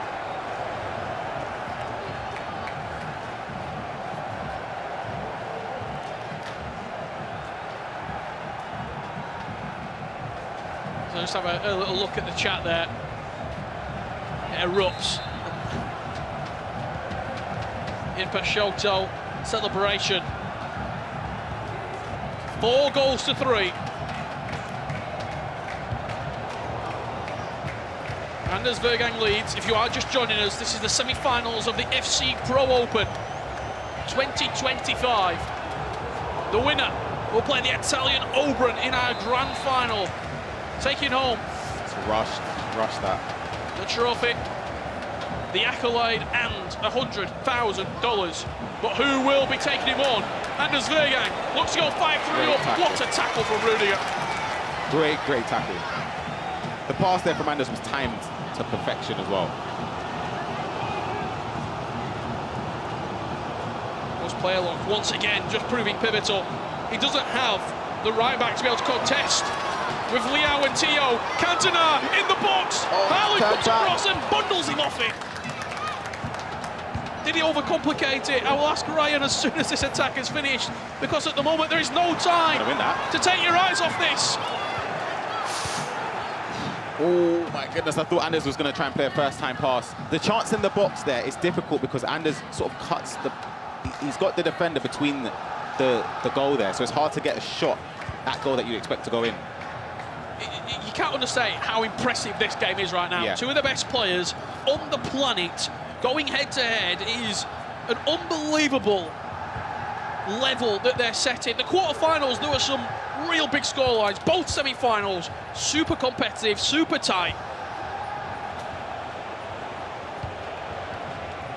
Anders comes forward once again. Thierry Henry. Baits the speed boost. So many minute decision-making. Opportunities that are being teased and faked before a player actually commits to doing something. Sauer, player lock, straight down the middle of the pitch, into Cantona.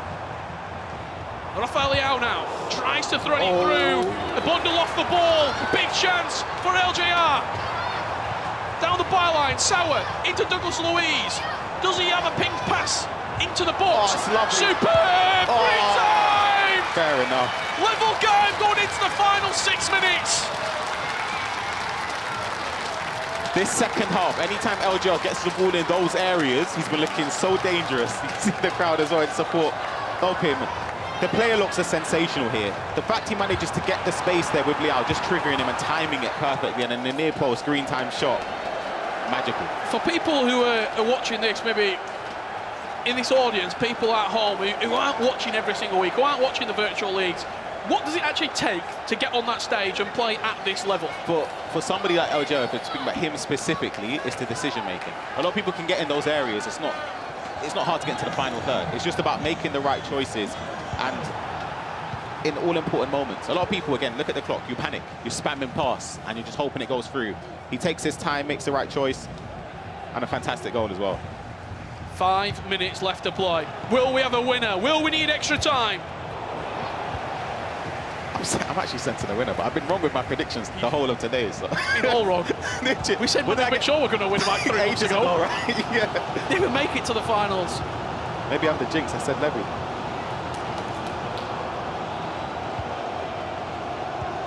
Anders has given LJR potentially the last chance in regulation time to win this ball game. He's on 88 minutes on the clock. I think for Anders, he has to play for last attack. You'd assume anyway, at least until you see how long's added on. LJR this season hasn't been able to get a win on that stage against Anders Vejrgang. They were in the same group and Anders beat him on 2 separate occasions. Will it be revenge for LJR or will it be a repeat result for Anders Vejrgang? +2. There's only one way to find out, and we're going to see one final attack here from Anders Vejrgang. He waits for the clock to tick down. He triggers, runs forward. Can't lose it. Son into Gravenberch. Douglas Luiz, does he try and fire this ball through the pitch? He doesn't. Now he goes forward, can't go backwards. Son into Henry. The touch just didn't quite bring it under. We're going to extra time. Let's get a bit of applause for these two. This is an unbelievable game. A fantastic game. I thought just at the end there, it was around the 90th minute with about a couple seconds gone. I feel like he could have played it down line. They wanted to wait just to make sure that if he did lose the ball, he couldn't be punished. And you can't really argue with that. We're going to see the goals again in this game. We spoke about Anders starting off very, very well. 2 minutes in, took the lead. 10 minutes in again, finds his way in the area, Green to the near post. But this is where LJR, the tide started to shift, Richard, from the free kick. Yeah, it certainly did. 5 minutes later, look at that. Eric Cantona, diving header. Cantona was his. Player to turn to in desperation. 51 minutes, 60 minutes, Anders got a 4th, and I think for a lot of people in here, for a lot of people online, Ryan, they thought Anders were going to sail away to victory, but it wasn't meant to be. Yeah, all of the goals in the second half were unbelievable. Just the way they worked and dissected their opponents. Again, there's a skill to that. It might look simple, but then you try it. And do it in champs. It's not easy. It's a long extra time period. 9-minute halves. It feels very rarely do we actually get to penalties because of the extra time, the length of it. Who's going to come out firing? Vitinha into Douglas Luiz. Great keeper movement as well. Fantastic keeper movement. He knows that if he shoots across goal, it will be blocked. He has to move the keeper to the near post. LJR Peixoto trying to create something from the corner. Wins the bundle versus Elise. Mohamed Salah. It's aggressive defending. Wow. Is it aggressive defending or is it perfect defending? Can we get there? Just about. Warrell's away from Rudiger. A couple of step overs, looks to accelerate into the space. As LJR looks to that first time over the top through ball that he's become so familiar for. Stepping out, stopping the finesse from Elise. R9, does he have a skill move in the locker? What can Anders cook up? Nothing on this occasion. As we go into I thought it was going to be a pen. Another attack for LJR Peixoto. So look at the triggered run there. Superb. In behind. Cantona in the space, waiting. Is he overplayed? Sauer with the chance. Teo Hernandez takes it off her toe. There had to be a shot earlier. A little bit too much there. I mean, you're going to get punished like that against Anders. Anders up against Van Dijk, and LJR is reckless defending. That's the only word for it with Teo Hernandez. Will he get punished for it? Yes, he will. Anders Vejrgang back in front. Should have scored at one end, concedes at the other. That's how brutal FC competitive team can be. You make a mistake offensively there, straight down the other end. Anders with the composure and the decision making. You'll see here just a pass, first time into Henry. Gets a bit fortunate, to be honest, because Van Dijk does sort of get animated off the ball there. Is this the best game level-wise we've seen on the stage this season? 100%. Yeah. It has to be. Yeah. The minute details, Yeah. the fakes, the player looks, utilising the play styles to perfection, the aggressive defending. It's all there. It's the decision making for me that I have to keep honing in on. Again, for those at home, it looks easy because you're just choosing the right passes, the right moments to dribble and shoot. It's not easy at all. This is LJR's best performance on the stage. Oh yeah, his best performance against Anders this season. We've seen in the previous games where he lost, even 3-2. Anders, for me, right now is playing at his peak powers, but then LJR is matching him as well. When you look at who he's beat today, Emre Yilmaz. It seems a long time ago. Yeah. He then took Stingray on, 4-3. Yeah. Now he's up against Anders. It's a gauntlet that he's had to get through. And if he was to beat Anders Vejrgang here, well and truly deserving of that grand final. But Anders will not lay down. He will not go without a fight, and he will look to come forward. Michael Elise, who stings the hands of Emre van der Sar. One thing I noticed as well, and obviously Anders has always been like this, but he doesn't play a lock, he doesn't do a lot of the creative runs off the ball, nothing extraordinary, just triggering runs, matching it and making sure the timing is right. Green timing his shots and making them count. He's just so perfect without taking it up a level. And for a lot of people, Peixoto he's a fantastic player, but we've not seen a lot of him in the, shall we say, sort of FC era. Yeah, not in recent, agreed. We're going to see a lot more of him this season. 100%. World Championship spot already, Virtual League as well. Still potentially a final if he manages to get back in. Anders, who's dominated the FC era, goes 6-4 up with only 15 minutes of extra time to play. That's a big goal. I was speaking potentially about a comeback, you never know, but a 2-goal lead going into the second half of extra time. You see the build-up, grabbing Birch. Emre Yilmaz is play right, and takes the touch there. Doesn't green it, still goes in though. Precision shooting right into the corner. Look at him. This game has gone 2-0, 2-2, 4-2, 4-4, 6-4. Okay, you're sensing and has got 15 minutes to get 2 goals. To level it up 6 apiece. It's not a lot of time. It's not a lot of time, especially in extra time, because you know Anders will just look to keep the ball. Not necessarily for the whole duration, it's impossible, but you can kill 3-4 minutes quite easily. When you look at this bench, is there anyone to come on maybe and change the game for him? Elise. Bon Mati. Is now the time to throw the kitchen sink? I don't think you go all out at the start. But then maybe you do. We'll see the goals in extra time. This is one to make it 5-4. Elise, that pass there from Son is great. Again, I still think it's quite lucky. Yeah, Van Dijk should attack. It is quite lucky, to be honest with you. I feel like it is. But then this goal, no elements of luck, just crucial build-up play, and then the passing. You just waited for him to change cursor, and then look, he's in no man's land. You kind of just sort of fluttering between who. Do you step? Do you try and track the run? If that's the other way around, if it's Van Dijk who's stepping in to try and block that, does he get the block plus animation? I think he does, yeah. But then he's already too deep into the box. It kind of gives the advantage to Anders. It's favourable. But look at Anders from now compared to the AbuMakkah game. It's almost different people. Yeah, it is. But there was a grudge match. It was a grudge match, I'm telling you. It was for the Saudi fans. And again, that won't be the last we see of that this season. No. I can guarantee you. Just having a look, actually, I'm trying to see LJR's screen. If there is any changes being made, I think he's ready to go, by the looks of it. Let us know at home. Who wins this game?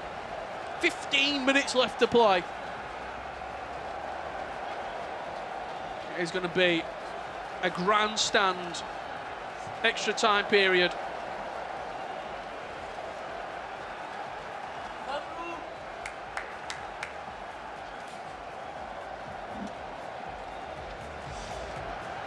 "15 minutes.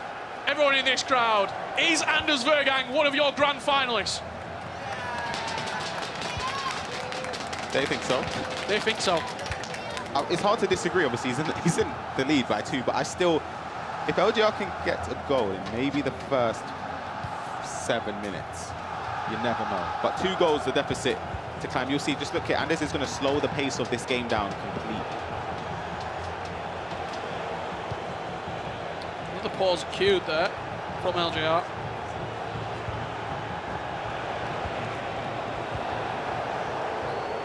This is what I mean. You're just chasing shadows, and before you know it, look, 3 minutes have gone already. I don't know whose throwing that is, but I think he got the nod of approval. Quickly dwindles, doesn't it, at the time? Yeah, he got the nod of approval. It's time to go all out. You have to. Now you do.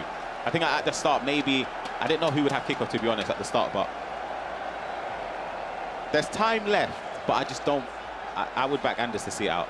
You've done some pretty heroic comebacks in your time. For and against. I remember one at the, were it at the G50 Arena? What, 2019? Yep. Yeah, insane time, I'll be honest. Still got that saved, don't you? Clicked. Somewhere. Yeah.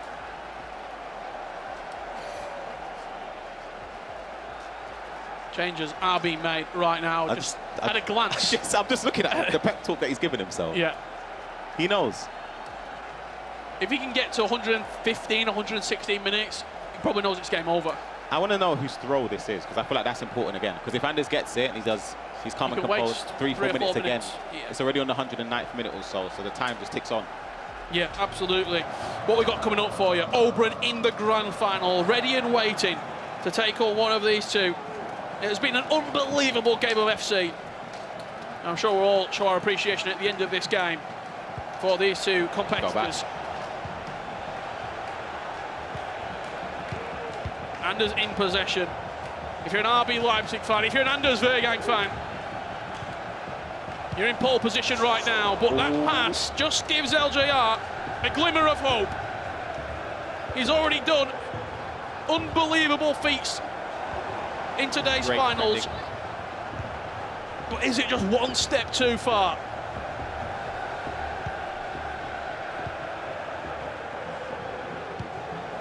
This ball gets knocked around at a leisurely pace for Anders Vejrgang. The press from LJR is intense. He's high up the pitch. That's going to fall Anders' way. And the Son wheels away. Does he look for another goal? Does he play the possession game? Son at the near post forces the save from Van der Sar. It's up, but it's not away. And LJR gets a chance. Rushed it.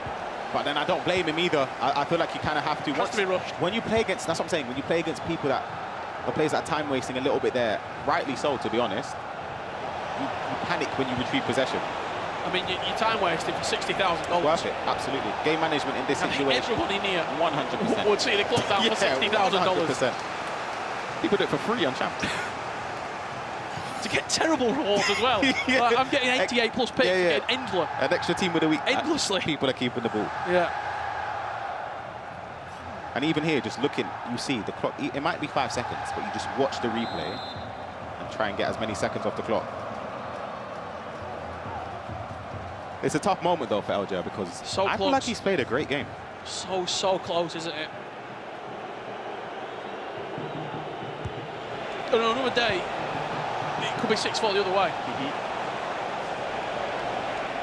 Anders' closest shave so far in the knockouts. Coming to the hands of LJR Peixoto. Representing FC Lorient. That's dinked over the top. Cantona brings it under, but can't get away from Erling Haalanders. Anders Vejrgang runs back to his own goal. I think he realises. Who shouted that? Was that him? That was Anders. Yeah, Anders knows. Job done. Talk to me about this game, Ryan. Two of the highest, to me, it's the highest level from both competitors. We've seen it where it's one player's a blowout. Puma against Paulo Neto on Monday, 14-3 or whatever it was. We've seen top level from one player, but from both, I don't think we've seen it at this level. And Anders with a green time shot. And there's the celebration. He stands up and he taunts the crowd. Anders Vejrgang. Back-to-back FC Pro Open Grand Finals. He lost in heartbreaking fashion last year against PHZ. He's got a chance to go one step further and lift that trophy. A word on the other side for LJR Peixoto. It's a round of applause situation from me. We'll see the goal here as well, just quickly. The green time finesse into the corner. LJR's been superb. Genuinely, very, very good performance today. Not just in this game, but in the previous rounds, and to secure a spot at the World Championships later this season would have been one of the aims, and of course he managed to do that. But as you said, Anders, it's not a rematch. I would have loved to see a rematch, but he's up against somebody of equal level, Oberon. And there you have it, full-time. Anders Vejrgang, full-time result, 7-4 against LJR Peixoto. You can hear the round of applause in this arena for both of these two players. An unbelievable feat. And Anders marches into the grand final. One game away from FC Pro Open glory. Spoke to him earlier and I asked him, would he win? It was a firm no. But he's one step away, Richard. One step. He was here last year. And of course it didn't work in his favour. That big of a step. Literally. Last minute goal, Pierre's in. This year, different opposition, and I feel like Anders has matured a lot. Yeah, it's a different person and player. He still talks to the crowd though, but gameplay-wise, I feel like Anders is in a prime position to potentially get his hands on the trophy. Well, let's hear from Anders Vejrgang right now. He's joined with Kex. Yes, I am here with Anders, back-to-back grand finalist here at the FC Pro Open. How does it feel? I'm very happy, of course. Like, this was first time in a long time, honestly, where I like struggle in a big game. Like, you know, I usually win high, but again, I showed that I also can clutch, and I mean, I'm feeling very comfortable. I think I'm playing very good, but Open has been my kryptonite for years, so I hope it's time to get the revenge on him.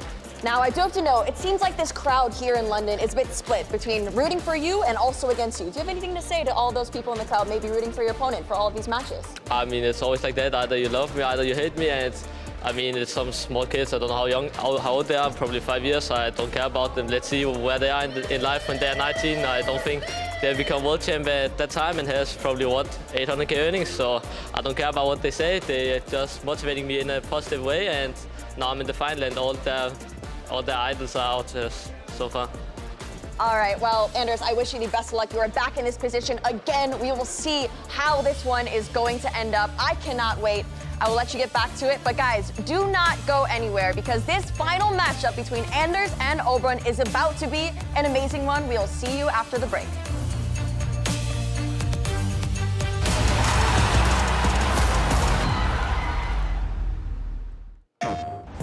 PlayStation tournaments are on PS5. Featuring FC25. Challenge more players and find more ways to win. Get ready to compete on a global stage with new and exciting daily tournaments, all at the press of a button. So whether you're a seasoned competitor or just starting, come for the challenge and leave with glory and incredible prizes. It's time to join the competition. Sign up now on PS5. PlayStation.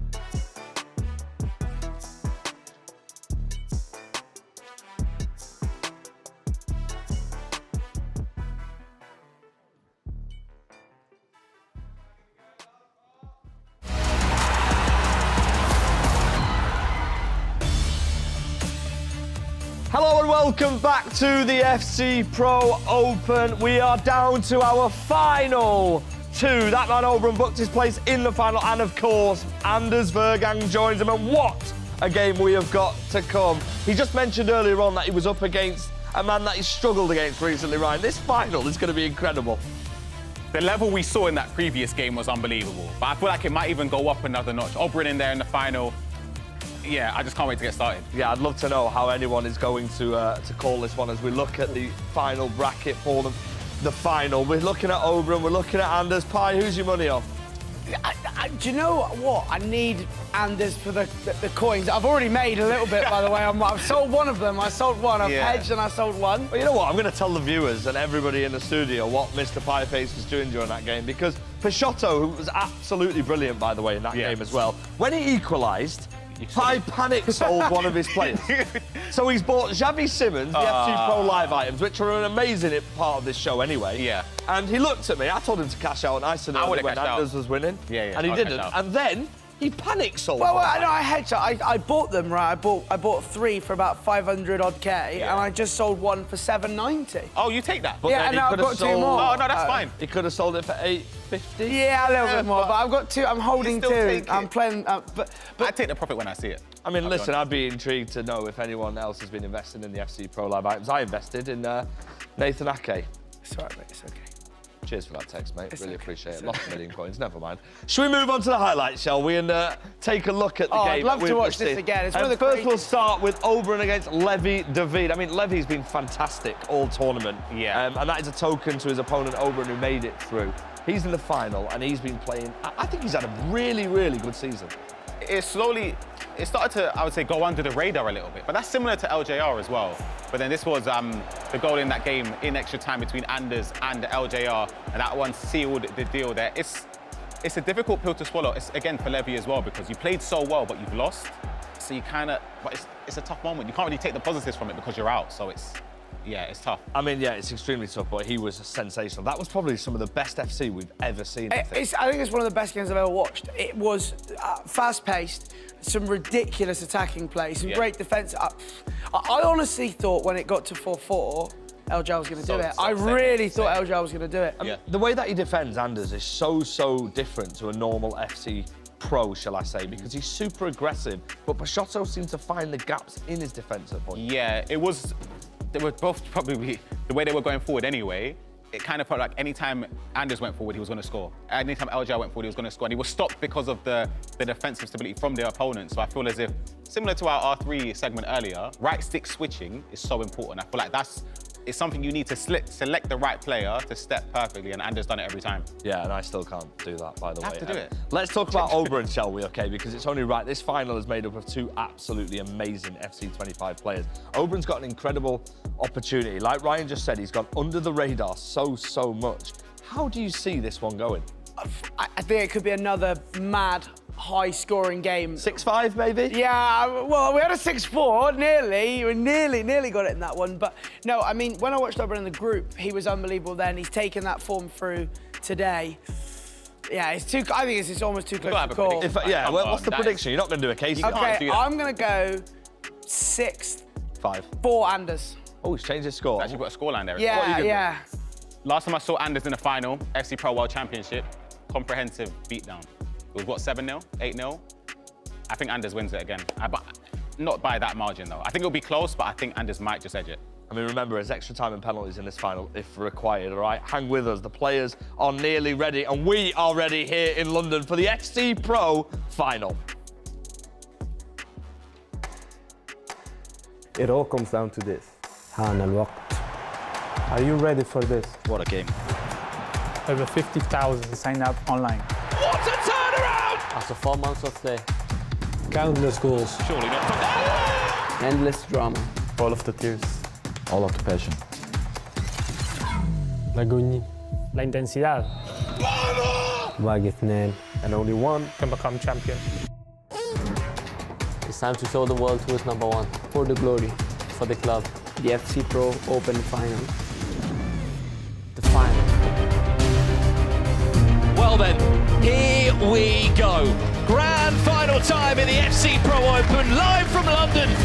One of these 2 will pick up $100,000 and be the second player to lift that FC Pro Open trophy. It's been a journey. It's been a long old road. From online qualification to 64 of the best in the world in London back in November. And through group stages to knockouts, now only 2 players remain. They both had very different journeys. They were both invited back into the FC Pro Open last year. And this is where it all comes down to. The FC Pro Open Grand Final. Gentlemen, where do we start previewing this game? What a knockout bracket it's been today, firstly, Richard. Yeah, it's been an unbelievable knockout bracket when you consider the trials and tribulations that players had to go through, the hoops that they had to jump through to get here. From what, over 50, 60,000 players online to 2 in London. I mean, I'll tell you a bit about Oberon's journey. It's not been simple. The first game of the day, I mean, even going further back than that, the global qualifier, he was the best player in the global qualifier. No one could touch him. He was flawless in that preparation. He then comes into the groups. He plays well. There's a patch. Oberon's been patched. Drogba's been patched. And he still goes through. Top of the tree. Comprehensive victory against Jafonso. The semi-final goes through. Doesn't matter how, he goes through. And then you come into a grand final. You take on Anders Vejrgang, who, you've got to say, Gravison, what a 12 months it has been for that young man. Starting from FC Pro last year, he went on to lose the final, but it was a dominant display over the whole tournament. Then, obviously, won in the World Championship. This year, coming back, the group stage was a fairly confident result for Anders. Then we jumped into quarterfinals, destroyed his opponent. Semifinals, it was a tough match. It went to extra time. Penalty wasn't needed, but for me the main question is Oberon the toughest player, game style wise, Anders can match? You feel like if there was one player that could take Anders Vejrgang down, it could be Oberon. I'll go there. I just spoke to Oberon. Okay. 20, 30 seconds. Him and Gioldi. I said, what do you need to do? He went, LJR had chances, and he missed those chances. He had that big one with Cantona, and he missed it. We're not going to miss those chances. I think when you look at consistency inside the box, when you look at finishing, Oberon is right up there. Everything's green. Everything's the right way. The chip over the goalkeeper is a finish that he's got in the bag time and time again. If Oberon can create, I think he wins this game. However, because defensively, I think he's there. I think he's not going to concede 7 or 8 goals. Yeah. On the other side of it, if Anders can defend well, if he's aggressive and forces the issue, I can see Ryan's. I think it could be comprehensive. Is this the chance for Oberon to get that piece of silverware? He's always in the conversation, he's always in the top 4, he's always in a world championship, but the one thing that's been lacking from Gravison for so long, we can say a player's fantastic, we can say they keep making tournaments, he hasn't lifted the trophy.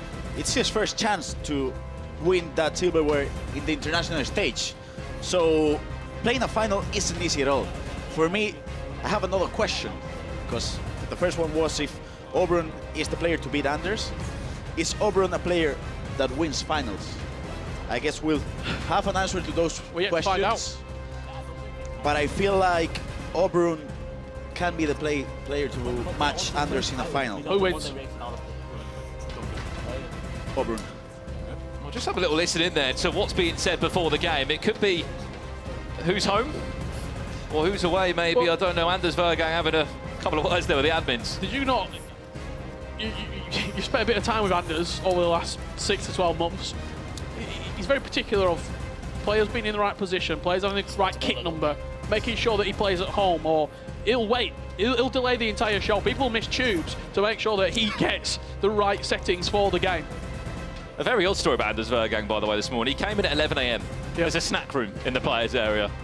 He went and raided all the white chocolate bars, all of them, 6 of them, put them around his desk. I went near his desk. He wouldn't let me touch his controller. He wouldn't let me look at his team.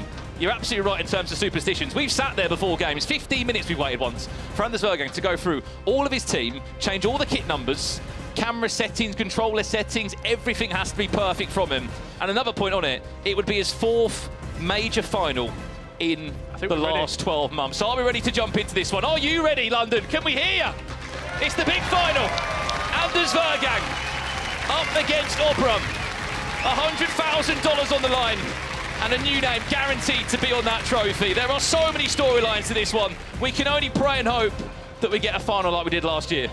I'm praying for it, because could you imagine the scenes here in London if we have a screamer the last minute of the game again.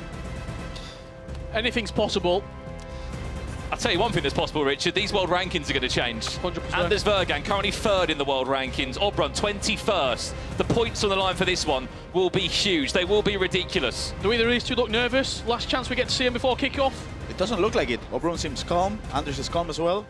I think we're all ready for the final in this beautiful venue. One of the big differences as well, Anders Vejrgang, he won't wear a headset. He won't listen to music. He will just sit there and hear everything. From what we're saying to what the crowd is saying, that's why he's been giving you all such a reaction when it has been going well for him. For Obrun, though, he didn't look safe. He didn't look sound against Levi. It wasn't an easy game for him. But it was the moments in it where he stepped up. You were commentating that game. I don't necessarily think he played well in that game. For about 45 minutes, Richard, he wasn't in it. Through. Yeah, he still won. Well, this is it then, people. The big grand final in London, your FC Pro Open final. Obrun with the first start in it. We only pray it can be a final just like last year's. That had extra time, had a 120th minute winner in it. But the thing that it didn't have was Anders Vejrgang lifting that FC Pro Open trophy, which is why he's back this year to try and right those wrongs. I mean, first formations 4-2-1-3 against 4-2-1-3, and the main thing we see from these first 3 minutes, Obrun is not scared. No, not at all. Well, let's hear from you at home as well. Who do you think is going to win this one? I'm sure you've all got your predictions, all your favourites. Keep in mind as well, those FC Pro Live items you see on screen as well. It's a huge opportunity for one of these players to get the best +1 upgrade. The $100,000. Here's Anders Vejrgang early doors. What a tackle penalty! Is it going to be a yellow or a red card though? 5 minutes in. This is the dream start. Douglas Luiz of all people to step up from Anders Vejrgang. And he will lead this grand final by a goal to nil. It might be a strike of luck. Or maybe it was a misclick of a button there from Obrun. Bullseye from Anders Vejrgang. Hits the top corner. Let's have a little look at it. It seems like a penalty. It looks like he pressed circle and came across him. He pressed circle and it was a penalty. And the way he right-stick switch in the last moment to have an extra touch with Thierry was just beautiful. Well, I don't mean to worry anyone at home, but Anders Vejrgang won a World Championship, a 7-0 win back in the summer last year. And the game was done by 30-35 minutes. We were commentating that one, and by 70-75, I ran out of adjectives. It wasn't the most entertaining grand final from a both side point of view. It was just one-way traffic the whole way. Obrun, straight back to you, my friend, from kickoff. Should have a free kick on the edge of the box. 7 minutes in. You've got to hit it. Is this going in? You've got to hit it. They're like penalties if you get these right. Dead ball plus. Cole Palmer steps up from the free kick and it goes in. Dead ball plus. What a grand final we've already had. 7 minutes in. Obrun. He is back. And Anders Vejrgang didn't like that one. Quite funny, you say it's like a pen grab. We saw a penalty and then a free kick 20 yards out. Up and over the wall 3 times. All you got to do is get on target when you've got someone like Palmer over it. How important is it, though, Graberson, to have that down to a T in these moments, those free kicks, knowing exactly how to take them? It's so important because it feels like a penalty, especially with the Del Ball Plus. If you go, we explained it in our 3 a couple of weeks ago. If you press L1 for a better shot chance, you gotta press, what, 2 bar, 3 bar, it's just gonna go in. Doesn't matter if you move the keeper, if you don't move the keeper, if you put a player, doesn't matter, it's gonna go in. I think you were part of the most viral FCIQ clip that was, wasn't it? Yeah, it was. In case you haven't seen that, head over to the TikTok channel of EA Sports FC Pro. You can catch up with our FCIQ weekly updates of how you can improve at home and how you can take the perfect free kick. What a start this has been, by the way. 7 minutes in. Keep your support coming in for both of these two players. $100,000 on the line. So important. With Obrun was able to pull a goal back there. Can Anders Vejrgang turn? Reverse Elastico into a red-type finish. The patience is everything. He was just waiting and waiting for Douglas Luiz when he was on the possession of the ball. For Obrun to move someone, to open up the middle of the pitch with that ping pass plus and then can play with acceleration, with pace in the final third. Another thing that I want to tell people at home, if you have 50,000 coins, you got to go for Douglas Luiz, Glover Trotter. I mean, he's starting. Sorry. Douglas Luiz what? I thought it was a Globetrotter, sorry. Sorry, a Globetrotter?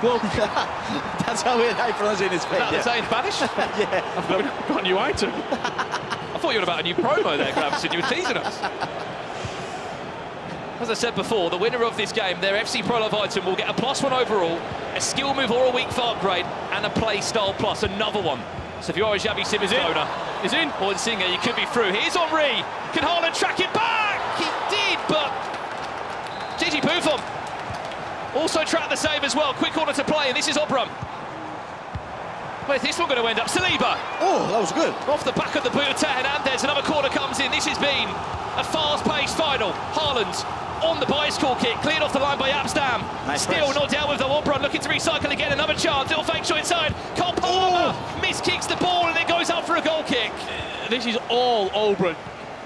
The defensive work from Anders on the first try to push Henry onto the left foot, even though he's perfect really on either side. If he'd have managed to get that extra touch away with the play style activating, he's away and you're not catching him. Those corners, a couple of different variations, which I like. The short one all the way to the edge and then recycled in.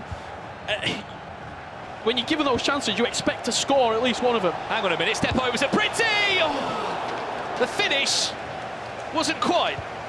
It feels like the other corner that it's missing is the one taken short and into a player lock. Near post. Great pace to this final, I've got to say. Both players not wasting any time to get the ball forward. It's a lot of pinged passes, a lot of driven balls through the thirds. Just two players just going at each other as well, Rich.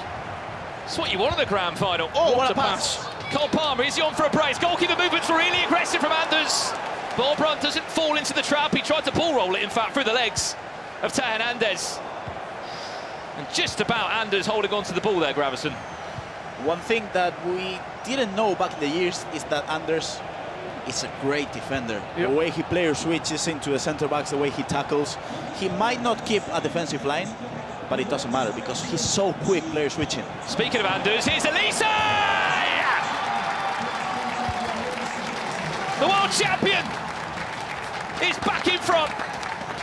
It's relentless, not only with the defending but with the attacking as well. He's always creating chances. That pass there opening up the pitch, and I think what you see with his squad selection as well with the draft, he's got utmost confidence in all the attacking players.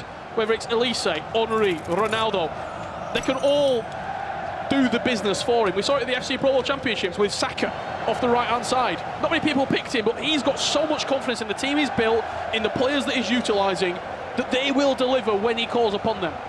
I feel like sometimes you put a cheap player in your team, and you know it's a cheap player, so you might just pass with him, just maybe go, if he has a playstyle plus or finesse. Like Reinders. Yeah, but when you're using Michael Olise in the way Anders is using him, you gotta trust him because he scores everything. Doesn't matter if it's just a finesse, a normal shot, it goes in. Well, just look down here on my notes. The last player I had on a Ultimate Team database website was Michael Olise. It's funny that we're speaking about him again. 115k, just over that. If you've got the coins laying around, you're looking for a reliable attacker. He's worth every penny. He is. He has to be one of the MVPs of the whole competition. What a water ball. Has he got the legs in him? R9, can he pull away from Haaland? Can he get around him? It's another huge chance that goes begging. We said a lot that we don't particularly see Anders hit the first time over the tops that often. Did it then, and it was perfect. It was. Now the counter-attack. Oh, what a pass! Palmer was asking a lot. Buffon had to get a second chance of trying to get that one down. I gotta tell you, that's smart, because if he's moving the keeper to track Rafa Leao's run, that's a goal. And I feel like when you're playing against Anders, you gotta predict some things, because if not, he's gonna be too quick. Well, we're hearing there's a few people tuning into the broadcast from around the world. Orzio having a watch party at the moment. Good evening to him. I hope he's enjoying this final as much as we are. Sauer into Henry. What a save again. Buffon, he's just taken out his legs. Save again. And in victory. On the third time of asking. I have no idea how that's bundled into the back of the net. But he will not care. All the build-up play up to that was really nice. The goal is horrific. It is. But it doesn't matter, because you're in a grand final and you're playing for 100k, and you'll take any goal if he's going to get you back into the game. You might be able to see Obrun's reaction there again on the replay. It sums up that goal. He's just confused. Absolutely. He doesn't know how it's gone in. We don't know how it's gone in. There'll be one man that certainly won't want to see it again. There you go, look. That's one way to sum it up. Well, guess what? We're all square again. 31 minutes in, 2-2. This will not be a one-way. Well, one-sided grand final, I should say. Both these two know exactly what's on the line. Emre, nice step over, exit! And there it is! He's been trying to perfect that finish 1 or 2 times before. But that's the exit he needed, Gravison. I think it's a poor defense, in my opinion, in the way I think he had all the time in the world to go for a tackle earlier with Saliba. But again, he had 2 chances with R9. He missed them because of the precision shooting, which wasn't precise enough. If you leave Anders a space for a 3rd chance, it's going to go in. You can't allow him to continue to create chances and chances and chances, because the scoreline will also start to mount up. You'll find yourself 5, 6, 7 goals down. If we compare this final to the one we had in Berlin a few months ago, it's fairly different in the way Auburn's putting up a fight. It's a very different final, isn't it? But it's similar to the one he had in FC Pro against PH last year. I mean, both players are fighting against each other. 3-2, all to play. I score, you score. Quite literally. Just offside. Just looking as well, that Emre. He's in a lot of teams this evening. Again, if you haven't followed the draft and requirements here at the FC Pro Open, this time round for our grand finals, 15 million coins. 1 rarity item per promo that's come out on Ultimate Team so far, and that's why he costs a third of the budget near enough. 5 million coins, that Emre item. But that's what he does, Rich. Anders Vejrgang puts a lot of money into the attack. I mean, looking at 2 strikers there, that's 9 million. A lot of people either have Henry or Ronaldo. He's got both. And he's not really got a Palmer or a Salah in that team, because he knows that he can do all the business with 2 strikers. Quick corner comes in, Haaland on the defensive end for Obrun. Able to pick up the ball without any real danger. We are 5 minutes away from half-time in our grand final. Good. Lovely pass. He's through. Are we into goal square at 3-3? On the edge of the box, you can just see players queuing up. There's Sauer. Did she find the extra pass? Cole Palmer might be able to recycle it. Can he outsmart 1 or 2 defenders? There's a little dink ball into the box. Sauer still just waiting for the extra pass. It very nearly was there. It was nearly let out into Palmer, but defended well by Anders. Superb defending from Anders. He read the pass, he read the extra sort of wiggle with Palmer, marked it up really, really well. You know who took the ball? Theo Hernandez as centre-back, so he doesn't care about the positioning of his team. He doesn't care about order. He cares about players switching, attacking in the right positions. And aggression. 100%. On the other side, we have Obrun with the partial team press. That's pressing R1 2 times. So it's fairly different defense in the way he's just maintaining order and players switching at the right times, but it works as well. If you're playing at home, you gotta look for Auburn's defense, because I gotta tell you, you'll not be able to replicate Anders' ones. Rather than Birch. I think when you look at that partial team press as well, it's not allowing Anders to walk with the ball, it's not allowing him to tactical dribble, because he's got someone always on his toes. Well, is that going to do us for half-time in this grand final? One more chance, maybe? I think he has time, yep. No. Well, unless the ref wants to play this last chance on for Anders, maybe. No, that should do us at the halfway point. Are you enjoying this, London? Let us know. What a grand final this has been so far. 5 goals. He's not happy still. You wouldn't believe he's in front. But something tells me, Gravison, there is still so much more to unfold in this one. I feel Obrun is attacking really well at the moment. He's going for the space. He's not scared of Anders and the way he's defending aggressively. I do feel like Obrun is lacking a bit of timing on the defense. He's missed time a couple of tackles that cost him a couple of goals as well. I do feel like if Obrun is able to change the way he's defending with the tackles and the timing, he's going to make a comeback. You see, offensively as well, both of these two, they've missed chances. It's not been perfect FC in the attacking third for them. That was 5 minutes in, a penalty given, and Anders dispatched of it in the top right corner. But not even 120 seconds later, Palmer steps up, Palmer finds the side netting, and that was a tied game until Anders Vejrgang clicked into action. Grav. What a goal. That's a beautiful goal. This wasn't as beautiful, we're honest, because Rafael was able to, at last, score that goal and straight back into it. Straight back into it. Let's go for it. We'd show you the last goal, but we haven't had time. These two are straight back into the action in the second half. As it currently stands, Anders Vejrgang could be on his way to his third major title in the last 12 months. 4 grand finals he's been part of. Big chance! Jafonso! Well, it's the biggest gap we've seen in this grand final so far, a 2-goal gap that has gone the way of the world champion. 4-2 he leads. You can see how it all started with the way he pressed the tackle. He was lucky with the reflect, and Son didn't miss that chance. 4-2, and I feel like Auburn was a bit unlucky on that goal. You feel the frustration on his face. Yeah. He was unlucky. We had early goals in the first half. We've got early goals in the second half as well. Now, the question is, how does Auburn react when he's got a couple of goals to make up? Again, if we go back in time a few months, qualifiers, 7-0 Auburn. That's 7 games won, 0 lost. Top of the group, but I don't think he found himself in a position in which he was losing by 2 goals and then come back. So it's a tough match for him at the moment. Sort of been his downfall. He gets into these scenarios, Auburn, but unable to finish the job sometimes. Such a consistent player. It's a famous line you've said before, Richard, but some players often play their final before they get there. Auburn might not be in that situation. Has to make this count, though, of Emre. Has he got too much time? Has he wasted the chance? That really should have been a 4-3 goal, and he's wasted it. We talk about chances. We talk about how if you want to win a final, you gotta score every single chance you have.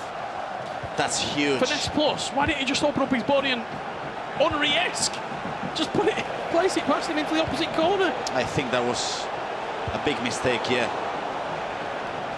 This could be... Is that the tipping point? It could be it, yeah. Granovich coming forward. Anders can smell a 5th goal. If he can find it, it would just give him that all-important breathing space that he needs. This was that chance. Speed boost, electric. He's through on goal. Anders teased him with the goalkeeper. He brought it, he's dropped back, he brought it, he dropped back. Look at that. Saying he's in his head. I gotta watch the replay. I think he decided to go for the finesse, and at the last moment he cancelled it. He double bluffed himself. Yeah, he did. Well, he could find an all-important 5th now. It's a lot of space though when he goes forward, I'll be honest.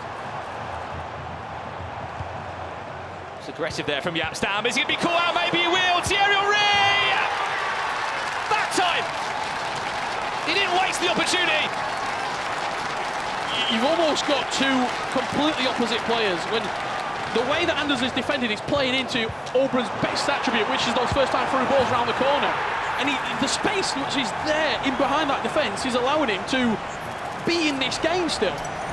Okay, if we break down defensively how Anders defends, he's going to play switch into a centre-back and try to cover the driven pass. So what can you do?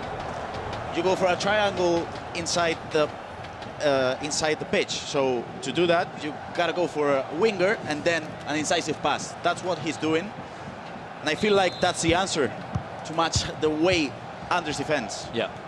It's such a fascinating game. And that time as well, the finish, no messing about. It sort of still went for the near post there. I'm surprised it trickled in for Auburn. Heung-min Son into Henry, big save. That would have been the perfect reply as we approach our last 29 in-game minutes here in our grand final. It's crazy to think for Anders Vejrgang. This is only technically his 3rd full season he's been able to compete. He sort of joined the season halfway through back in... What would it be now? Played the Nations tournament in 2022. He came and played a 2v2, won a 2v2 World Championship title as well. And ever since then, what a ball. He's made 3 out of 3 World Championships. Ah. And if he wins this now, at 19 years of age, it was only his 19th birthday just a few days ago, it would have $800,000 at 19, with still so much to play this season. Can't quite fathom what he's been able to achieve. R9, step overs are nice. Fortunate enough, Van der Sar's save was strong enough to power that one out for a corner. Wow. I feel like now all of us, people at the crowd, people at home, us commentators have a chance to just take a deep breath, because I feel like this is going too quick in a way. We have 25 minutes left,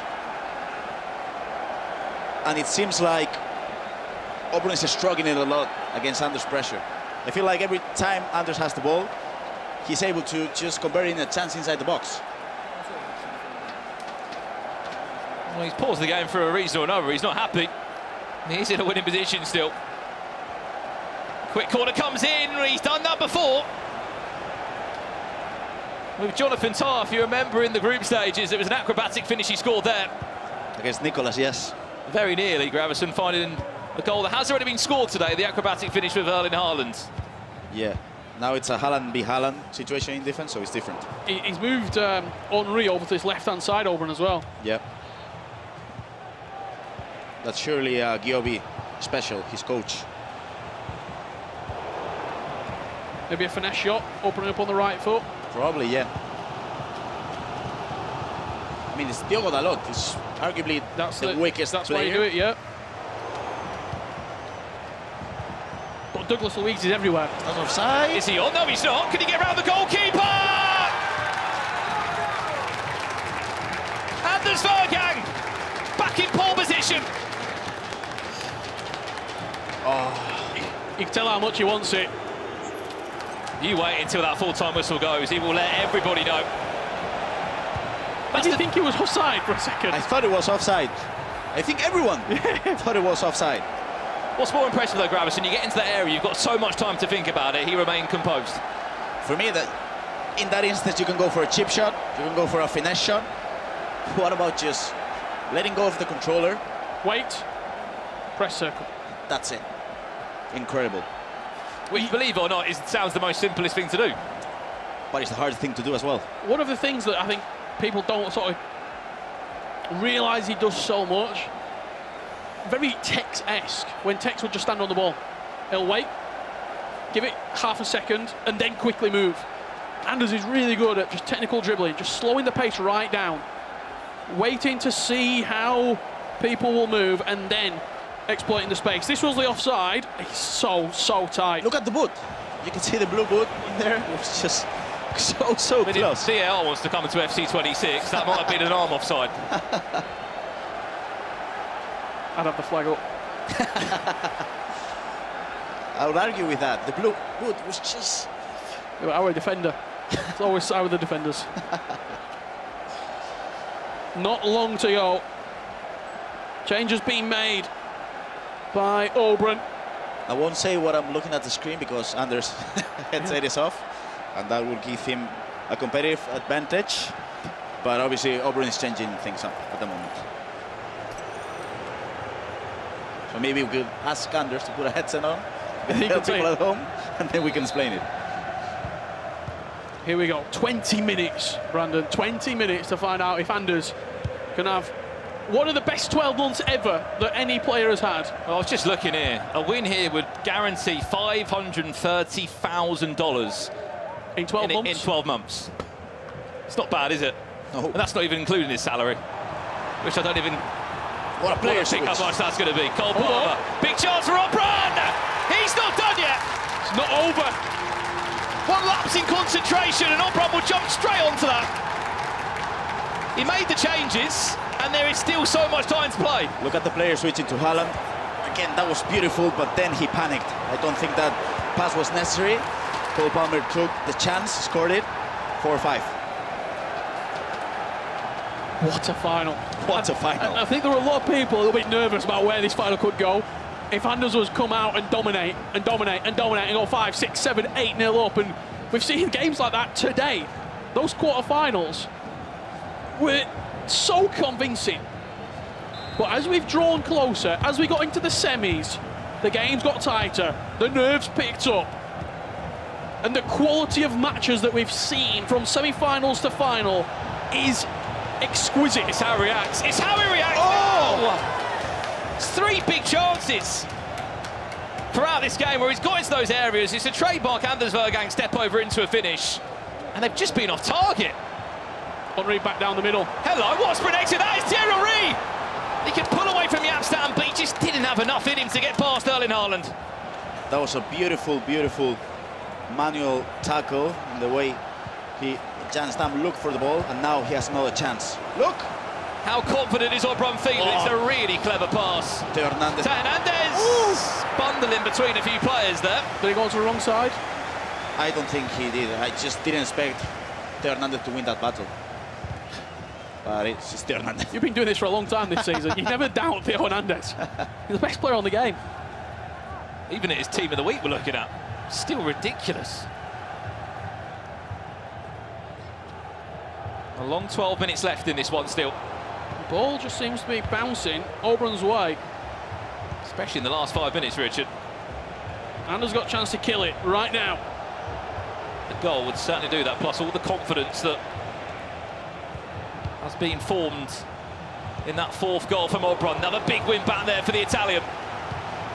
Can he start to build now? What a switch of play that is. What a pass. Lands perfectly onto the feet of the Portuguese winger, Rafael Leao. Can he win that 1v1 duel against Diego Dalot? Yes, he can. Omri, it's about reworking the chance in now. Well read there by Anders Vejrgang. Incredible defense with the player switching. Whoa. It's how many attacks can you survive? There's one you've survived. Now try and survive another one. De Jong, can he feed him through? What a tackle. That should go for a goal kick.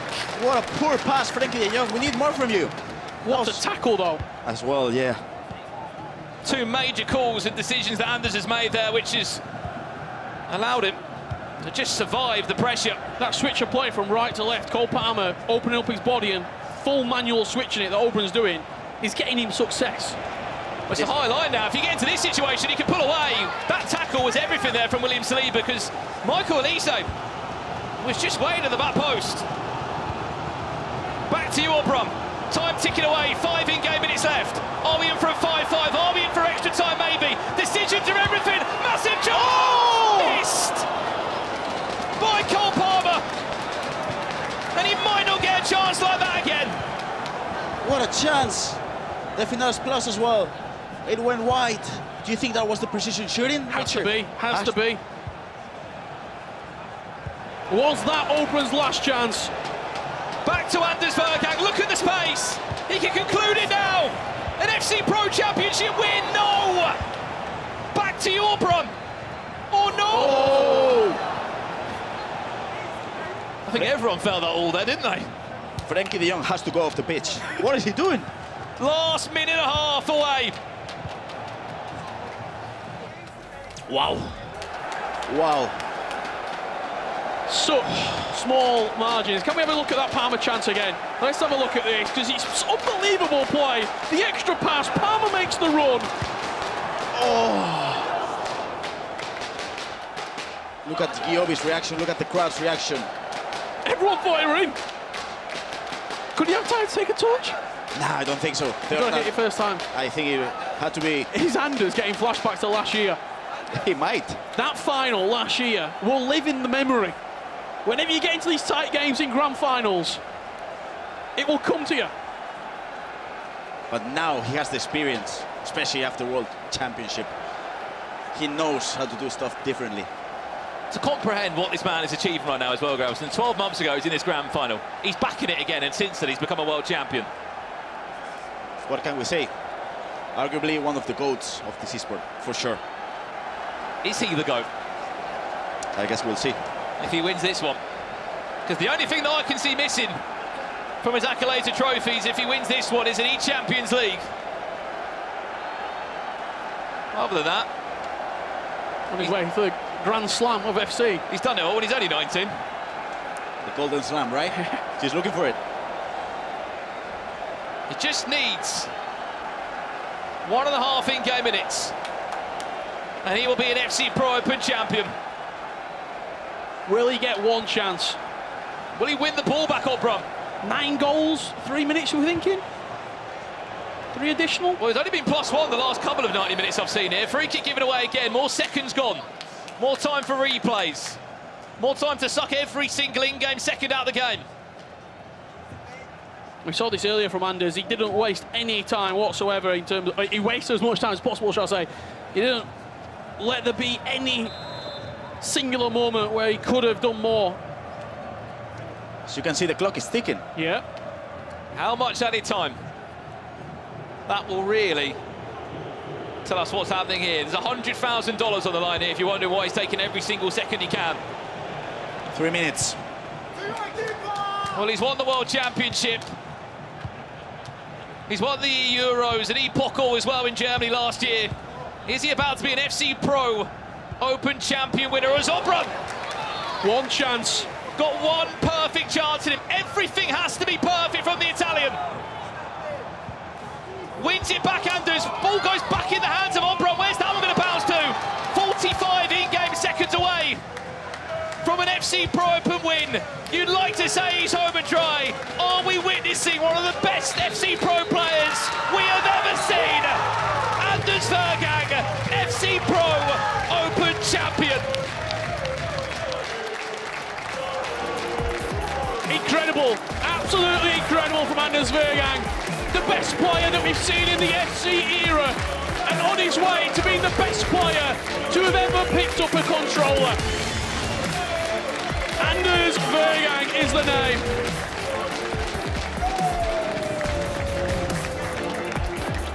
I'll speak to you in a minute at the desk. Before your trophy lift, how are you feeling? You're the FC Pro Champion 2025. I mean, I'm World Champion too, but this feels like bigger because the game was way more close and I managed to clutch. And I think it's time for who works for years to change the rank list, please. Okay, we'll get to the rank list in a minute. You head over there. You're about to lift your trophy. Congratulations. Let's make some noise in the studio for our FC Pro champion, Anders Vejrgang. The biggest question I have at the moment is Anders Vejrgang going to be the first player in this esport history of winning back-to-back World Championships after winning this FC Pro title? He started the season very well, hasn't he? What a player. Is he not one of the best FC Pro players we have ever seen? What a 12 months it's been. I don't think he can quite fathom what he's just achieved. Over $500,000 of prize earnings in 12 months. A world champion, an Epochal, an E-Euros champion. But there was unfinished business in the FC Pro Open. 12 months later, he's back. There might not be a PA's in town, but there's Anders Vejrgang. He is your FC Pro Open champion!